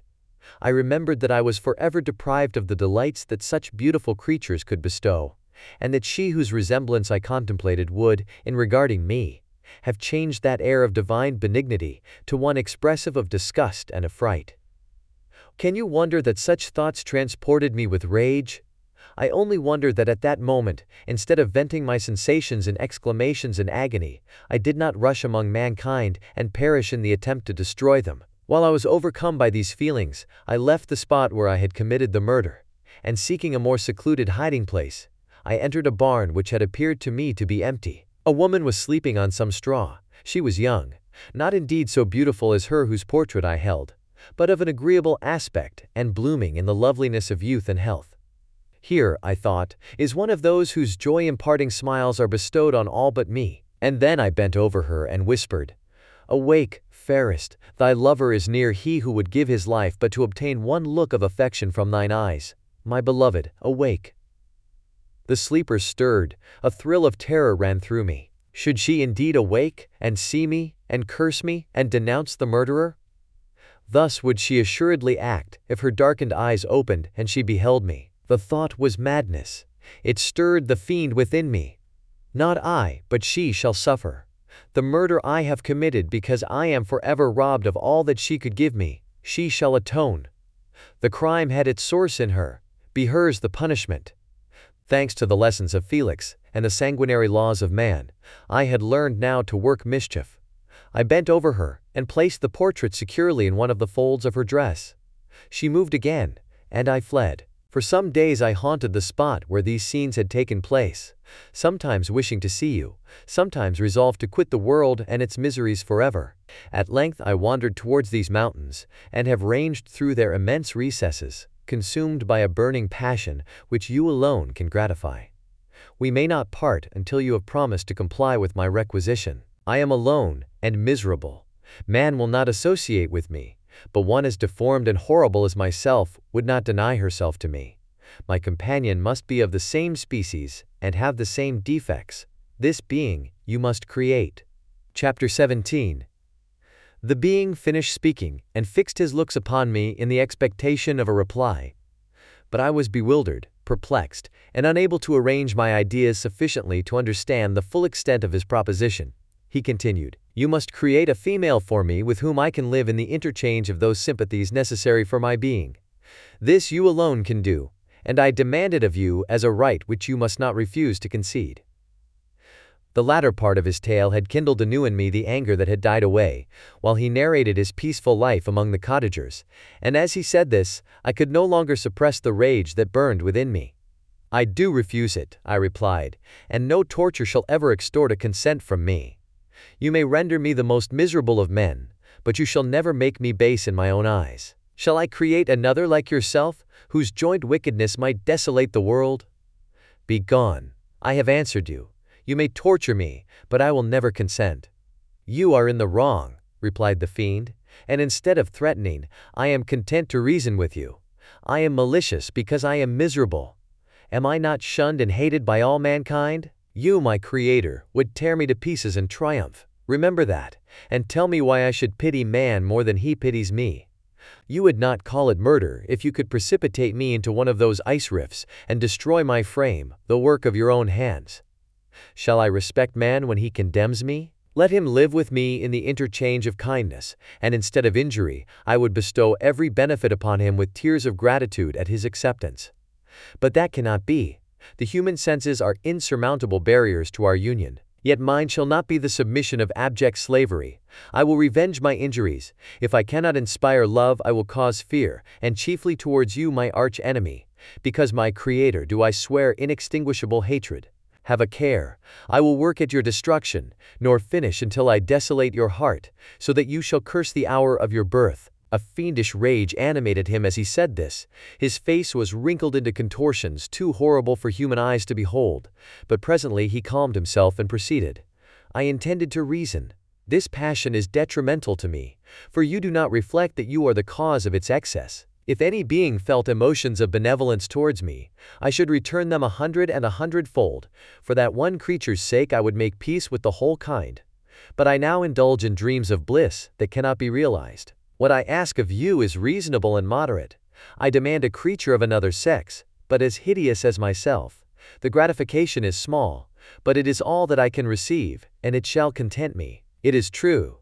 We shall be monsters, cut off from all the world, but on that account we shall be more attached to one another. Our lives will not be happy, but they will be harmless and free from the misery I now feel. Oh, my Creator, make me happy. Let me feel gratitude toward you for one benefit. Let me see that I excite the sympathy of some existing thing. Do not deny me my request." I was moved.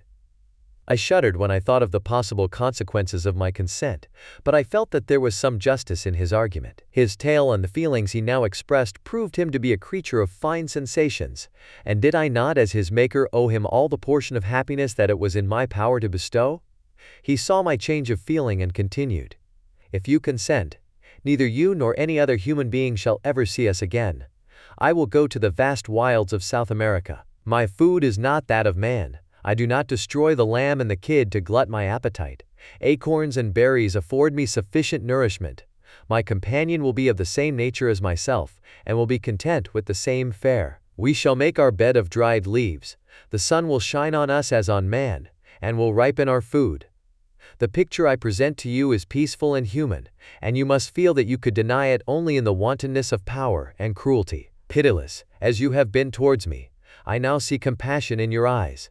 Let me seize the favorable moment, and persuade you to promise what I so ardently desire." "You propose," replied I, "to fly from the habitations of man, to dwell in those wilds where the beasts of the field will be your only companions. How can you, who long for the love and sympathy of man, persevere in this exile? You will return and again seek their kindness, and you will meet with their detestation.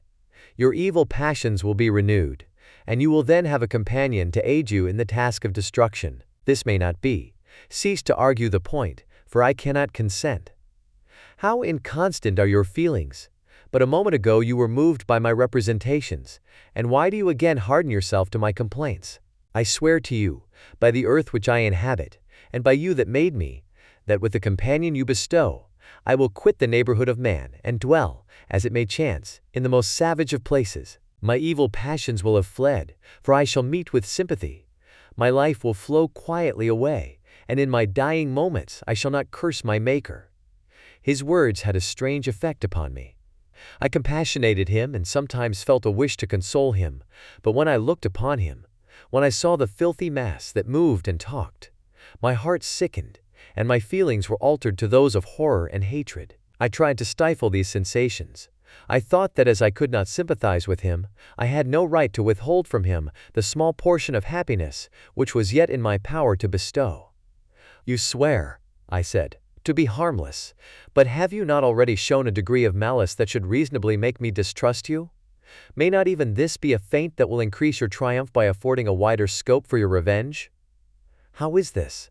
I must not be trifled with, and I demand an answer. If I have no ties and no affections, hatred and vice must be my portion. The love of another will destroy the cause of my crimes, and I shall become a thing of whose existence everyone will be ignorant. My vices are the children of a forced solitude that I abhor, and my virtues will necessarily arise when I live in communion with an equal. I shall feel the affections of a sensitive being, and become linked to the chain of existence and events from which I am now excluded."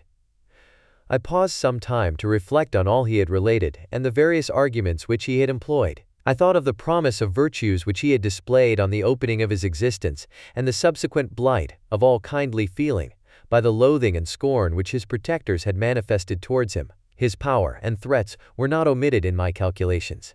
A creature who could exist in the ice caves of the glaciers and hide himself from pursuit among the ridges of inaccessible precipices was a being possessing faculties it would be vain to cope with. After a long pause of reflection, I concluded that the justice due both to him and my fellow creatures demanded of me that I should comply with his request. Turning to him, therefore, I said, "I consent to your demand, on your solemn oath to quit Europe forever, and every other place in the neighborhood of man, as soon as I shall deliver into your hands a female who will accompany you in your exile." "I swear," he cried, "by the sun, and by the blue sky of heaven, and by the fire of love that burns my heart, that if you grant my prayer, while they exist, you shall never behold me again. Depart to your home, and commence your labors. I shall watch their progress with unutterable anxiety, and fear not, but that when you are ready, I shall appear." Saying this, he suddenly quitted me, fearful, perhaps, of any change in my sentiments. I saw him descend the mountain with greater speed than the flight of an eagle, and quickly lost among the undulations of the sea of ice. His tale had occupied the whole day, and the sun was upon the verge of the horizon when he departed. I knew that I ought to hasten my descent towards the valley, as I should soon be encompassed in darkness. But my heart was heavy, and my steps slow. The labor of winding among the little paths of the mountain, and fixing my feet firmly as I advanced, perplexed me, occupied as I was by the emotions which the occurrences of the day had produced. Night was far advanced when I came to the halfway resting place, and seated myself beside the fountain. The stars shone at intervals as the clouds passed from over them, the dark pines rose before me, and every here and there a broken tree lay on the ground. It was a scene of wonderful solemnity, and stirred strange thoughts within me. I wept bitterly, and clasping my hands in agony I exclaimed, "O stars and clouds and winds, ye are all about to mock me. If ye really pity me, crush sensation and memory. Let me become as naught, but if not, depart, depart, and leave me in darkness." These were wild and miserable thoughts, but I cannot describe to you how the eternal twinkling of the stars weighed upon me, and how I listened to every blast of wind, as if it were a dull, ugly siroc on its way to consume me. Morning dawned before I arrived at the village of Chamonix. I took no rest, but returned immediately to Geneva. Even in my own heart I could give no expression to my sensations. They weighed on me with a mountain's weight, and their excess destroyed my agony beneath them. Thus I returned home, and entering the house, presented myself to the family. My haggard and wild appearance awoke intense alarm, but I answered no question. Scarcely did I speak. I felt as if I were placed under a ban, as if I had no right to claim their sympathies, as if never more might I enjoy companionship with them. Yet even thus I loved them to adoration, and to save them, I resolved to dedicate myself to my most abhorred task. The prospect of such an occupation made every other circumstance of existence pass before me like a dream, and that thought only had to me the reality of life. Chapter 18. Day after day, week after week, passed away on my return to Geneva, and I could not collect the courage to recommence my work. I feared the vengeance of the disappointed fiend, yet I was unable to overcome my repugnance to the task which was enjoined me. I found that I could not compose a female without again devoting several months to profound study and laborious disquisition. I had heard of some discoveries having been made by an English philosopher, the knowledge of which was material to my success, and I sometimes thought of obtaining my father's consent to visit England for this purpose. But I clung to every pretense of delay and shrank from taking the first step in an undertaking whose immediate necessity began to appear less absolute to me. A change indeed had taken place in me. My health, which had hitherto declined, was now much restored, and my spirits, when unchecked by the memory of my unhappy promise, rose proportionably. My father saw this change with pleasure, and he turned his thoughts towards the best method of eradicating the remains of my melancholy, which every now and then would return by fits, and with a devouring blackness, overcast the approaching sunshine. At these moments I took refuge in the most perfect solitude. I passed whole days on the lake alone in a little boat, watching the clouds and listening to the rippling of the waves, silent and listless. But the fresh air and bright sun seldom failed to restore me to some degree of composure, and on my return I met the salutations of my friends with a readier smile and a more cheerful heart. It was after my return from one of these rambles that my father, calling me aside, thus addressed me: "I am happy to remark, my dear son, that you have resumed your former pleasures and seem to be returning to yourself, and yet you are still unhappy, and still avoid our society. For some time I was lost in conjecture as to the cause of this, but yesterday an idea struck me, and if it is well founded, I conjure you to avow it. Reserve on such a point would be not only useless, but draw down treble misery on us all." I trembled violently at his exordium, and my father continued: "I confess, my son, that I have always looked forward to your marriage with our dear Elizabeth as the tie of our domestic comfort, and the stay of my declining years. You were attached to each other from your earliest infancy. You studied together, and appeared, in dispositions and tastes, entirely suited to one another. But so blind is the experience of man, that what I conceived to be the best assistance to my plan may have entirely destroyed it. You, perhaps, regard her as your sister, without any wish that she might become your wife. Nay, you may have met with another whom you may love, and considering yourself as bound in honor to Elizabeth, this struggle may occasion the poignant misery which you appear to feel. My dear father, reassure yourself. I love my cousin tenderly and sincerely. I never saw any woman who excited, as Elizabeth does, my warmest admiration and affection. My future hopes and prospects are entirely bound up in the expectation of our union. The expression of your sentiments of this subject, my dear Victor, gives me more pleasure than I have for some time experienced. If you feel thus, we shall assuredly be happy, however present events may cast a gloom over us. But it is this gloom which appears to have taken so strong a hold of your mind that I wish to dissipate. Tell me, therefore, whether you object to an immediate solemnization of the marriage. We have been unfortunate, and recent events have drawn us from that everyday tranquility befitting my years and infirmities. You are younger, yet I do not suppose, possessed as you are of a competent fortune, that an early marriage would at all interfere with any future plans of honor and utility that you may have formed. Do not suppose, however, that I wish to dictate happiness to you, or that a delay on your part would cause me any serious uneasiness. Interpret my words with candor, and answer me, I conjure you, with confidence and sincerity."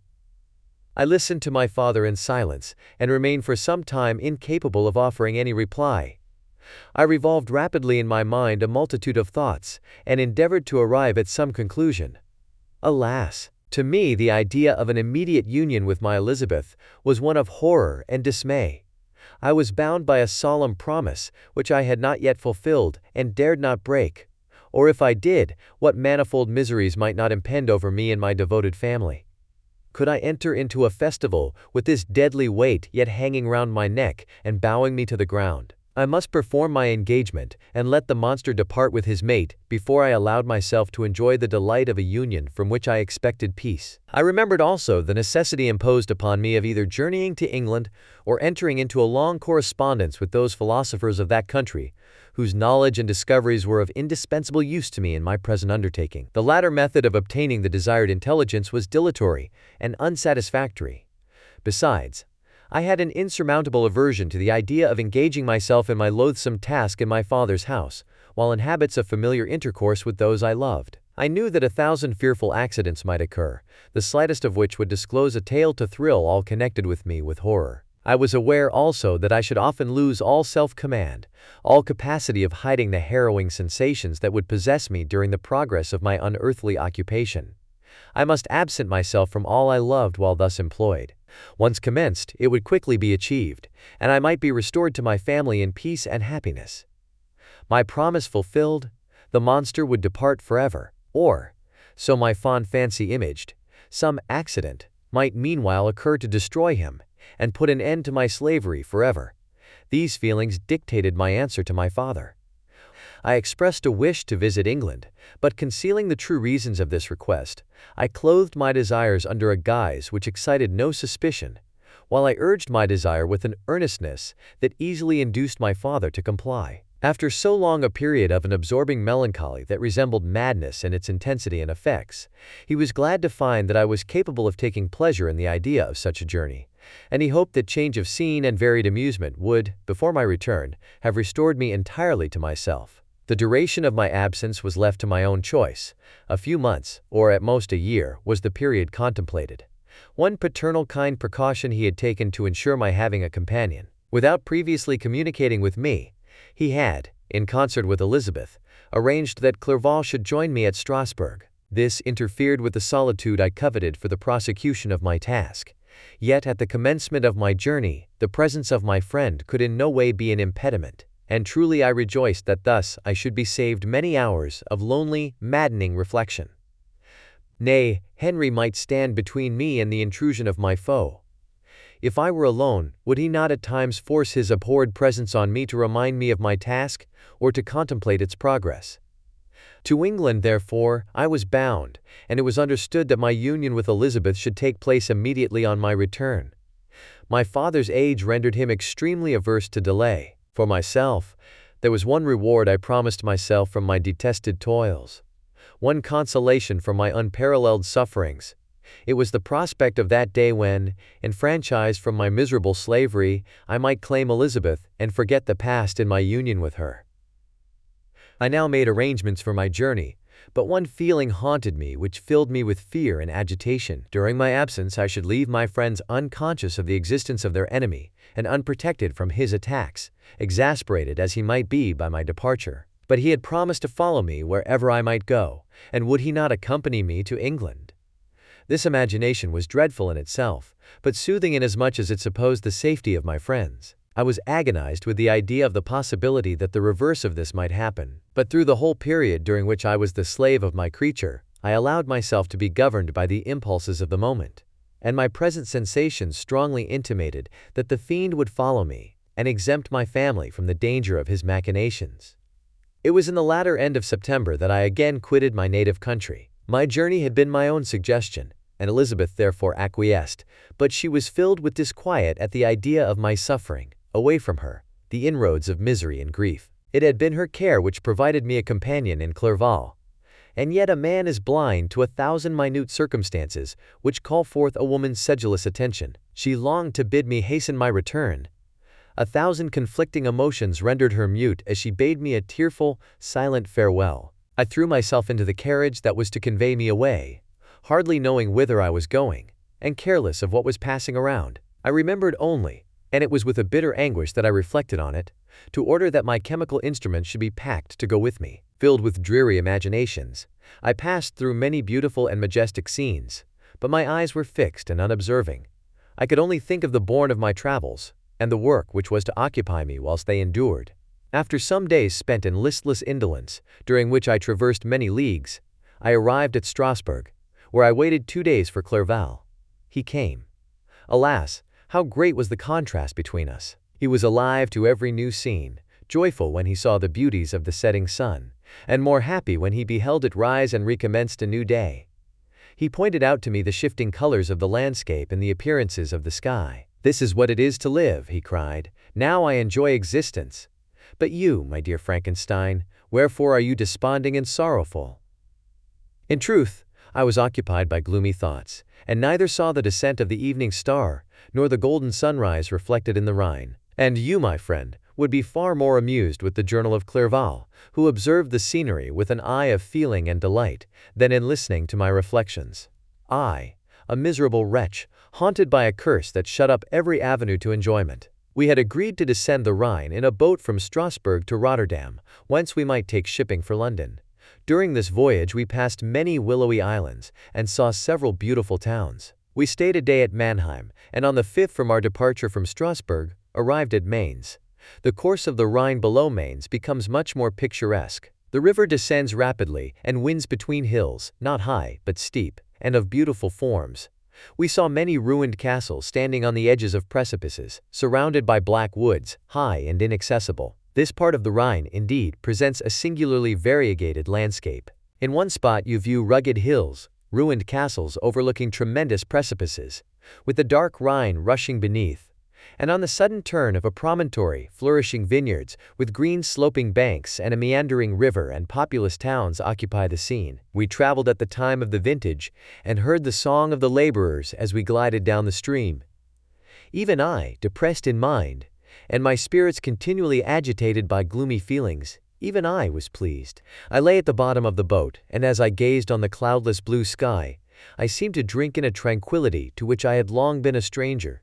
And if these were my sensations, who can describe those of Henry?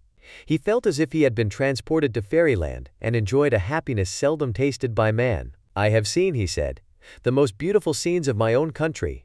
I have visited the lakes of Lucerne and Uri, where the snowy mountains descend almost perpendicularly to the water, casting black and impenetrable shades, which would cause a gloomy and mournful appearance were it not for the most verdant islands that relieve the eye by their gay appearance.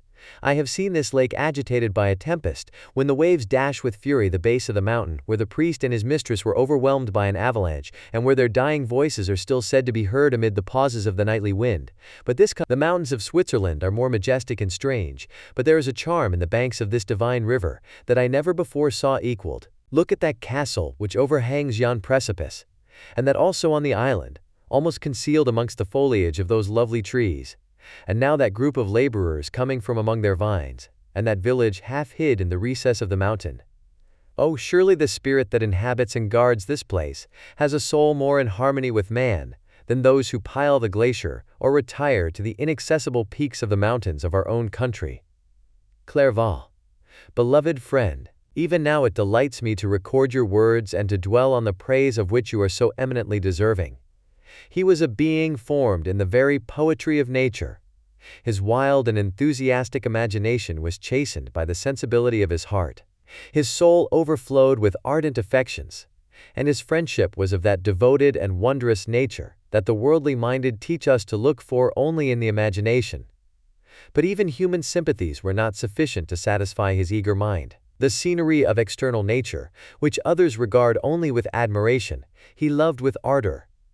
The sounding cataract haunted him like a passion. The tall rock, the mountain, and the deep and gloomy wood, their colors and their forms, were then to him an appetite, a feeling, and a love that had no need of a remoter charm, by thought supplied, or any interest, unborrowed from the eye. Wordsworth's Tintern Abbey. And where does he now exist? Is this gentle and lovely being lost forever? Has this mind, so replete with ideas, imaginations fanciful and magnificent, which formed a world whose existence depended on the life of its creator, Has this mind perished? Does it now only exist in my memory? No, it is not thus. Your form, so divinely wrought and beaming with beauty, has decayed, but your spirit still visits and consoles your unhappy friend. Pardon this gush of sorrow. These ineffectual words are but a slight tribute to the unexampled worth of Henry, but they soothe my heart, overflowing with the anguish which his remembrance creates. I will proceed with my tale. Beyond Cologne, we descended to the plains of Holland, and we resolved to post the remainder of our way, for the wind was contrary, and the stream of the river was too gentle to aid us. Our journey here lost the interest arising from beautiful scenery, but we arrived in a few days at Rotterdam, whence we proceeded by sea to England. It was on a clear morning, in the latter days of December, that I first saw the white cliffs of Britain. The banks of the Thames presented a new scene. They were flat but fertile, and almost every town was marked by the remembrance of some story. We saw Tilbury Fort, and remembered the Spanish Armada, Gravesend, Woolwich and Greenwich places, which I had heard of even in my country. At length we saw the numerous steeples of London, St. Paul's towering above all, and the Tower famed in English history. Chapter 19. London was our present point of rest. We determined to remain several months in this wonderful and celebrated city. Clerval desired the intercourse of the men of genius and talent who flourished at this time, but this was with me a secondary object. I was principally occupied with the means of obtaining the information necessary for the completion of my promise, and quickly availed myself of the letters of introduction that I had brought with me, addressed to the most distinguished natural philosophers. If this journey had taken place during my days of study and happiness, it would have afforded me inexpressible pleasure. But a blight had come over my existence, and I only visited these people for the sake of the information they might give me on the subject in which my interest was so terribly profound. Company was irksome to me. When alone, I could fill my mind with the sights of heaven and earth. The voice of Henry soothed me, and I could thus cheat myself into a transitory peace. But busy, uninteresting, joyous faces brought back despair to my heart. I saw an insurmountable barrier placed between me and my fellow men. This barrier was sealed with the blood of William and Justine, and to reflect on the events connected with those names filled my soul with anguish. But in Clerval I saw the image of my former self. He was inquisitive and anxious to gain experience and instruction. The difference of manners which he observed was to him an inexhaustible source of instruction and amusement. He was also pursuing an object he had long had in view. His design was to visit India, in the belief that he had, in his knowledge of its various languages, and in the views he had taken of its society, the means of materially assisting the progress of European colonization and trade. In Britain only could he further the execution of his plan. He was forever busy, and the only check to his enjoyments was my sorrowful and dejected mind. I tried to conceal this as much as possible, that I might not debar him from the pleasures natural to one who is entering on a new scene of life, undisturbed by any care or bitter recollection. I often refused to accompany him, alleging another engagement, that I might remain alone. I now also began to collect the materials necessary for my new creation, and this was to me like the torture of single drops of water continually falling on the head. Every thought that was devoted to it was an extreme anguish, and every word that I spoke in allusion to it caused my lips to quiver and my heart to palpitate. After passing some months in London, we received a letter from a person in Scotland who had formerly been our visitor at Geneva. He mentioned the beauties of his native country and asked us if those were not sufficient allurements to induce us to prolong our journey as far north as Perth, where he resided. Clerval eagerly desired to accept this invitation, and I, although I abhorred society, wished to view again mountains and streams and all the wondrous works with which nature adorns her chosen dwelling places. We had arrived in England at the beginning of October, and it was now February. We accordingly determined to commence our journey towards the north at the expiration of another month. In this expedition we did not intend to follow the great road to Edinburgh, but to visit Windsor, Oxford, Matlock, and the Cumberland Lakes, resolving to arrive at the completion of this tour about the end of July. I packed up my chemical instruments and the materials I had collected, resolving to finish my labors in some obscure nook in the northern highlands of Scotland. We quitted London on the 27th of March, and remained a few days at Windsor, rambling in its beautiful forest. This was a new scene to us mountaineers. The majestic oaks, the quantity of game, and the herds of stately deer were all novelties to us. From thence we proceeded to Oxford. As we entered this city, our minds were filled with the remembrance of the events that had been transacted there more than a century and a half before. It was here that Charles I had collected his forces. This city had remained faithful to him, after the whole nation had forsaken his cause to join the standard of Parliament and liberty. The memory of that unfortunate king and his companions, the amiable Falkland, the insolent Goring, his queen, and son, gave a peculiar interest to every part of the city which they might be supposed to have inhabited. The spirit of elder days found a dwelling here, and we delighted to trace its footsteps. If these feelings had not found an imaginary gratification, the appearance of the city had yet in itself sufficient beauty to obtain our admiration. The colleges are ancient and picturesque, the streets are almost magnificent, and the lovely Isis which flows beside it through meadows of exquisite verdure is spread forth into a placid expanse of waters, which reflects its majestic assemblage of towers and spires and domes embosomed among aged trees. I enjoyed this scene, and yet my enjoyment was embittered both by the memory of the past and the anticipation of the future. I was formed for peaceful happiness. During my youthful days, discontent never visited my mind, and if I was ever overcome by ennui, the sight of what is beautiful in nature, or the study of what is excellent and sublime in the productions of man, could always interest my heart and communicate elasticity to my spirits. But I am a blasted tree. The bolt has entered my soul, and I felt then that I should survive to exhibit what I shall soon cease to be, a miserable spectacle of wrecked humanity, pitiable to others and intolerable to myself.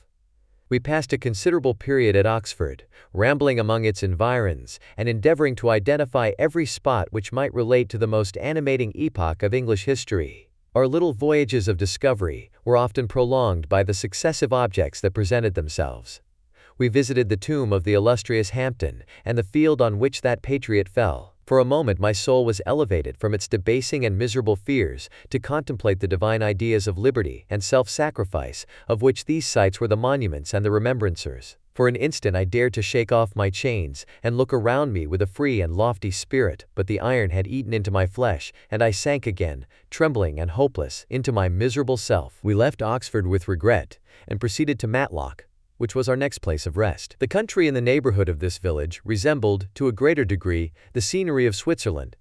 But everything is on a lower scale, and the green hills want the crown of distant white Alps, which always attend on the piny mountains of my native country. We visited the wondrous cave and the little cabinets of natural history, where the curiosities are disposed in the same manner as in the collections at Servox and Chamonix. The latter name made me tremble when pronounced by Henry, and I hastened to quit Matlock, with which that terrible scene was thus associated. From Derby, still journeying northwards, we passed 2 months in Cumberland and Westmoreland. I could now almost fancy myself among the Swiss mountains.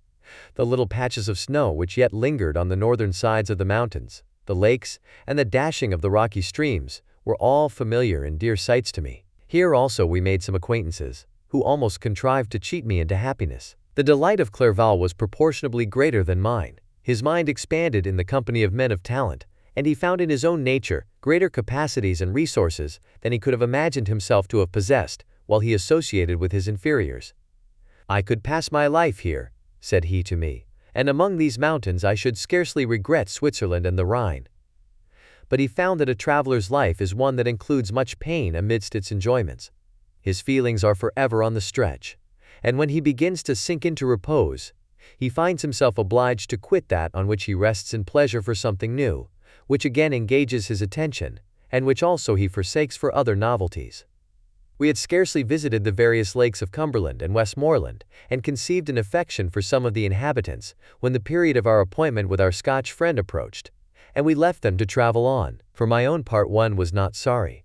I had now neglected my promise for some time, and I feared the effects of the demon's disappointment. He might remain in Switzerland and wreak his vengeance on my relatives. This idea pursued me and tormented me at every moment, from which I might otherwise have snatched repose and peace. I waited for my letters with feverish impatience. If they were delayed, I was miserable and overcome by 1,000 fears. And when they arrived and I saw the superscription of Elizabeth or my father, I hardly dared to read and ascertain my fate.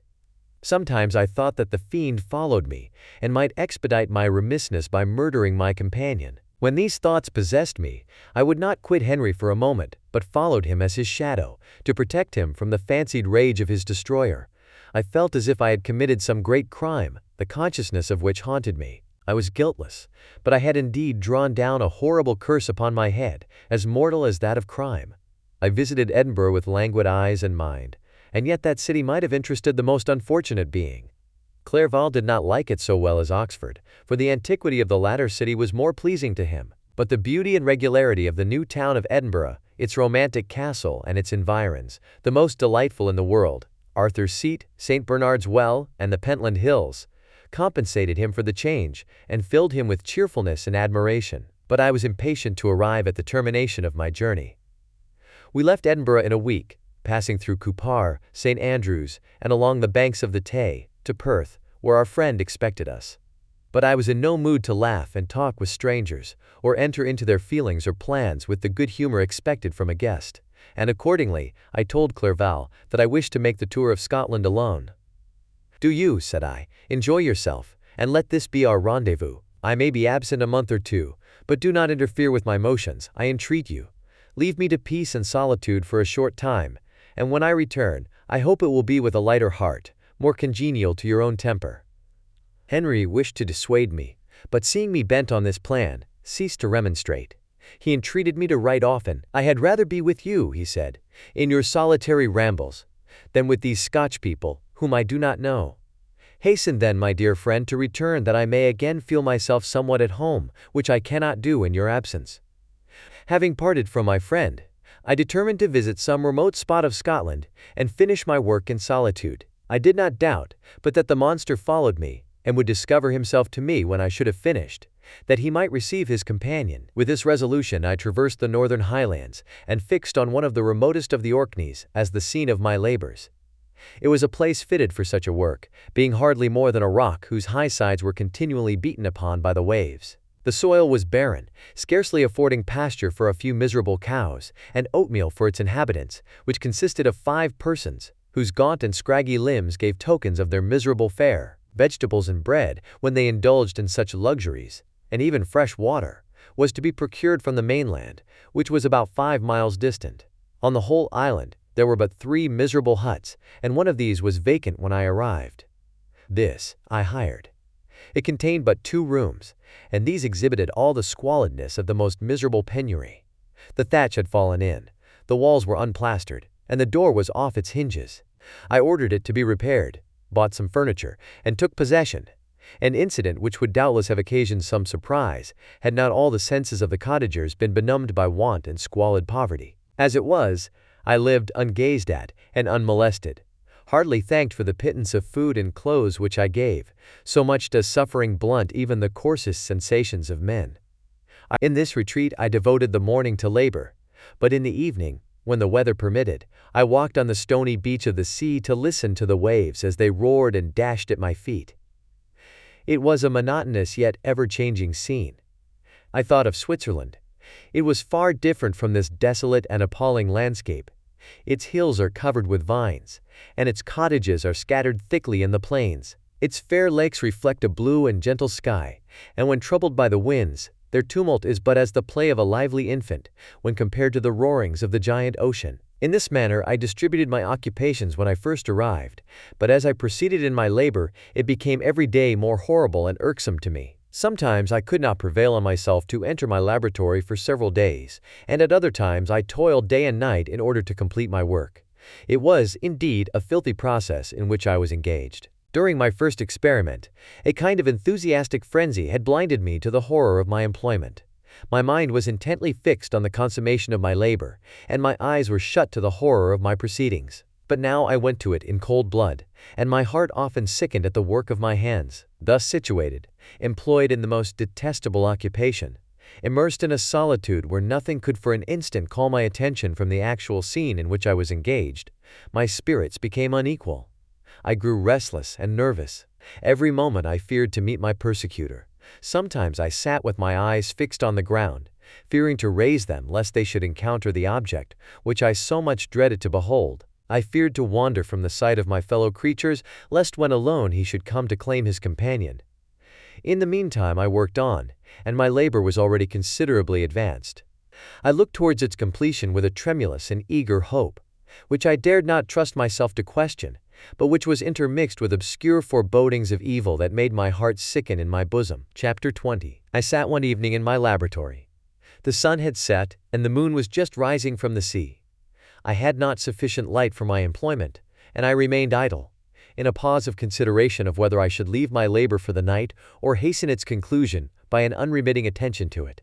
As I sat, a train of reflection occurred to me which led me to consider the effects of what I was now doing. 3 years before, I was engaged in the same manner, and had created a fiend whose unparalleled barbarity had desolated my heart and filled it forever with the bitterest remorse. I was now about to form another being of whose dispositions I was alike ignorant. She might become 10,000 times more malignant than her mate and delight, for its own sake, in murder and wretchedness. He had sworn to quit the neighborhood of man and hide himself in deserts, but she had not. And she, who in all probability was to become a thinking and reasoning animal, might refuse to comply with a compact made before her creation. They might even hate each other.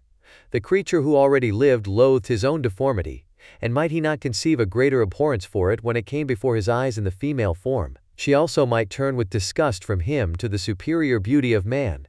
She might quit him, and he be again alone, exasperated by the fresh provocation of being deserted by one of his own species. Even if they were to leave Europe and inhabit the deserts of the New World, yet one of the first results of those sympathies for which the daemon thirsted would be children, and a race of devils would be propagated upon the earth who might make the very existence of the species of man a condition precarious and full of terror. Had I right for my own benefit to inflict this curse upon everlasting generations? I had before been moved by the sophisms of the being I had created. I had been struck senseless by his fiendish threats, but now for the first time, the wickedness of my promise burst upon me. I shuddered to think that future ages might curse me as their pest, whose selfishness had not hesitated to buy its own peace at the price, perhaps, of the existence of the whole human race. I trembled, and my heart failed within me, when, on looking up, I saw by the light of the moon the demon at the casement. A ghastly grin wrinkled his lips as he gazed on me, where I sat fulfilling the task which he had allotted to me. Yes, he had followed me in my travels. He had loitered in forests, hid himself in caves, or taken refuge in wide and desert heaths. And he now came to mark my progress, and claim the fulfillment of my promise.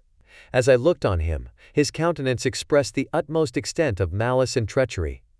I thought with a sensation of madness on my promise of creating another like to him, and trembling with passion, tore to pieces the thing on which I was engaged. The wretch saw me destroy the creature on whose future existence he depended for happiness, and with a howl of devilish despair and revenge, withdrew. I left the room, and locking the door, made a solemn vow in my own heart never to resume my labors, and then, with trembling steps, I sought my own apartment. I was alone. None were near me to dissipate the gloom and relieve me from the sickening oppression of the most terrible reveries. Several hours passed, and I remained near my window gazing on the sea. It was almost motionless, for the winds were hushed, and all nature reposed under the eye of the quiet moon. A few fishing vessels alone specked the water, and now and then the gentle breeze wafted the sound of voices, as the fishermen called to one another. I felt the silence, although I was hardly conscious of its extreme profundity, until my ear was suddenly arrested by the paddling of oars near the shore, and a person landed close to my house. In a few minutes after, I heard the creaking of my door, as if someone endeavored to open it softly. I trembled from head to foot. I felt a presentiment of who it was, and wished to rouse one of the peasants who dwelt in a cottage not far from mine. But I was overcome by the sensation of helplessness, so often felt in frightful dreams, when you in vain endeavor to fly from an impending danger, and was rooted to the spot. Presently I heard the sound of footsteps along the passage. The door opened, and the wretch whom I dreaded appeared. Shutting the door, he approached me and said in a smothered voice, "You have destroyed the work which you began. What is it that you intend? Do you dare to break your promise? I have endured toil and misery. I left Switzerland with you.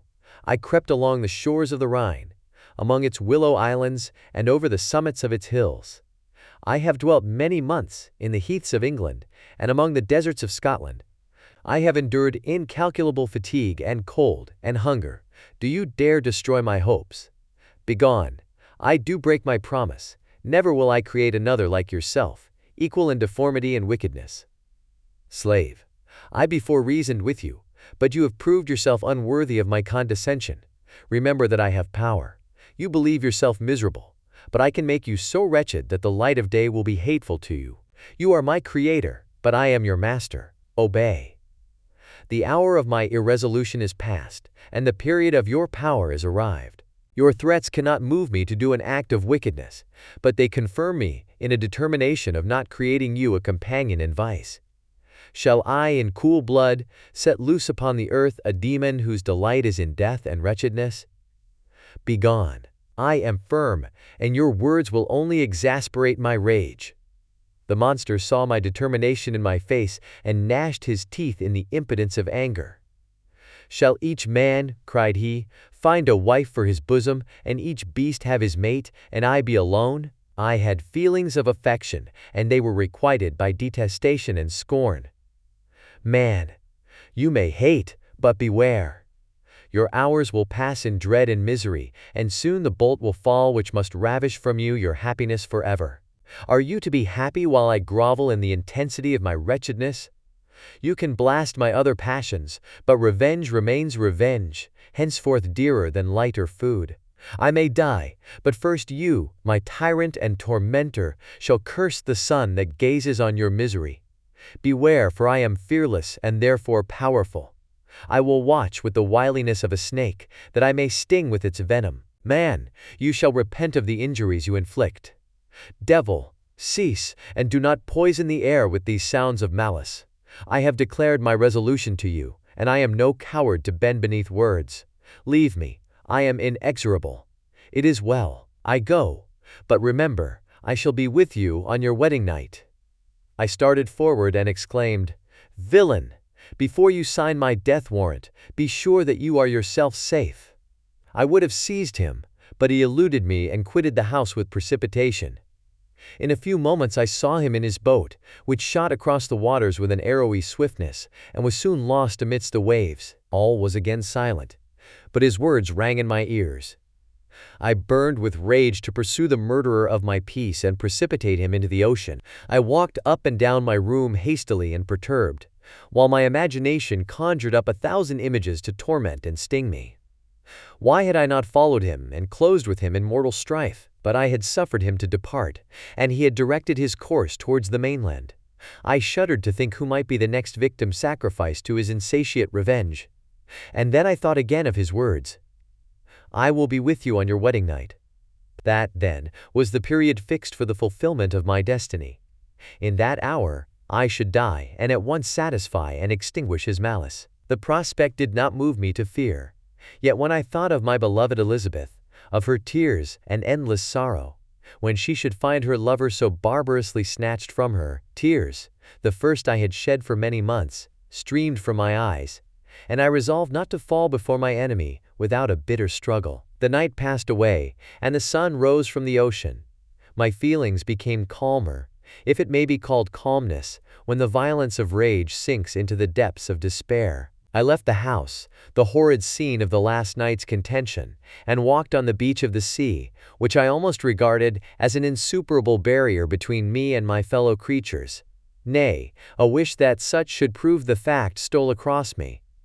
I desired that I might pass my life on that barren rock, wearily, it is true, but uninterrupted by any sudden shock of misery. If I returned, it was to be sacrificed, or to see those whom I most loved die under the grasp of a demon whom I had myself created. I walked about the isle like a restless spectre, separated from all it loved and miserable in the separation. When it became noon, and the sun rose higher, I lay down on the grass and was overpowered by a deep sleep.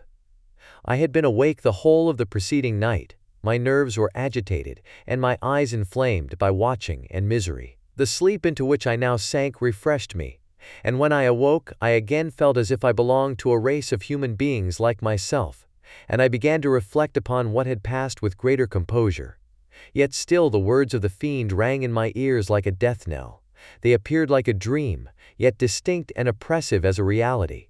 The sun had far descended, and I still sat on the shore, satisfying my appetite, which had become ravenous, with an oaten cake, when I saw a fishing boat land close to me, and one of the men brought me a packet.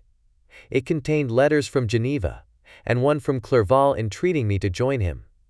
He said that he was wearing away his time fruitlessly, where he was, that letters from the friends he had formed in London desired his return to complete the negotiation they had entered into for his Indian enterprise. He could not any longer delay his departure, but as his journey to London might be followed, even sooner than he now conjectured, by his longer voyage, he entreated me to bestow as much of my society on him as I could spare. He besought me, therefore, to leave my solitary isle, and to meet him at Perth, that we might proceed southwards together. This letter in a degree recalled me to life, and I determined to quit my island at the expiration of 2 days. Yet, before I departed, there was a task to perform, on which I shuddered to reflect. I must pack up my chemical instruments, and for that purpose I must enter the room which had been the scene of my odious work, and I must handle those utensils, the sight of which was sickening to me. The next morning at daybreak I summoned sufficient courage, and unlocked the door of my laboratory. The remains of the half-finished creature, whom I had destroyed, lay scattered on the floor, and I almost felt as if I had mangled the living flesh of a human being. I paused to collect myself and then entered the chamber. With trembling hand I conveyed the instruments out of the room, but I reflected that I ought not to leave the relics of my work to excite the horror and suspicion of the peasants, and I accordingly put them into a basket, with a great quantity of stones, and laying them up, determined to throw them into the sea that very night. And in the meantime I sat upon the beach, employed in cleaning and arranging my chemical apparatus. Nothing could be more complete than the alteration that had taken place in my feelings since the night of the appearance of the demon. I had before regarded my promise with a gloomy despair as a thing that, with whatever consequences, must be fulfilled, but I now felt as if a film had been taken from before my eyes, and that I for the first time saw clearly. The idea of renewing my labors did not for one instant occur to me. The threat I had heard weighed on my thoughts, but I did not reflect that a voluntary act of mine could avert it. I had resolved in my own mind that to create another like the fiend I had first made would be an act of the basest and most atrocious selfishness, and I banished from my mind every thought that could lead to a different conclusion. Between 2 and 3 in the morning the moon rose, and I then, putting my basket aboard a little skiff, sailed out about 4 miles from the shore. The scene was perfectly solitary. A few boats were returning towards land, but I sailed away from them. I felt as if I was about the commission of a dreadful crime, and avoided with shuddering anxiety any encounter with my fellow creatures. At one time the moon, which had before been clear, was suddenly overspread by a thick cloud, and I took advantage of the moment of darkness and cast my basket into the sea. I listened to the gurgling sound as it sank, and then sailed away from the spot. The sky became clouded, but the air was pure, although chilled by the northeast breeze that was then rising. But it refreshed me, and filled me with such agreeable sensations that I resolved to prolong my stay on the water, and fixing the rudder in a direct position, stretched myself at the bottom of the boat. Clouds hid the moon, everything was obscure, and I heard only the sound of the boat as its keel cut through the waves. The murmur lulled me, and in a short time I slept soundly. I do not know how long I remained in this situation, but when I awoke, I found that the sun had already mounted considerably. The wind was high, and the waves continually threatened the safety of my little skiff. I found that the wind was northeast, and must have driven me far from the coast from which I had embarked. I endeavored to change my course, but quickly found that if I again made the attempt, the boat would be instantly filled with water. Thus situated, my only resource was to drive before the wind. I confess that I felt a few sensations of terror. I had no compass with me, and was so slenderly acquainted with the geography of this part of the world that the sun was of little benefit to me. I might be driven into the wide Atlantic and feel all the tortures of starvation, or be swallowed up in the immeasurable waters that roared and buffeted around me. I had already been out many hours, and felt the torment of a burning thirst, a prelude to my other sufferings. I looked on the heavens, which were covered by clouds that flew before the wind, only to be replaced by others. I looked upon the sea, it was to be my grave. "Fiend," I exclaimed, "your task is already fulfilled." I thought of Elizabeth, of my father, and of Clerval, all left behind, on whom the monster might satisfy his sanguinary and merciless passions. This idea plunged me into a reverie, so despairing and frightful, that even now, when the scene is on the point of closing before me forever, I shudder to reflect on it. Some hours passed thus, but by degrees, as the sun declined towards the horizon, the wind died away into a gentle breeze, and the sea became free from breakers. But these gave place to a heavy swell, I felt sick and hardly able to hold the rudder, when suddenly I saw a line of high land towards the south. Almost spent as I was, by fatigue and the dreadful suspense I endured for several hours, this sudden certainty of life rushed like a flood of warm joy to my heart, and tears gushed from my eyes. How mutable are our feelings, and how strange is that clinging love we have of life, even in the excess of misery. I constructed another sail with a part of my dress, and eagerly steered my course towards the land. It had a wild and rocky appearance, but as I approached nearer, I easily perceived the traces of cultivation. I saw vessels near the shore and found myself suddenly transported back to the neighborhood of civilized man. I carefully traced the windings of the land and hailed a steeple which I at length saw issuing from behind a small promontory. As I was in a state of extreme debility, I resolved to sail directly towards the town, as a place where I could most easily procure nourishment. Fortunately, I had money with me. As I turned the promontory, I perceived a small neat town and a good harbor, which I entered, my heart bounding with joy at my unexpected escape. As I was occupied in fixing the boat and arranging the sails, several people crowded towards the spot. They seemed much surprised at my appearance, but instead of offering me any assistance, whispered together with gestures that at any other time might have produced in me a slight sensation of alarm. As it was, I merely remarked that they spoke English, and I therefore addressed them in that language. "My good friends," said I, "will you be so kind as to tell me the name of this town and inform me where I am?" "You will know that soon enough," replied a man with a hoarse voice. "Maybe you are come to a place that will not prove much to your taste, but you will not be consulted as to your quarters, I promise you." I was exceedingly surprised on receiving so rude an answer from a stranger, and I was also disconcerted on perceiving the frowning and angry countenances of his companions. "Why do you answer me so roughly?" I replied. "Surely it is not the custom of Englishmen to receive strangers so inhospitably." "I do not know," said the man, "what the custom of the English may be, but it is the custom of the Irish to hate villains." While this strange dialogue continued, I perceived the crowd rapidly increase.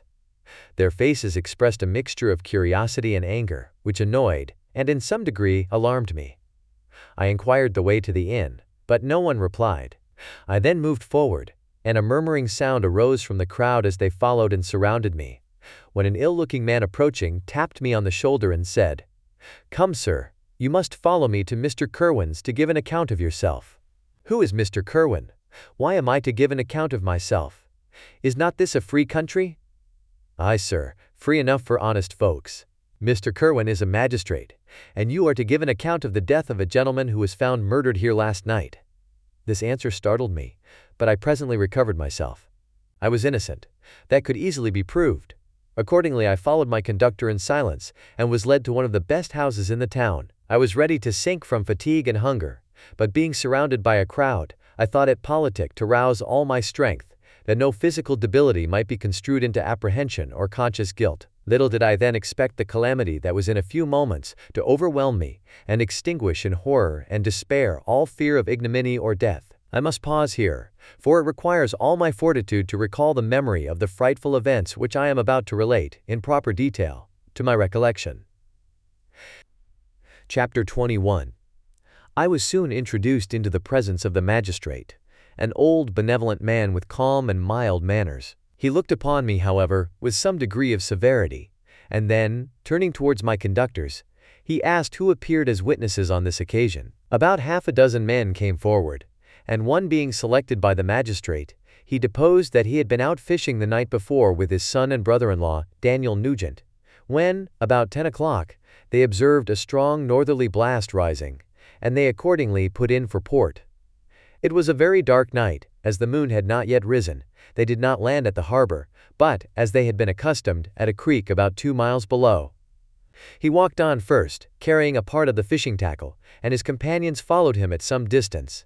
As he was proceeding along the sands, he struck his foot against something, and fell at his length on the ground. His companions came up to assist him, and by the light of their lantern they found that he had fallen on the body of a man, who was to all appearance dead. Their first supposition was that it was the corpse of some person who had been drowned and was thrown on shore by the waves. But on examination they found that the clothes were not wet, and even that the body was not then cold. They instantly carried it to the cottage of an old woman near the spot, and endeavored, but in vain, to restore it to life. It appeared to be a handsome young man, about 25 years of age. He had apparently been strangled, for there was no sign of any violence, except the black mark of fingers on his neck. The first part of this deposition did not in the least interest me, but when the mark of the fingers was mentioned, I remembered the murder of my brother, and felt myself extremely agitated. My limbs trembled, and a mist came over my eyes, which obliged me to lean on a chair for support. The magistrate observed me with a keen eye, and of course drew an unfavorable augury from my manner. The son confirmed his father's account, but when Daniel Nugent was called, he swore positively that just before the fall of his companion, he saw a boat, with a single man in it, at a short distance from the shore, and as far as he could judge by the light of a few stars, it was the same boat in which I had just landed. A woman deposed that she lived near the beach and was standing at the door of her cottage, waiting for the return of the fisherman, about an hour before she heard of the discovery of the body, when she saw a boat with only one man in it push off from that part of the shore where the corpse was afterwards found. Another woman confirmed the account of the fisherman having brought the body into her house. It was not cold. They put it into a bed and rubbed it, and Daniel went to the town for an apothecary, but life was quite gone. Several other men were examined concerning my landing, and they agreed that, with the strong north wind that had arisen during the night, it was very probable that I had beaten about for many hours, and had been obliged to return nearly to the same spot from which I had departed. Besides, they observed that it appeared that I had brought the body from another place, and it was likely that as I did not appear to know the shore, I might have put into the harbor ignorant of the distance of the town from the place where I had deposited the corpse. Mr. Kerwin, on hearing this evidence, desired that I should be taken into the room where the body lay for interment, that it might be observed what effect the sight of it would produce upon me. This idea was probably suggested by the extreme agitation I had exhibited when the mode of the murder had been described. I was accordingly conducted, by the magistrate and several other persons, to the inn. I could not help being struck by the strange coincidences that had taken place during this eventful night. But knowing that I had been conversing with several persons in the island I had inhabited about the time that the body had been found, I was perfectly tranquil as to the consequences of the affair. I entered the room where the corpse lay, and was led up to the coffin. How can I describe my sensations on beholding it? I feel yet parched with horror, nor can I reflect on that terrible moment without shuddering and agony. The examination, the presence of the magistrate and witnesses, passed like a dream from my memory, when I saw the lifeless form of Henry Clerval stretched before me. I gasped for breath, and throwing myself on the body, I exclaimed, "Have my murderous machinations deprived you also, my dearest Henry, of life? Two I have already destroyed, other victims await their destiny, but you, Clerval, my friend, my benefactor." The human frame could no longer support the agonies that I endured, and I was carried out of the room in strong convulsions.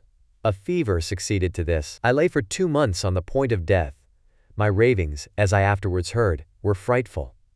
I called myself the murderer of William, of Justine, and of Clerval. Sometimes I entreated my attendants to assist me in the destruction of the fiend by whom I was tormented, and at others I felt the fingers of the monster already grasping my neck, and screamed aloud with agony and terror. Fortunately, as I spoke my native language, Mr. Kerwin alone understood me, but my gestures and bitter cries were sufficient to affright the other witnesses.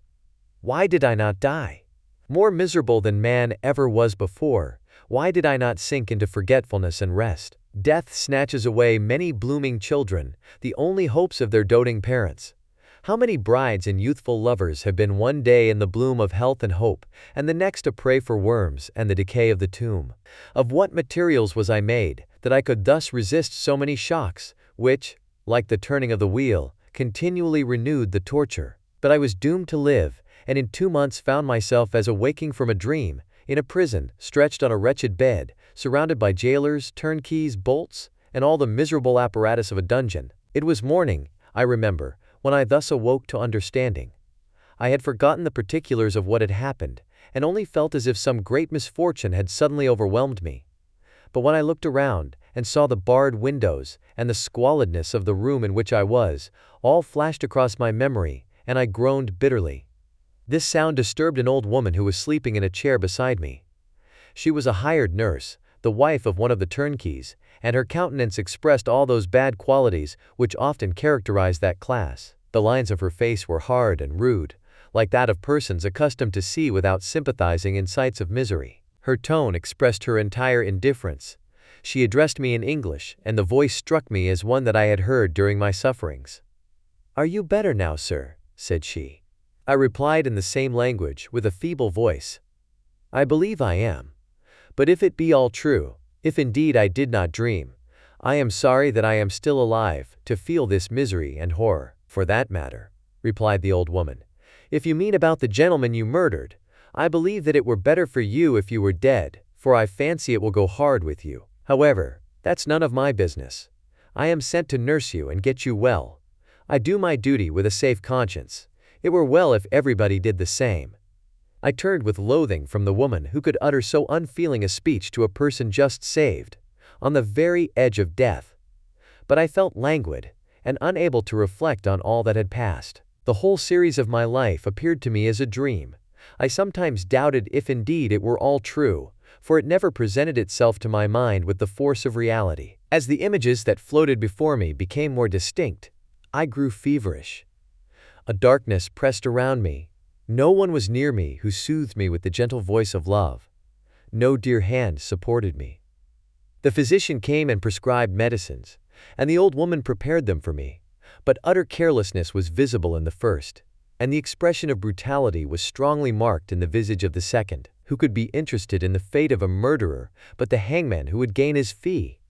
These were my first reflections, but I soon learned that Mr. Kirwan had shown me extreme kindness. He had caused the best room in the prison to be prepared for me.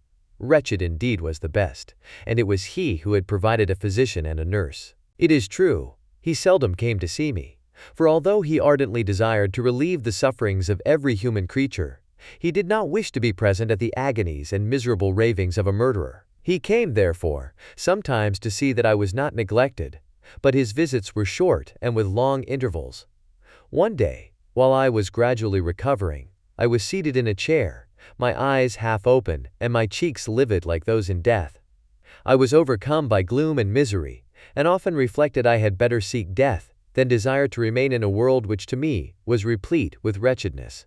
At one time I considered whether I should not declare myself guilty and suffer the penalty of the law, less innocent than poor Justine had been. Such were my thoughts when the door of my apartment was opened and Mr. Kirwan entered. His countenance expressed sympathy and compassion. He drew a chair close to mine and addressed me in French. "I fear that this place is very shocking to you. Can I do anything to make you more comfortable? I thank you, but all that you mention is nothing to me. On the whole earth there is no comfort which I am capable of receiving. I know that the sympathy of a stranger can be but of little relief to one borne down as you are by so strange a misfortune. But you will, I hope, soon quit this melancholy abode, for doubtless evidence can easily be brought to free you from the criminal charge. That is my least concern. I am, by a course of strange events, become the most miserable of mortals. Persecuted and tortured as I am and have been, can death be any evil to me? Nothing indeed could be more unfortunate and agonizing than the strange chances that have lately occurred. You were thrown, by some surprising accident, on this shore, renowned for its hospitality, seized immediately, and charged with murder. The first sight that was presented to your eyes was the body of your friend, murdered in so unaccountable a manner, and placed, as it were, by some fiend across your path." As Mr. Kirwan said this, notwithstanding the agitation I endured on this retrospect of my sufferings, I also felt considerable surprise at the knowledge he seemed to possess concerning me. I suppose some astonishment was exhibited in my countenance, for Mr. Kirwan hastened to say, "Immediately upon your being taken ill, all the papers that were on your person were brought me, and I examined them that I might discover some trace by which I could send to your relations an account of your misfortune and illness. I found several letters, and, among others, one which I discovered from its commencement to be from your father. I instantly wrote to Geneva. Nearly 2 months have elapsed since the departure of my letter. But you are ill. Even now you tremble. You are unfit for agitation of any kind. This suspense is 1,000 times worse than the most horrible event. Tell me what new scene of death has been acted, and whose murder I am now to lament." "Your family is perfectly well," said Mr. Kirwan with gentleness, "and someone, a friend, is come to visit you." I know not by what chain of thought the idea presented itself, but it instantly darted into my mind that the murderer had come to mock at my misery, and taunt me with the death of Clerval, as a new incitement for me to comply with his hellish desires. I put my hand before my eyes and cried out in agony, "Oh, take him away! I cannot see him! For God's sake, do not let him enter!" Mr. Kerwin regarded me with a troubled countenance. He could not help regarding my exclamation as a presumption of my guilt, and said in rather a severe tone, "I should have thought, young man, that the presence of your father would have been welcome, instead of inspiring such violent repugnance." "My father!" cried I, while every feature and every muscle was relaxed from anguish to pleasure. "Is my father indeed come? How kind, how very kind! But where is he? Why does he not hasten to me?" My change of manner surprised and pleased the magistrate. Perhaps he thought that my former exclamation was a momentary return of delirium, and now he instantly resumed his former benevolence. He rose and quitted the room with my nurse, and in a moment my father entered it. Nothing, at this moment, could have given me greater pleasure than the arrival of my father. I stretched out my hand to him and cried, "Are you then safe, and Elizabeth and Ernest?" My father calmed me with assurances of their welfare, and endeavored, by dwelling on these subjects so interesting to my heart, to raise my desponding spirits. But he soon felt that a prison cannot be the abode of cheerfulness. "What a place is this that you inhabit, my son?" said he, looking mournfully at the barred windows and wretched appearance of the room.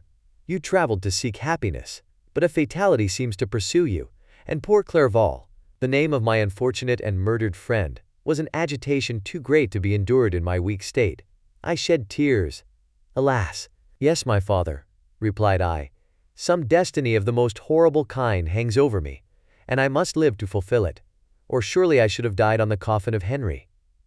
We were not allowed to converse for any length of time, for the precarious state of my health rendered every precaution necessary that could ensure tranquility.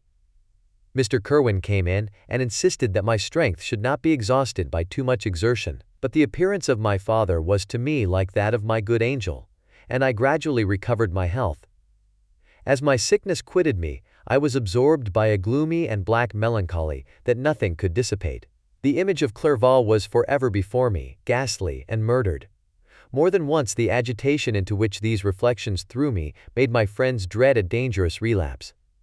Alas!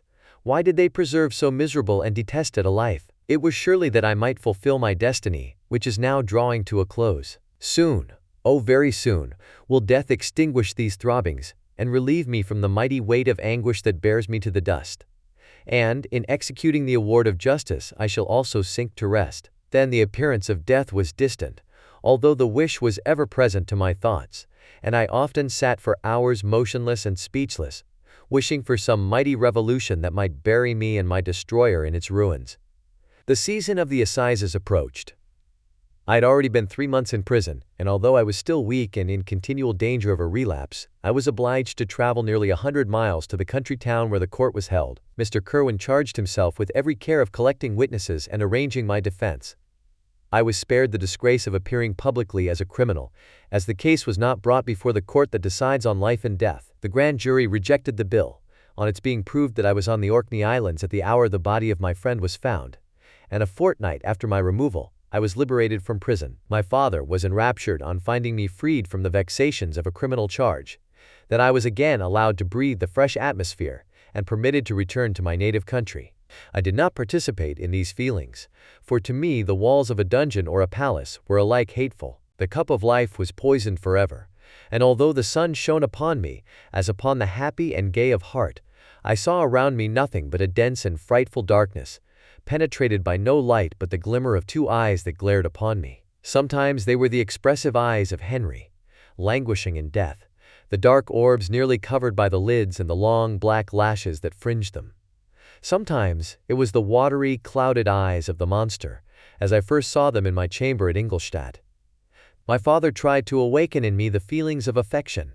He talked of Geneva, which I should soon visit, of Elizabeth and Ernest, but these words only drew deep groans from me. Sometimes, indeed, I felt a wish for happiness and thought with melancholy delight of my beloved cousin, or longed, with a devouring maladie du pays, to see once more the blue lake and rapid Rhone that had been so dear to me in early childhood, but my general state of feeling was a torpor, in which a prison was as welcome a residence as the divinest scene in nature, and these fits were seldom interrupted, but by paroxysms of anguish and despair.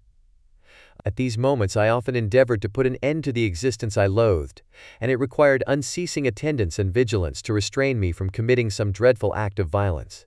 Yet one duty remained to me, the recollection of which finally triumphed over my selfish despair. It was necessary that I should return without delay to Geneva, there to watch over the lives of those I so fondly loved, and to lie in wait for the murderer, that if any chance led me to the place of his concealment, or if he dared again to blast me by his presence, I might, with unfailing aim, put an end to the existence of the monstrous image which I had endued with the mockery of a soul still more monstrous.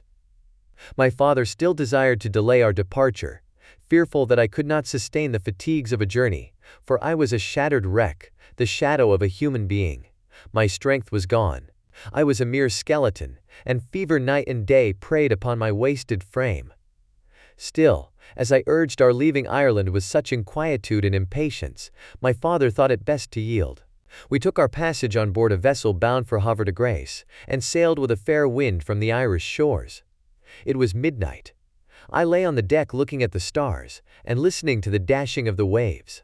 I hailed the darkness that shut Ireland from my sight, and my pulse beat with a feverish joy when I reflected that I should soon see Geneva. The past appeared to me in the light of a frightful dream, yet the vessel in which I was, the wind that blew me from the detested shore of Ireland, and the sea which surrounded me, told me too forcibly that I was deceived by no vision, and that Clerval, my friend and dearest companion, had fallen a victim to me and the monster of my creation. I repassed, in my memory, my whole life, my quiet happiness while residing with my family in Geneva, the death of my mother, and my departure for Ingolstadt.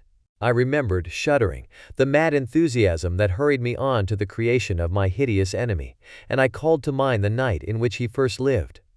I was unable to pursue the train of thought. 1,000 feelings pressed upon me, and I wept bitterly. Ever since my recovery from the fever, I had been in the custom of taking every night a small quantity of laudanum, for it was by means of this drug only that I was enabled to gain the rest necessary for the preservation of life. Oppressed by the recollection of my various misfortunes, I now swallowed double my usual quantity, and soon slept profoundly. But sleep did not afford me respite from thought and misery. My dreams presented 1,000 objects that scared me. Towards morning I was possessed by a kind of nightmare.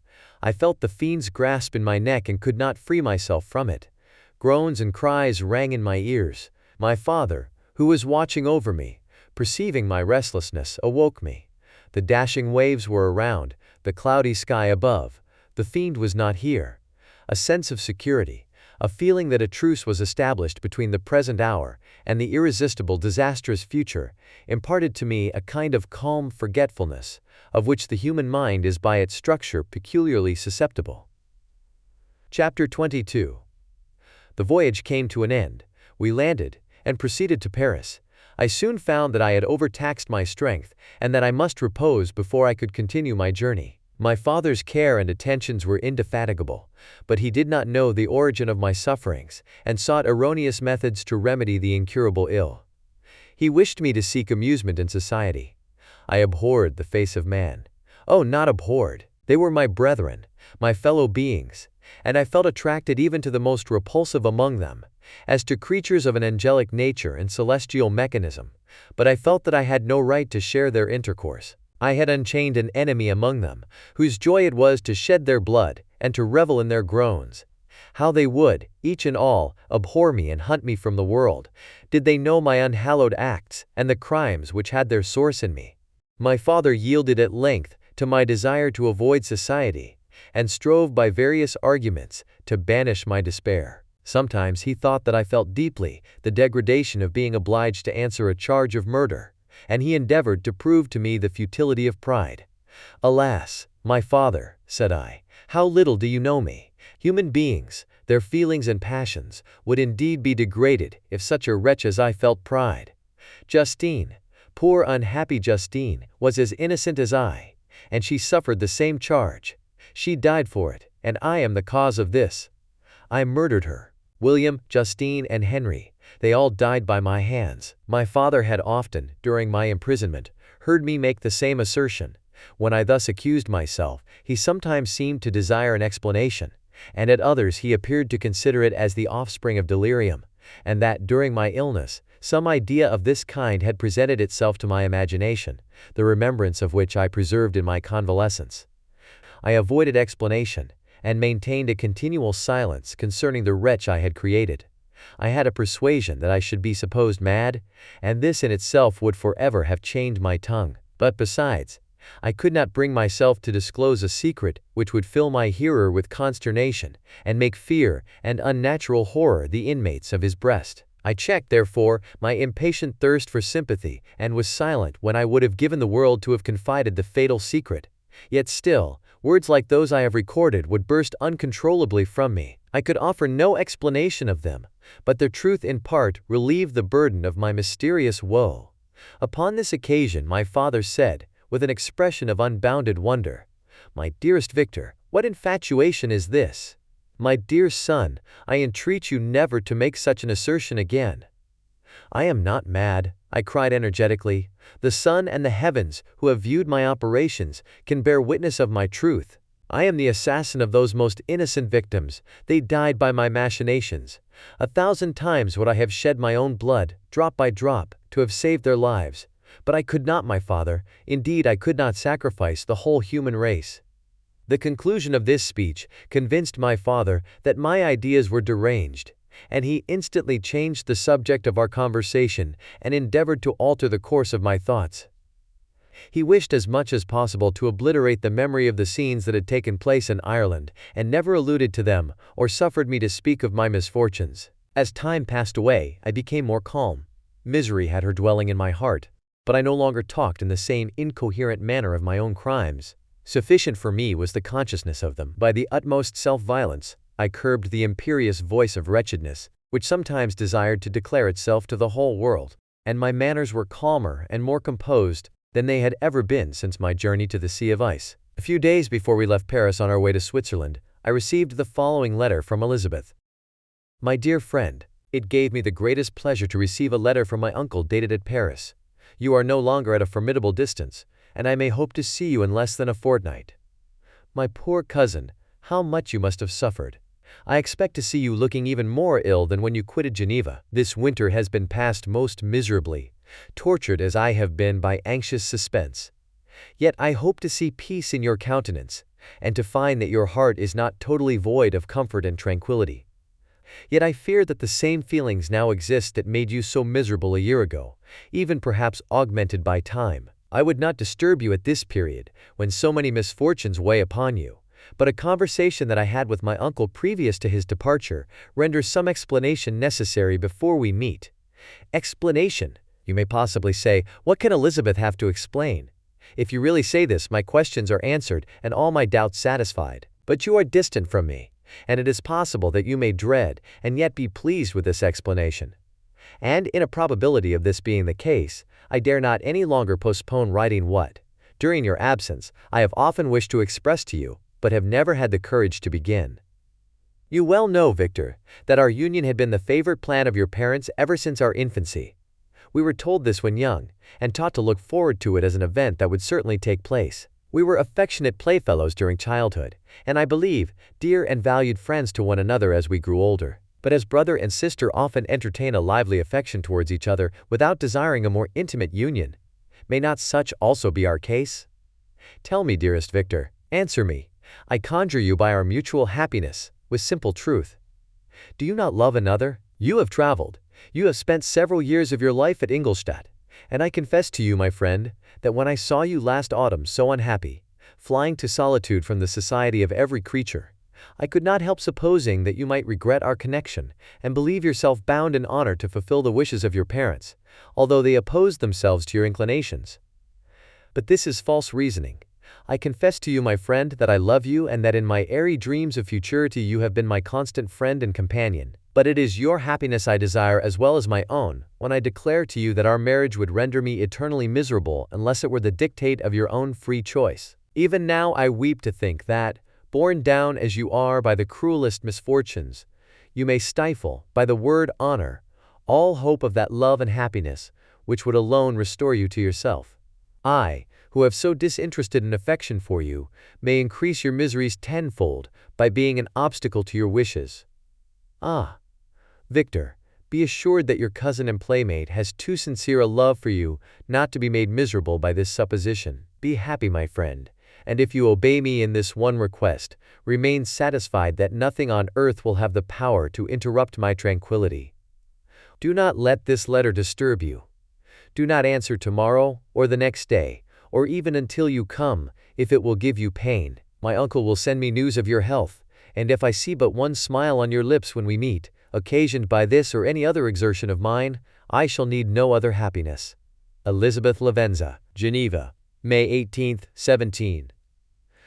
This letter revived in my memory what I had before forgotten, the threat of the fiend. I will be with you on your wedding night. Such was my sentence. And on that night would the demon employ every art to destroy me and tear me from the glimpse of happiness, which promised partly to console my sufferings.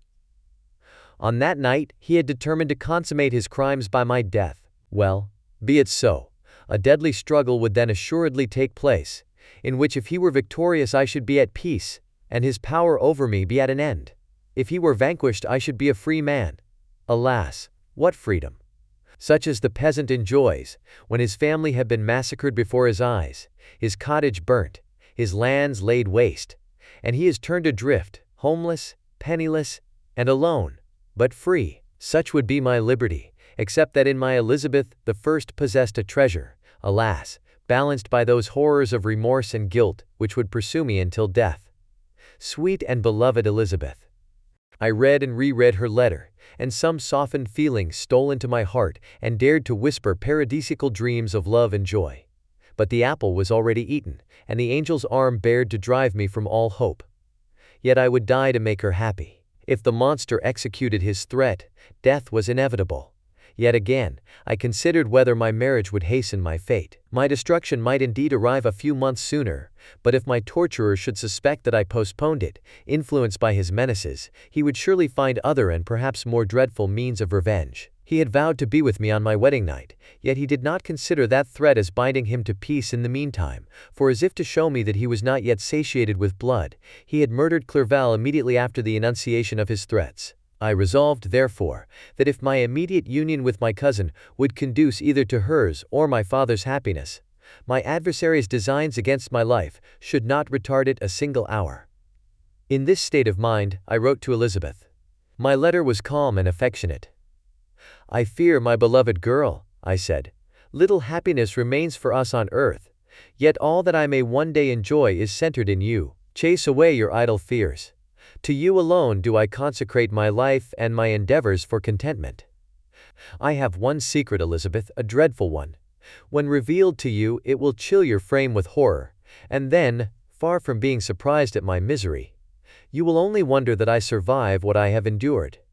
I will confide this tale of misery and terror to you the day after our marriage shall take place, for, my sweet cousin, there must be perfect confidence between us. But until then, I conjure you, do not mention or allude to it. This I most earnestly entreat, and I know you will comply. In about a week after the arrival of Elizabeth's letter, we returned to Geneva. The sweet girl welcomed me with warm affection, yet tears were in her eyes as she beheld my emaciated frame and feverish cheeks. I saw a change in her also. She was thinner, and had lost much of that heavenly vivacity that had before charmed me. But her gentleness and soft looks of compassion made her a more fit companion for one blasted and miserable as I was. The tranquility which I now enjoyed did not endure. Memory brought madness with it, and when I thought of what had passed, a real insanity possessed me. Sometimes I was furious and burnt with rage, sometimes low and despondent. I neither spoke nor looked at anyone, but sat motionless, bewildered by the multitude of miseries that overcame me. Elizabeth alone had the power to draw me from these fits. Her gentle voice would soothe me when transported by passion, and inspire me with human feelings when sunk in torpor. She wept with me and for me. When reason returned, she would remonstrate, and endeavor to inspire me with resignation. Ah, it is well for the unfortunate to be resigned, but for the guilty there is no peace. The agonies of remorse poison, the luxury there is otherwise sometimes found in indulging the excess of grief. Soon after my arrival, My father spoke of my immediate marriage with Elizabeth. I remained silent. "Have you then some other attachment?" "None on earth. I love Elizabeth, and look forward to our union with delight. Let the day therefore be fixed, and on it I will consecrate myself, in life or death, to the happiness of my cousin." "My dear Victor, do not speak thus. Heavy misfortunes have befallen us. But let us only cling closer to what remains, and transfer our love for those whom we have lost to those who yet live. Our circle will be small, but bound close by the ties of affection and mutual misfortune. And when time shall have softened your despair, new and dear objects of care will be born to replace those of whom we have been so cruelly deprived." Such were the lessons of my father. But to me the remembrance of the threat returned.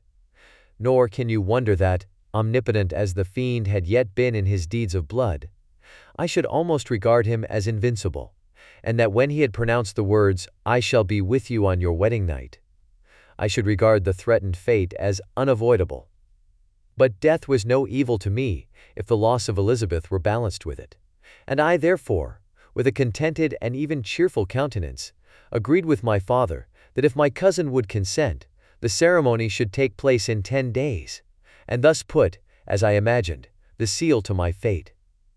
Great God! If, for one instant, I had thought what might be the hellish intention of my fiendish adversary, I would rather have banished myself forever from my native country and wandered a friendless outcast over the earth than have consented to this miserable marriage.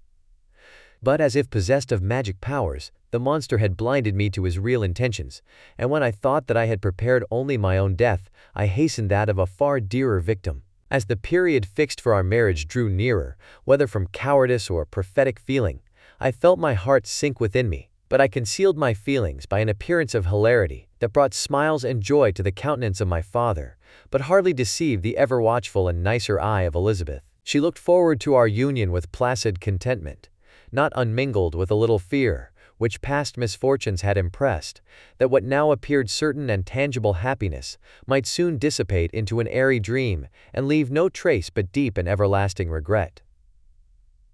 Preparations were made for the event, congratulatory visits were received, and all wore a smiling appearance. I shut up, as well as I could, in my own heart the anxiety that preyed there, and entered with seeming earnestness into the plans of my father, although they might only serve as the decorations of my tragedy.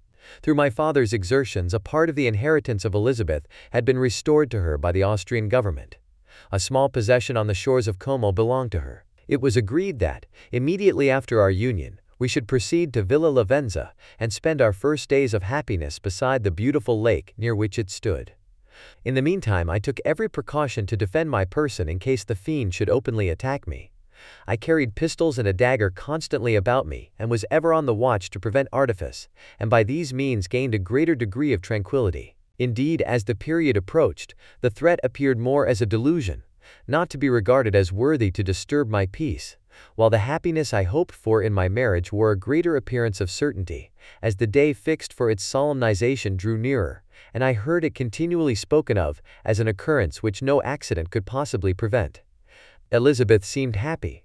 My tranquil demeanor contributed greatly to calm her mind.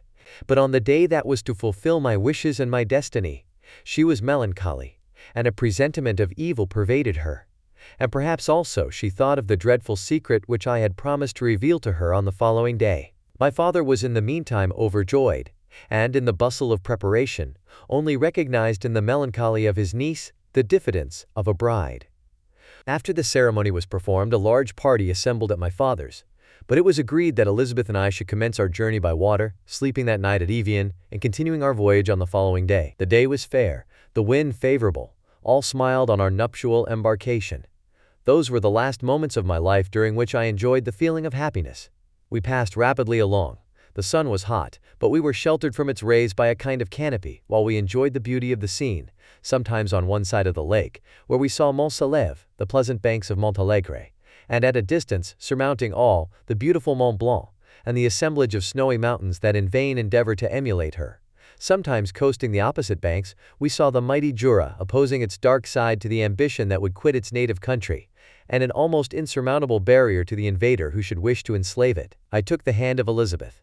You are sorrowful, my love. Ah, if you knew what I have suffered, and what I may yet endure, you would endeavor to let me taste the quiet and freedom from despair, that this one day at least permits me to enjoy. Be happy, my dear Victor, replied Elizabeth. There is, I hope, nothing to distress you, and be assured that if a lively joy is not painted in my face, my heart is contented. Something whispers to me not to depend too much on the prospect that is open before us, but I will not listen to such a sinister voice. Observe how fast we move along, and how the clouds, which sometimes obscure and sometimes rise above the dome of Mont Blanc, render this scene of beauty still more interesting. Look also at the innumerable fish that are swimming in the clear waters, where we can distinguish every pebble that lies at the bottom. What a divine day! How happy and serene all nature appears. Thus Elizabeth endeavored to divert her thoughts and mind from all reflection upon melancholy subjects, but her temper was fluctuating. Joy for a few instants shone in her eyes, but it continually gave place to distraction and reverie. The sun sank lower in the heavens. We passed the river Drance, and observed its path through the chasms of the higher and the glens of the lower hills. The Alps here come closer to the lake, and we approach the amphitheater of mountains which forms its eastern boundary. The spire of Evian shone under the woods that surrounded it, and the range of mountain above mountain by which it was overhung. The wind, which had hitherto carried us along with amazing rapidity, sank at sunset to a light breeze.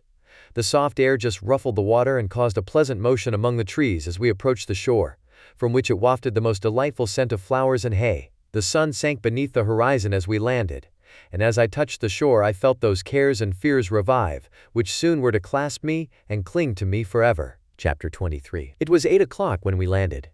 We walked for a short time on the shore, enjoying the transitory light, and then retired to the inn and contemplated the lovely scene of waters, woods, and mountains, obscured in darkness, yet still displaying their black outlines. The wind, which had fallen in the south, now rose with great violence in the west. The moon had reached her summit in the heavens and was beginning to descend.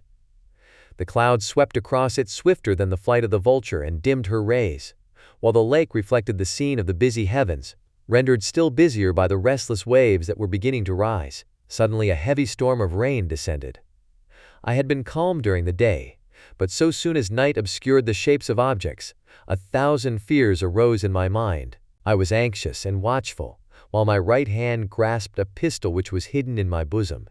Every sound terrified me, but I resolved that I would sell my life dearly, and not shrink from the conflict until my own life or that of my adversary was extinguished.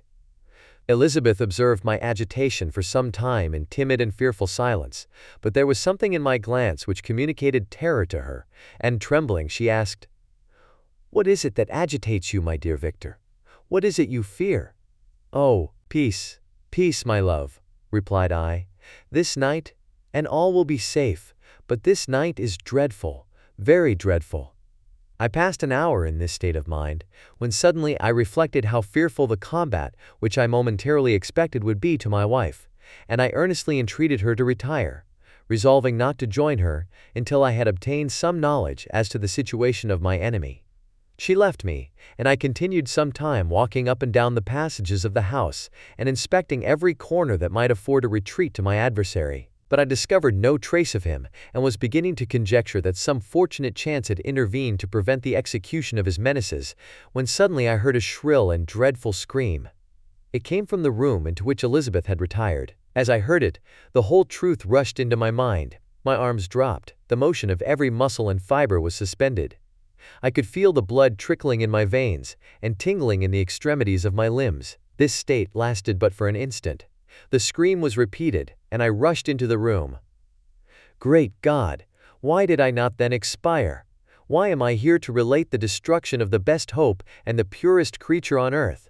She was there, lifeless and inanimate, thrown across the bed, her head hanging down and her pale and distorted features half covered by her hair. Everywhere I turn I see the same figure, her bloodless arms and relaxed form flung by the murderer on its bridal bier. Could I behold this and live?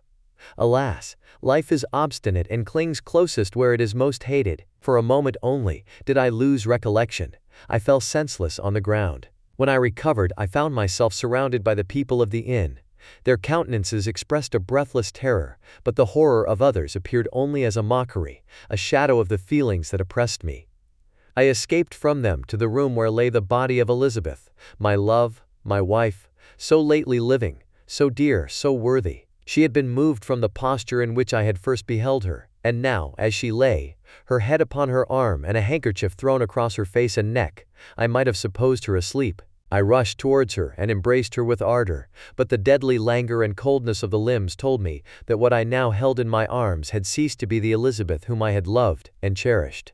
The murderous mark of the fiend's grasp was on her neck, and the breath had ceased to issue from her lips. While I still hung over her in the agony of despair, I happened to look up. The windows of the room had before been darkened, and I felt a kind of panic on seeing the pale yellow light of the moon illuminate the chamber. The shutters had been thrown back, and with a sensation of horror not to be described, I saw at the open window a figure the most hideous and abhorred. A grin was on the face of the monster. He seemed to jeer, as with his fiendish finger he pointed towards the corpse of my wife. I rushed towards the window, and drawing a pistol from my bosom, fired.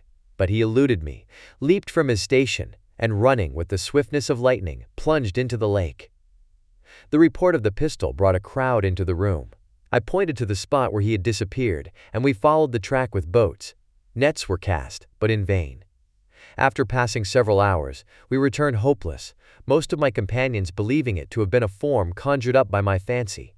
After having landed, they proceeded to search the country, parties going in different directions among the woods and vines. I attempted to accompany them and proceeded a short distance from the house, but my head whirled round. My steps were like those of a drunken man. I fell at last in a state of utter exhaustion. A film covered my eyes, and my skin was parched with the heat of fever. In this state I was carried back and placed on a bed, hardly conscious of what had happened. My eyes wandered round the room, as if to seek something that I had lost. After an interval I arose, and as if by instinct, crawled into the room where the corpse of my beloved lay. There were women weeping around. I hung over it and joined my sad tears to theirs.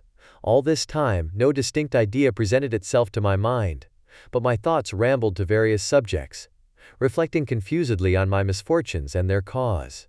I was bewildered, in a cloud of wonder and horror. The death of William, the execution of Justine, the murder of Clerval, and lastly of my wife. Even at that moment I knew not that my only remaining friends were safe from the malignity of the fiend. My father even now might be writhing under his grasp, and Ernest might be dead at his feet. This idea made me shudder, and recalled me to action.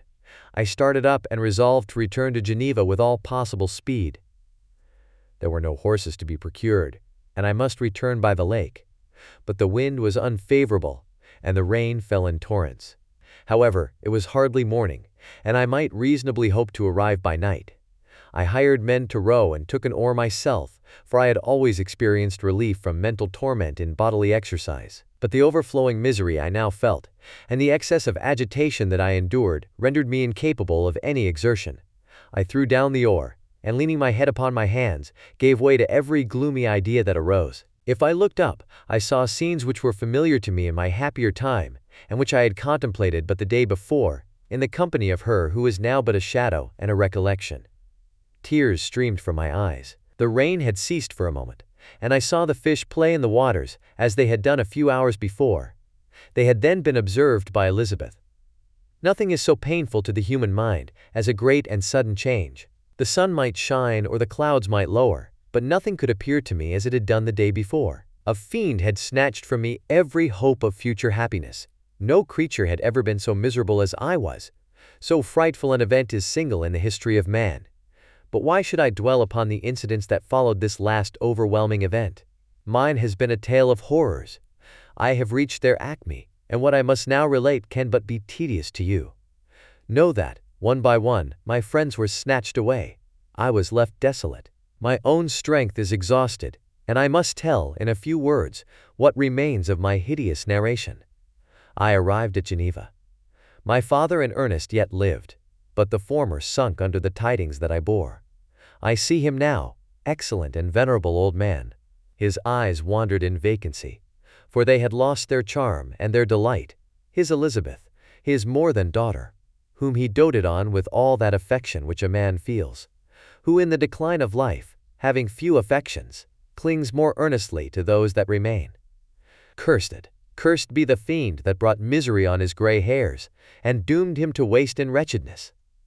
He could not live under the horrors that were accumulated around him. The springs of existence suddenly gave way. He was unable to rise from his bed, and in a few days he died in my arms. What then became of me? I know not. I lost sensation, and chains and darkness were the only objects that pressed upon me. Sometimes, indeed, I dreamt that I wandered in flowery meadows and pleasant vales with the friends of my youth. But I awoke and found myself in a dungeon. Melancholy followed, but by degrees I gained a clear conception of my miseries and situation, and was then released from my prison.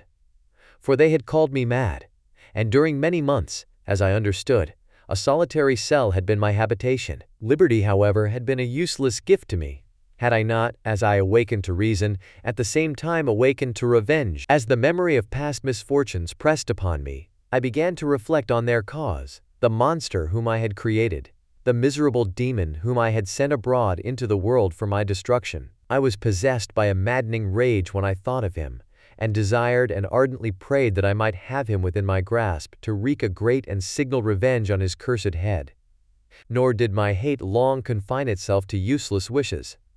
I began to reflect on the best means of securing him, and for this purpose, about a month after my release, I repaired to a criminal judge in the town, and told him that I had an accusation to make, that I knew the destroyer of my family, and that I required him to exert his whole authority for the apprehension of the murderer. The magistrate listened to me with attention and kindness. "Be assured, sir," said he, "no pains or exertions on my part shall be spared to discover the villain." "I thank you," replied I. "Listen therefore to the deposition that I have to make. It is indeed a tale so strange that I should fear you would not credit it, were there not something in truth which, however wonderful, forces conviction. The story is too connected to be mistaken for a dream, and I have no motive for falsehood." My manner as I thus addressed him was impressive but calm. I had formed in my own heart a resolution to pursue my destroyer to death, and this purpose quieted my agony, and for an interval reconciled me to life.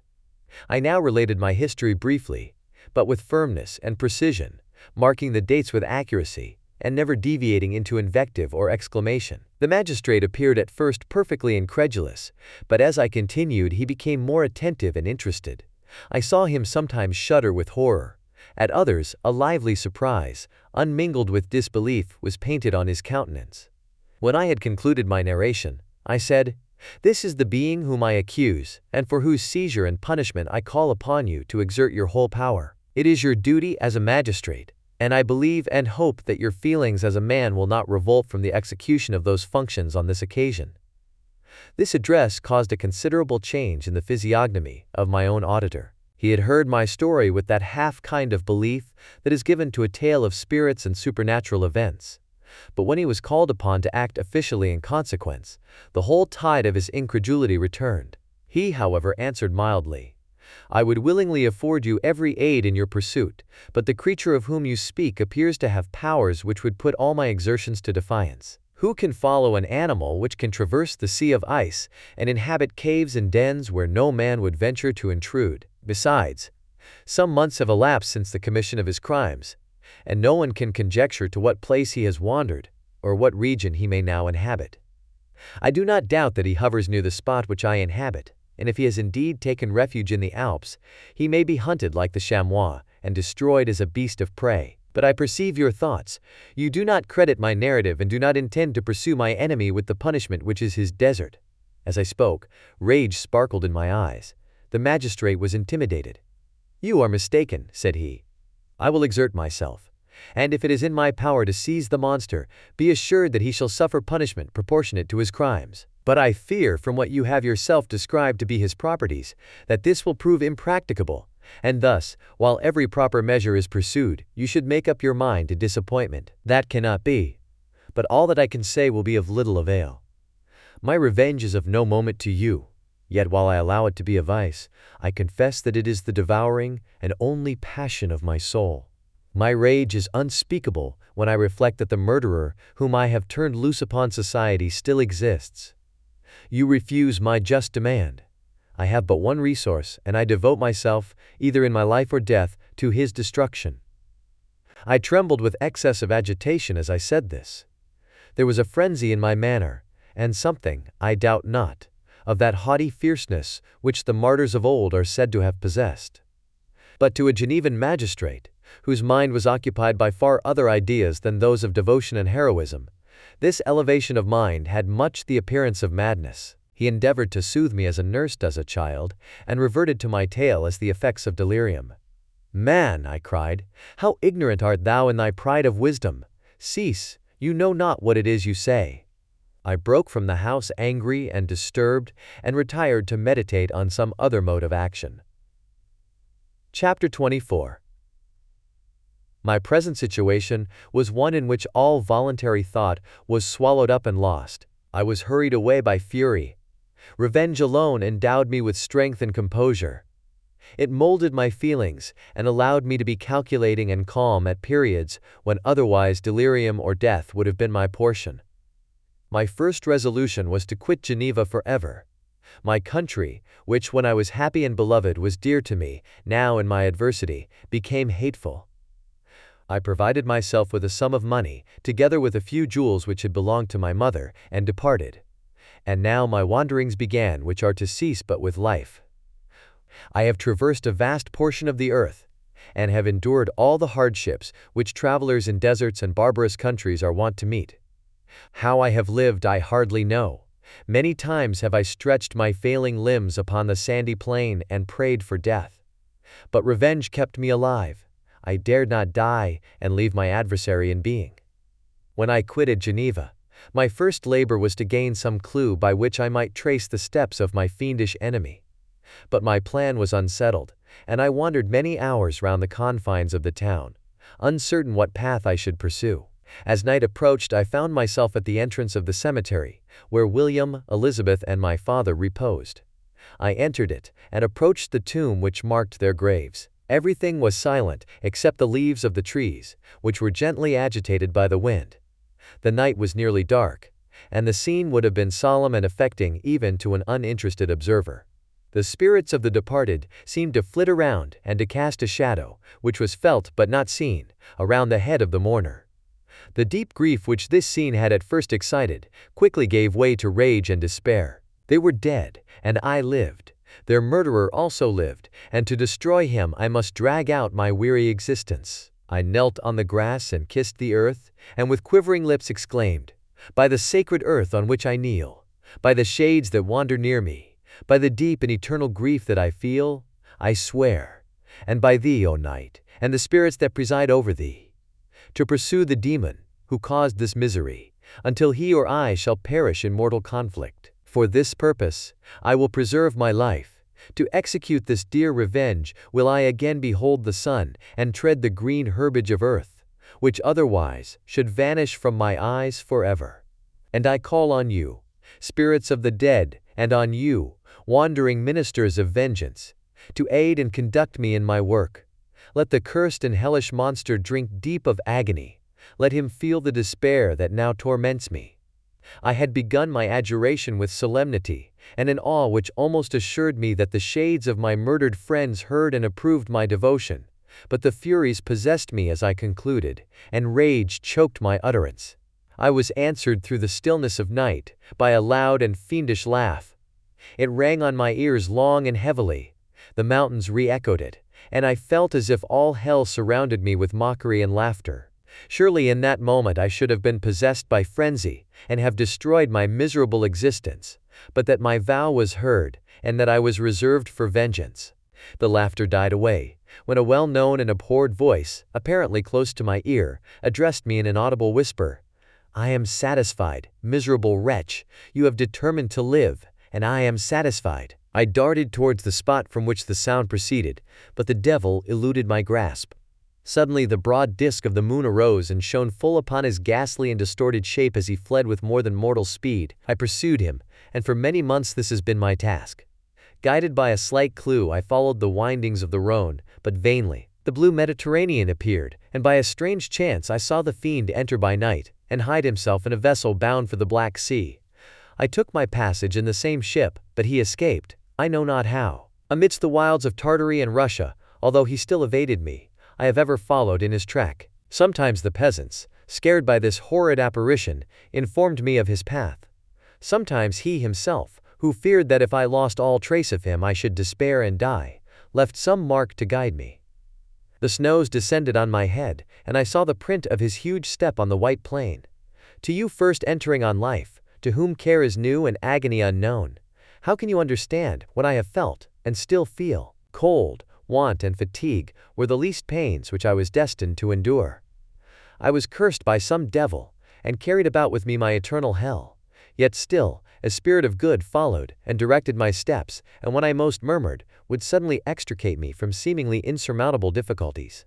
Sometimes, when nature, overcome by hunger, sank under the exhaustion, a repast was prepared for me in the desert that restored and inspirited me. The fare was indeed coarse, such as the peasants of the country ate, but I will not doubt that it was set there by the spirits that I had invoked to aid me. Often, when all was dry, the heavens cloudless, and I was parched by thirst, a slight cloud would bedim the sky, shed the few drops that revived me, and vanish. I followed, when I could, the courses of the rivers.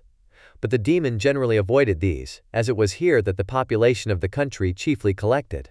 In other places human beings were seldom seen, and I generally subsisted on the wild animals that crossed my path. I had money with me, and gained the friendship of the villagers by distributing it.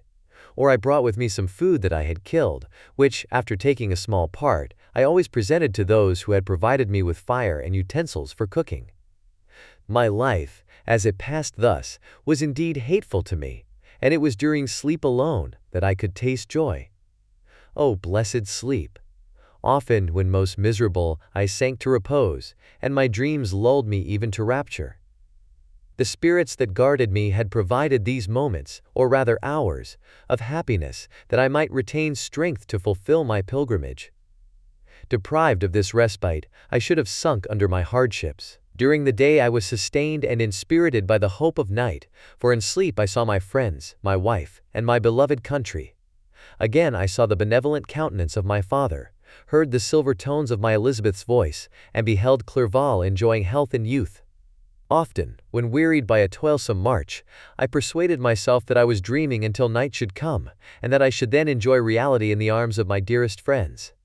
What agonizing fondness did I feel for them! How did I cling to their dear forms, as sometimes they haunted even my waking hours, and persuade myself that they still lived. At such moments vengeance, that burned within me, died in my heart, and I pursued my path towards the destruction of the demon more as a task enjoined by heaven, as the mechanical impulse of some power of which I was unconscious, than as the ardent desire of my soul.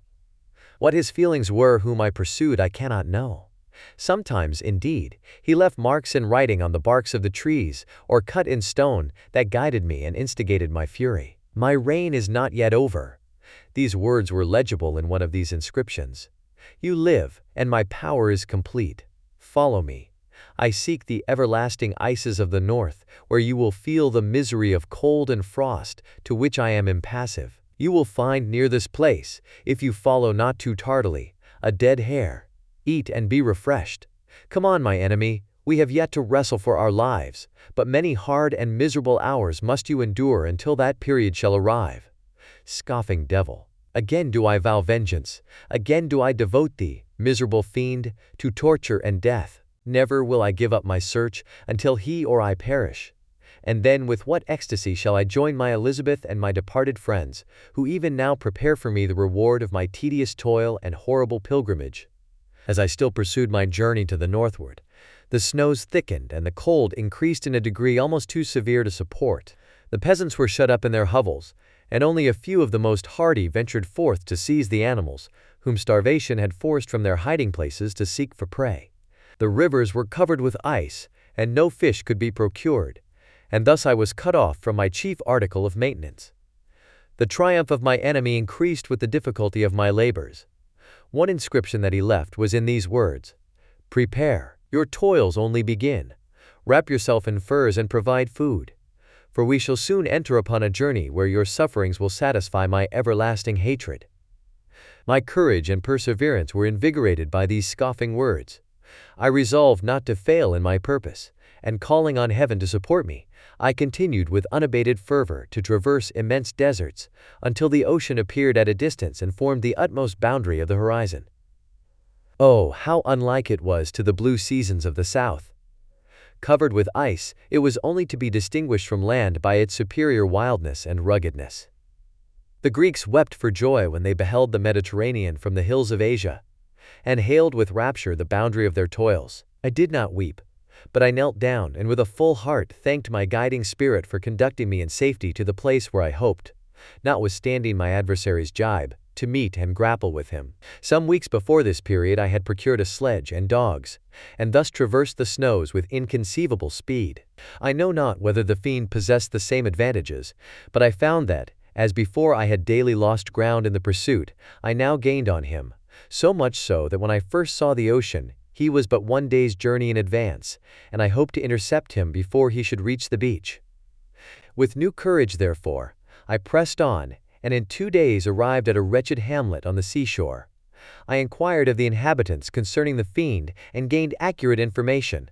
A gigantic monster, they said, had arrived the night before, armed with a gun and many pistols, putting to flight the inhabitants of a solitary cottage through fear of his terrific appearance. He had carried off their store of winter food, and placing it in a sledge, to draw which he had seized on a numerous drove of trained dogs, he had harnessed them, and the same night, to the joy of the horror-struck villagers, had pursued his journey across the sea in a direction that led to no land, and they conjectured that he must speedily be destroyed by the breaking of the ice or frozen by the eternal frosts.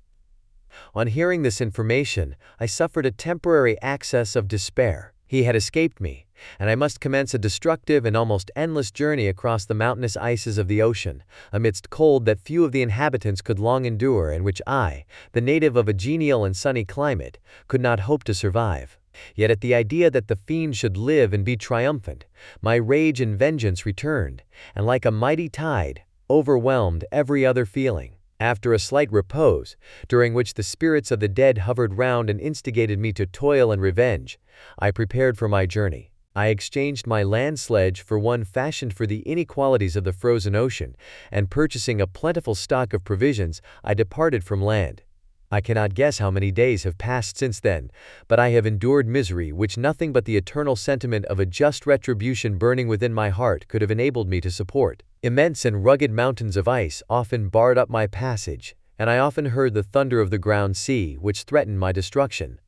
But again the frost came and made the paths of the sea secure. By the quantity of provision which I had consumed, I should guess that I had passed 3 weeks in this journey, and the continual protraction of hope, returning back upon the heart, often wrung bitter drops of despondency and grief from my eyes. Despair had indeed almost secured her prey, and I should soon have sunk beneath this misery. Once, after the poor animals that conveyed me had with incredible toil gained the summit of a sloping ice mountain, and one, sinking under his fatigue, died, I viewed the expanse before me with anguish, when suddenly my eye caught a dark speck upon the dusky plain. I strained my sight to discover what it could be, and uttered a wild cry of ecstasy when I distinguished a sledge and the distorted proportions of a well-known form within. Oh, with what a burning gush did hope revisit my heart! Warm tears filled my eyes, which I hastily wiped away, that they might not intercept the view I had of the demon. But still my sight was dimmed by the burning drops, until, giving way to the emotions that oppressed me, I wept aloud. But this was not the time for delay. I disencumbered the dogs of their dead companion, gave them a plentiful portion of food, and after an hour's rest, which was absolutely necessary, and yet which was bitterly irksome to me, I continued my route. The sledge was still visible, nor did I again lose sight of it except at the moments when for a short time some ice rock concealed it with its intervening crags. I indeed perceptibly gained on it, and when, after nearly 2 days' journey, I beheld my enemy at no more than a mile distant, my heart bounded within me. But now, when I appeared almost within grasp of my foe, my hopes were suddenly extinguished, and I lost all trace of him more utterly than I had ever done before. A ground sea was heard. The thunder of its progress, as the waters rolled and swelled beneath me, became every moment more ominous and terrific. I pressed on, but in vain. The wind arose, the sea roared, and, as with the mighty shock of an earthquake, It split and cracked with a tremendous and overwhelming sound. The work was soon finished. In a few minutes, a tumultuous sea rolled between me and my enemy, and I was left drifting on a scattered piece of ice that was continually lessening, and thus preparing for me a hideous death. In this manner many appalling hours passed. Several of my dogs died, and I myself was about to sink under the accumulation of distress when I saw your vessel riding at anchor and holding forth to me hopes of succor and life. I had no conception that vessels ever came so far north and was astounded at the sight. I quickly destroyed part of my sledge to construct oars, and by these means was enabled, with infinite fatigue, to move my ice raft in the direction of your ship. I had determined, if you were going southwards, still to trust myself to the mercy of the seas rather than abandon my purpose. I hoped to induce you to grant me a boat with which I could pursue my enemy. But your direction was northwards. You took me on board when my vigor was exhausted, and I should soon have sunk under my multiplied hardships into a death which I still dread, for my task is unfulfilled. Oh, when will my guiding spirit, in conducting me to the demon, allow me the rest I so much desire? Or must I die, and he yet live? If I do, swear to me, Walton, that he shall not escape, that you will seek him and satisfy my vengeance in his death. And do I dare to ask of you to undertake my pilgrimage, to endure the hardships that I have undergone? No, I am not so selfish. Yet when I am dead, if he should appear, if the ministers of vengeance should conduct him to you, swear that he shall not live. Swear that he shall not triumph over my accumulated woes and survive to add to the list of his dark crimes. He is eloquent and persuasive, and once his words had even power over my heart. But trust him not. His soul is as hellish as his form, full of treachery and fiend-like malice. Hear him not. Call on the names of William, Justine, Clerval, Elizabeth, my father, and of the wretched Victor, and thrust your sword into his heart. I will hover near and direct the steel aright. Walton, in continuation, August 26, 17. You have read this strange and terrific story, Margaret, and do you not feel your blood congeal with horror like that which even now curdles mine? Sometimes, seized with sudden agony, he could not continue his tale. At others, his voice broken yet piercing, uttered with difficulty the words so replete with anguish. His fine and lovely eyes were now lighted up with indignation, now subdued to downcast sorrow, and quenched in infinite wretchedness. Sometimes he commanded his countenance and tones, and related the most horrible incidents with a tranquil voice, suppressing every mark of agitation. Then, like a volcano bursting forth, his face would suddenly change to an expression of the wildest rage as he shrieked out imprecations on his persecutor.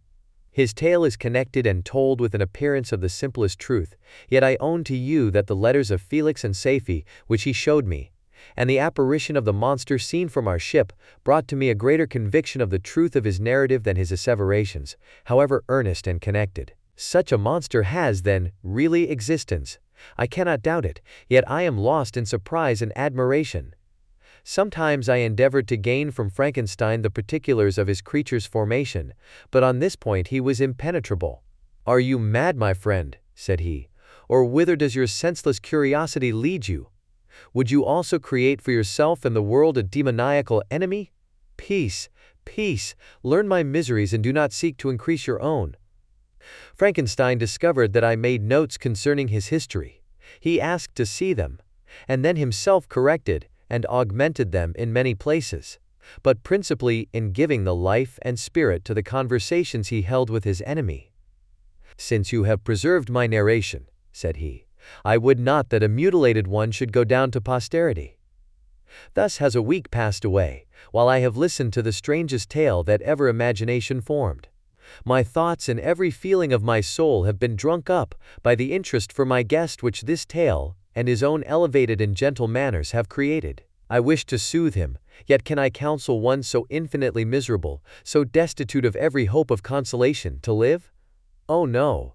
The only joy that he can now know will be when he composes his shattered spirit to peace and death. Yet he enjoys one comfort, the offspring of solitude and delirium.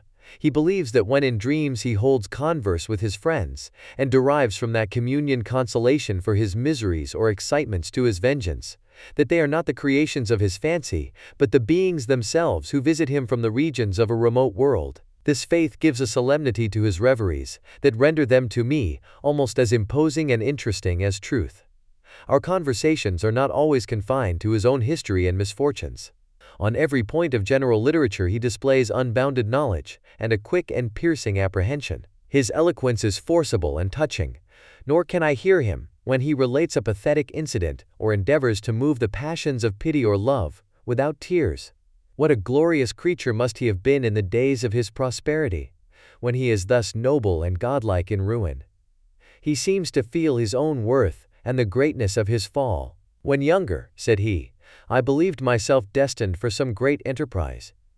My feelings are profound, but I possessed a coolness of judgment that fitted me for illustrious achievements. This sentiment of the worth of my nature supported me when others would have been oppressed, for I deemed it criminal to throw away in useless grief those talents that might be useful to my fellow creatures. When I reflected on the work I had completed, no less a one than the creation of a sensitive and rational animal, I could not rank myself with the herd of common projectors. But this thought, which supported me in the commencement of my career, now serves only to plunge me lower in the dust.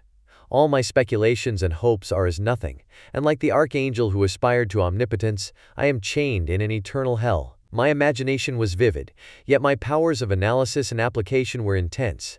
By the union of these qualities, I conceived the idea and executed the creation of a man. Even now I cannot recollect without passion my reveries, while the work was incomplete. I trod heaven in my thoughts, now exulting in my powers, now burning with the idea of their effects. From my infancy I was imbued with high hopes and a lofty ambition. But how am I sunk? Oh, my friend, if you had known me as I once was, you would not recognize me in this state of degradation. Despondency rarely visited my heart. A high destiny seemed to bear me on, until I fell, never again to rise. Must I then lose this admirable being? I have longed for a friend. I have sought one who would sympathize with and love me. Behold, on these desert seas I have found such a one. But I fear I have gained him only to know his value and lose him. I would reconcile him to life, but he repulses the idea. I thank you, Walton, he said, for your kind intentions towards so miserable a wretch. But when you speak of new ties and fresh affections, think you that any can replace those who are gone? Can any man be to me as Clerval was, or any woman another Elizabeth? Even where the affections are not strongly moved by any superior excellence, the companions of our childhood always possess a certain power over our minds, which hardly any later friend can obtain. They know our infantine dispositions, which however they may be afterwards modified, are never eradicated, and they can judge of our actions with more certain conclusions as to the integrity of our motives. A sister or a brother can never, unless indeed such symptoms have been shown early, suspect the other of fraud or false dealing, when another friend, however strongly he may be attached, may, in spite of himself, be contemplated with suspicion. But I enjoyed friends, dear not only through habit and association, but from their own merits. And wherever I am, the soothing voice of my Elizabeth and the conversation of Clerval will be ever whispered in my ear. They are dead, and but one feeling in such a solitude can persuade me to preserve my life. If I were engaged in any high undertaking or design, fraught with extensive utility to my fellow creatures, then could I live to fulfill it. But such is not my destiny. I must pursue and destroy the being to whom I gave existence. Then my lot on earth will be fulfilled and I may die. My beloved sister, September 2nd D. I write to you, encompassed by peril and ignorant whether I am ever doomed to see again dear England and the dearer friends that inhabit it. I am surrounded by mountains of ice which admit of no escape, and threaten every moment to crush my vessel. The brave fellows whom I have persuaded to be my companions look towards me for aid, but I have none to bestow. There is something terribly appalling in our situation, yet my courage and hopes do not desert me. Yet it is terrible to reflect that the lives of all these men are endangered through me. If we are lost, my mad schemes are the cause. And what, Margaret, will be the state of your mind? You will not hear of my destruction, and you will anxiously await my return. Years will pass, and you will have visitings of despair and yet be tortured by hope. Oh, my beloved sister, the sickening failing of your heartfelt expectations is, in prospect, more terrible to me than my own death. But you have a husband and lovely children. You may be happy. Heaven bless you and make you so. My unfortunate guest regards me with the tenderest compassion. He endeavors to fill me with hope and talks as if life were a possession which he valued. He reminds me how often the same accidents have happened to other navigators who have attempted this sea. And in spite of myself, he fills me with cheerful auguries. Even the sailors feel the power of his eloquence. When he speaks, they no longer despair. He rouses their energies. And while they hear his voice, they believe these vast mountains of ice are molehills, which will vanish before the resolutions of man. These feelings are transitory. Each day of expectation delayed fills them with fear, and I almost dread a mutiny caused by this despair. September 5th. A scene has just passed, of such uncommon interest that, although it is highly probable that these papers may never reach you, yet I cannot forbear recording it. We are still surrounded by mountains of ice, still in imminent danger of being crushed in their conflict. The cold is excessive, and many of my unfortunate comrades have already found a grave amidst this scene of desolation. Frankenstein has daily declined in health. A feverish fire still glimmers in his eyes, but he is exhausted, and when suddenly roused to any exertion, he speedily sinks again into apparent lifelessness. I mentioned in my last letter the fears I entertained of a mutiny. This morning, as I sat watching the wan countenance of my friend, his eyes half closed and his limbs hanging listlessly, I was roused by half a dozen of the sailors who demanded admission into the cabin. They entered, and their leader addressed me. He told me that he and his companions had been chosen by the other sailors to come in deputation to me, to make me a requisition which, in justice, I could not refuse. We were immured in ice and should probably never escape, but they feared that if, as was possible, the ice should dissipate and a free passage be opened, I should be rash enough to continue my voyage and lead them into fresh dangers, after they might happily have surmounted this. They insisted, therefore, that I should engage with a solemn promise that if the vessel should be freed, I would instantly direct my course southwards. This speech troubled me. I had not despaired, nor had I yet conceived the idea of returning if set free. Yet could I, in justice or even in possibility, refuse this demand? I hesitated before I answered. When Frankenstein, who had at first been silent, and indeed appeared hardly to have force enough to attend, now roused himself, his eyes sparkled, and his cheeks flushed with momentary vigor. Turning towards the men, he said, "What do you mean? What do you demand of your captain? Are you then so easily turned from your design? Did you not call this a glorious expedition? And wherefore was it glorious?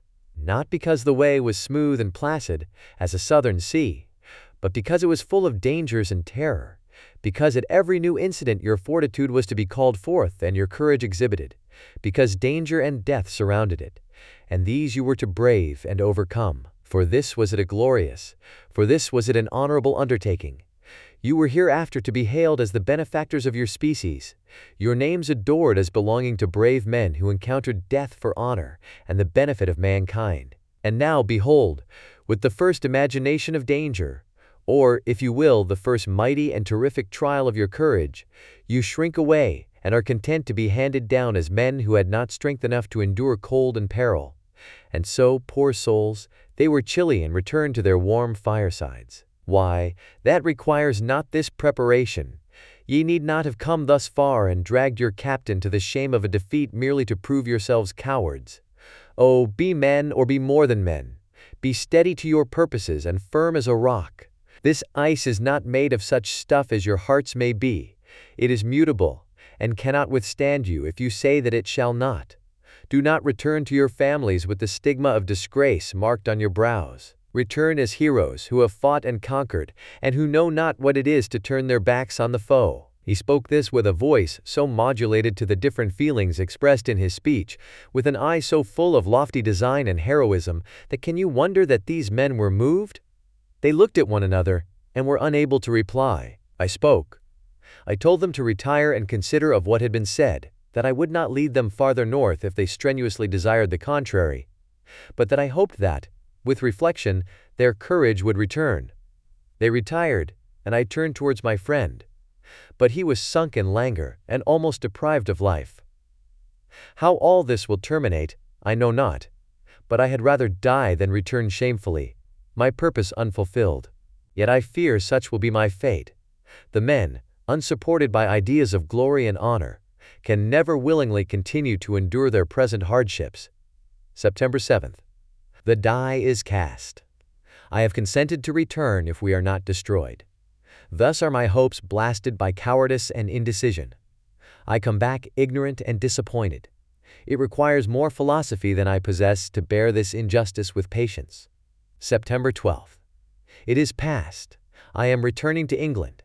I have lost my hopes of utility and glory. I have lost my friend.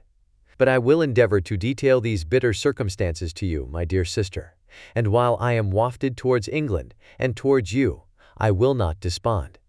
September 9th. The ice began to move, and roarings like thunder were heard at a distance, as the island split and cracked in every direction.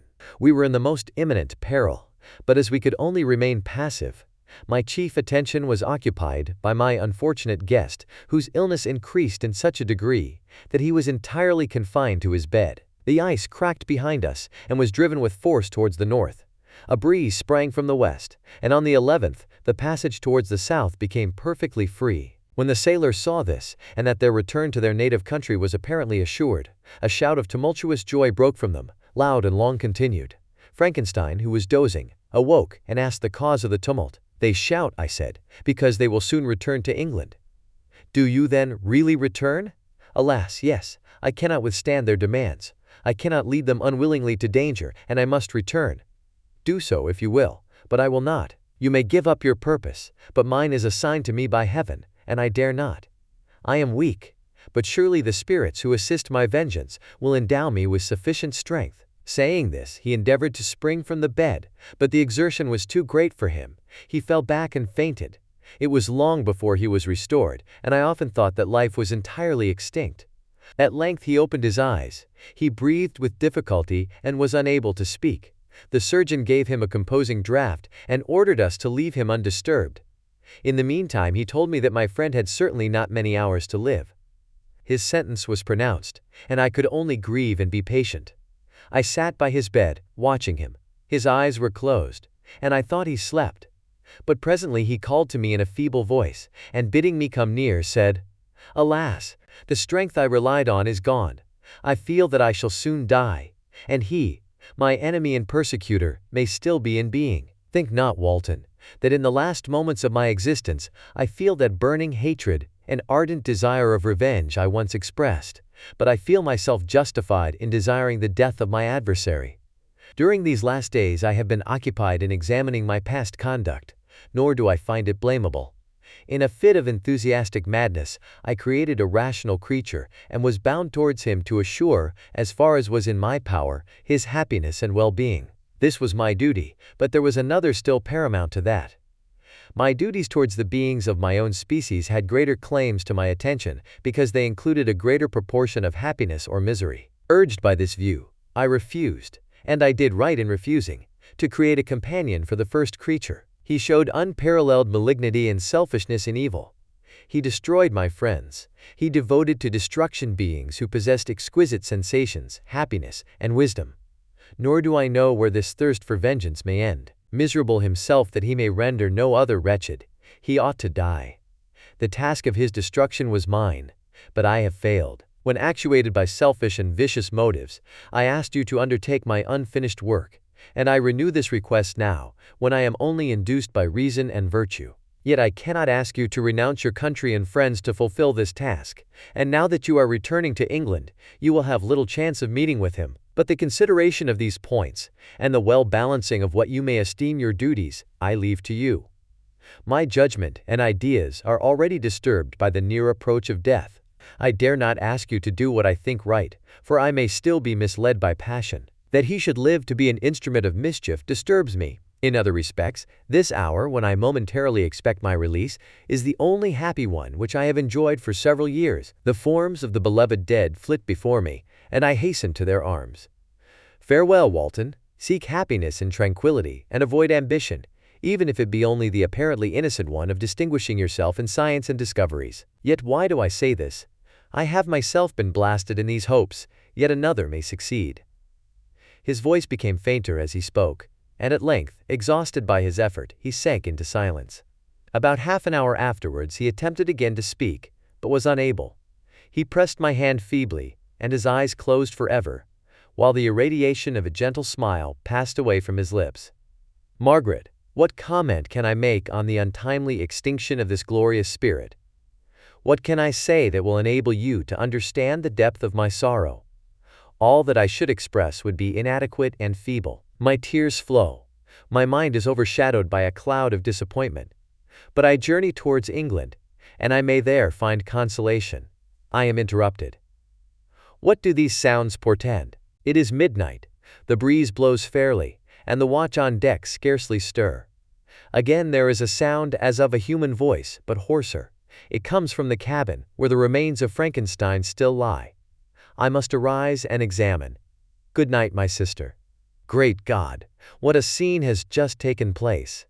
I am yet dizzy with the remembrance of it. I hardly know whether I shall have the power to detail it. Yet the tale which I have recorded would be incomplete without this final and wonderful catastrophe. I entered the cabin where lay the remains of my ill-fated and admirable friend. Over him hung a form which I cannot find words to describe. Gigantic in stature, yet uncouth and distorted in its proportions. As he hung over the coffin, his face was concealed by long locks of ragged hair, but one vast hand was extended, in color and apparent texture, like that of a mummy. When he heard the sound of my approach, he ceased to utter exclamations of grief and horror, and sprung towards the window.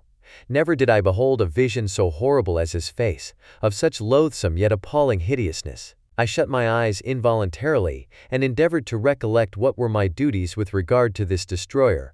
I called on him to stay.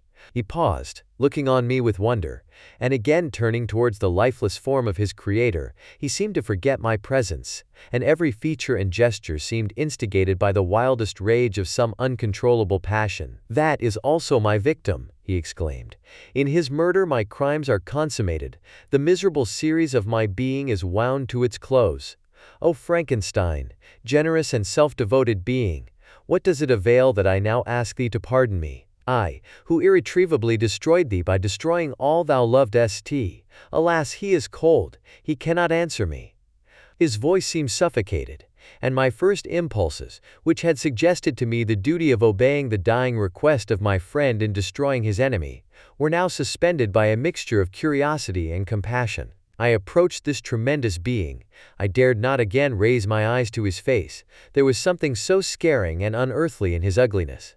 I attempted to speak, but the words died away on my lips. The monster continued to utter wild and incoherent self-reproaches.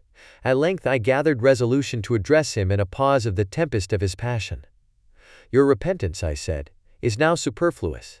If you had listened to the voice of conscience, and heeded the stings of remorse before you had urged your diabolical vengeance to this extremity, Frankenstein would yet have lived." "And do you dream?" said the daemon. "Do you think that I was then dead to agony and remorse? He continued, pointing to the corpse, "he suffered not in the consummation of the deed. Oh, not the 10,000th portion of the anguish that was mine during the lingering detail of its execution. A frightful selfishness hurried me on, while my heart was poisoned with remorse. Think you that the groans of Clerval were music to my ears? My heart was fashioned to be susceptible of love and sympathy, and when wrenched by misery to vice and hatred, it did not endure the violence of the change without torture such as you cannot even imagine. After the murder of Clerval, I returned to Switzerland, heartbroken and overcome.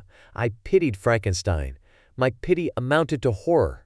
I abhorred myself, but when I discovered that he, the author at once of my existence and of its unspeakable torments, dared to hope for happiness, that while he accumulated wretchedness and despair upon me, he sought his own enjoyment in feelings and passions from the indulgence of which I was forever barred, then impotent envy and bitter indignation filled me with an insatiable thirst for vengeance.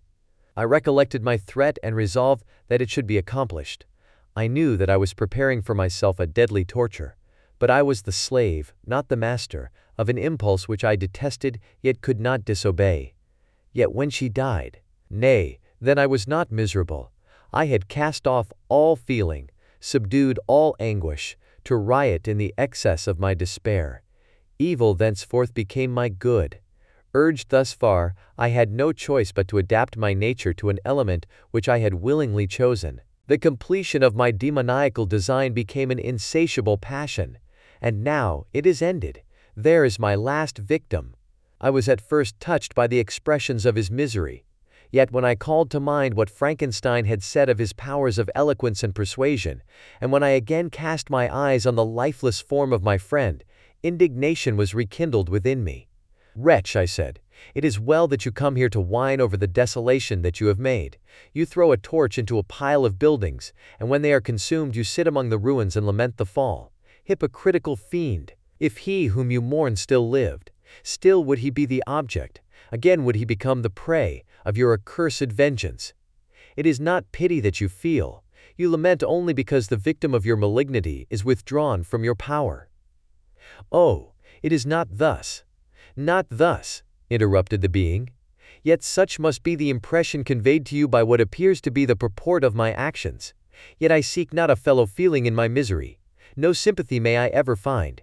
When I first sought it, it was the love of virtue, the feelings of happiness and affection, with which my whole being overflowed, that I wished to be participated. But now that virtue has become to me a shadow, and that happiness and affection are turned into bitter and loathing despair, in what should I seek for sympathy? I am content to suffer alone, while my suffering shall endure. When I die, I am well satisfied that abhorrence and opprobrium should load my memory. Once my fancy was soothed with dreams of virtue, of fame, and of enjoyment. Once I falsely hoped to meet with beings who, pardoning my outward form, would love me for the excellent qualities which I was capable of unfolding. I was nourished with high thoughts of honor and devotion, but now crime has degraded me beneath the meanest animal. No guilt, no mischief, no malignity, no misery, can be found comparable to mine. When I run over the frightful catalogue of my sins, I cannot believe that I am the same creature whose thoughts were once filled with sublime and transcendent visions of the beauty and the majesty of goodness. But it is even so. The fallen angel becomes a malignant devil. Yet even that enemy of God and man had friends and associates in his desolation. I am alone. You, who call Frankenstein your friend, seem to have a knowledge of my crimes and his misfortunes. But in the detail which he gave you of them, he could not sum up the hours and months of misery which I endured wasting in impotent passions. For while I destroyed his hopes, I did not satisfy my own desires. They were forever ardent and craving. Still I desired love and fellowship, and I was still spurned. Was there no injustice in this? Am I to be thought the only criminal, when all humankind sinned against me? Why do you not hate Felix, who drove his friend from his door with contumely? Why do you not execrate the rustic who sought to destroy the Savior of his child? Nay, these are virtuous and immaculate beings. I, the miserable and the abandoned, am an abortion, to be spurned at and kicked and trampled on.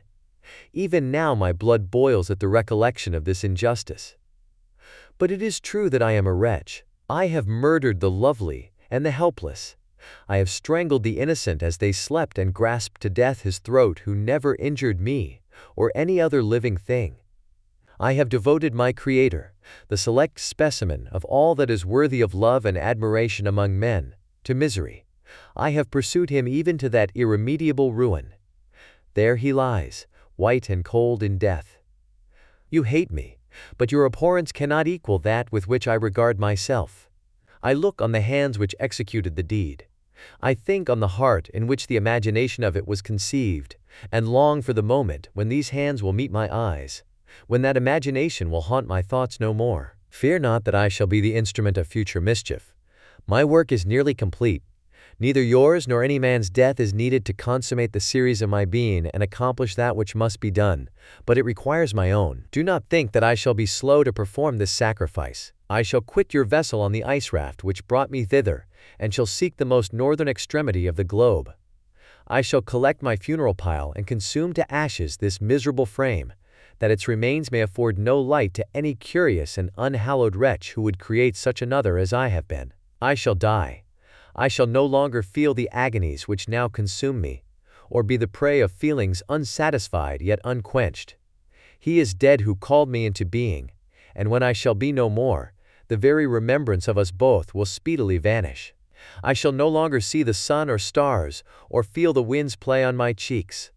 Light, feeling, and sense will pass away, and in this condition must I find my happiness. Some years ago, when the images which this world affords first opened upon me, when I felt the cheering warmth of summer, and heard the rustling of the leaves and the warbling of the birds, and these were all to me. I should have wept to die. Now it is my only consolation. Polluted by crimes, and torn by the bitterest remorse, where can I find rest but in death? Farewell, I leave you, and in you the last of humankind, whom these eyes will ever behold. Farewell, Frankenstein. If thou wert yet alive and yet cherished a desire of revenge against me, it would be better satiated in my life than in my destruction. But it was not so. Thou didst seek my extinction, that I might not cause greater wretchedness, and if yet, in some mode unknown to me, thou hadst not ceased to think and feel, thou wouldst not desire against me a vengeance greater than that which I feel. Blasted as thou wert, my agony was still superior to thine, for the bitter sting of remorse will not cease to rankle in my wounds until death shall close them forever. But soon, he cried with sad and solemn enthusiasm, I shall die, and what I now feel be no longer felt. Soon these burning miseries will be extinct. I shall ascend my funeral pile triumphantly, and exult in the agony of the torturing flames. The light of that conflagration will fade away. My ashes will be swept into the sea by the winds. My spirit will sleep in peace, or if it thinks, it will not surely think thus. Farewell. He sprang from the cabin window as he said this, upon the ice raft which lay close to the vessel. He was soon borne away by the waves, and lost in darkness and distance. The end of Frankenstein, or the modern Prometheus. Thank you for listening with Bookify. If you enjoyed this audiobook, don't forget to subscribe and stay tuned for more exciting books coming soon. If you have any suggestions for how we can improve, please let us know in the comments.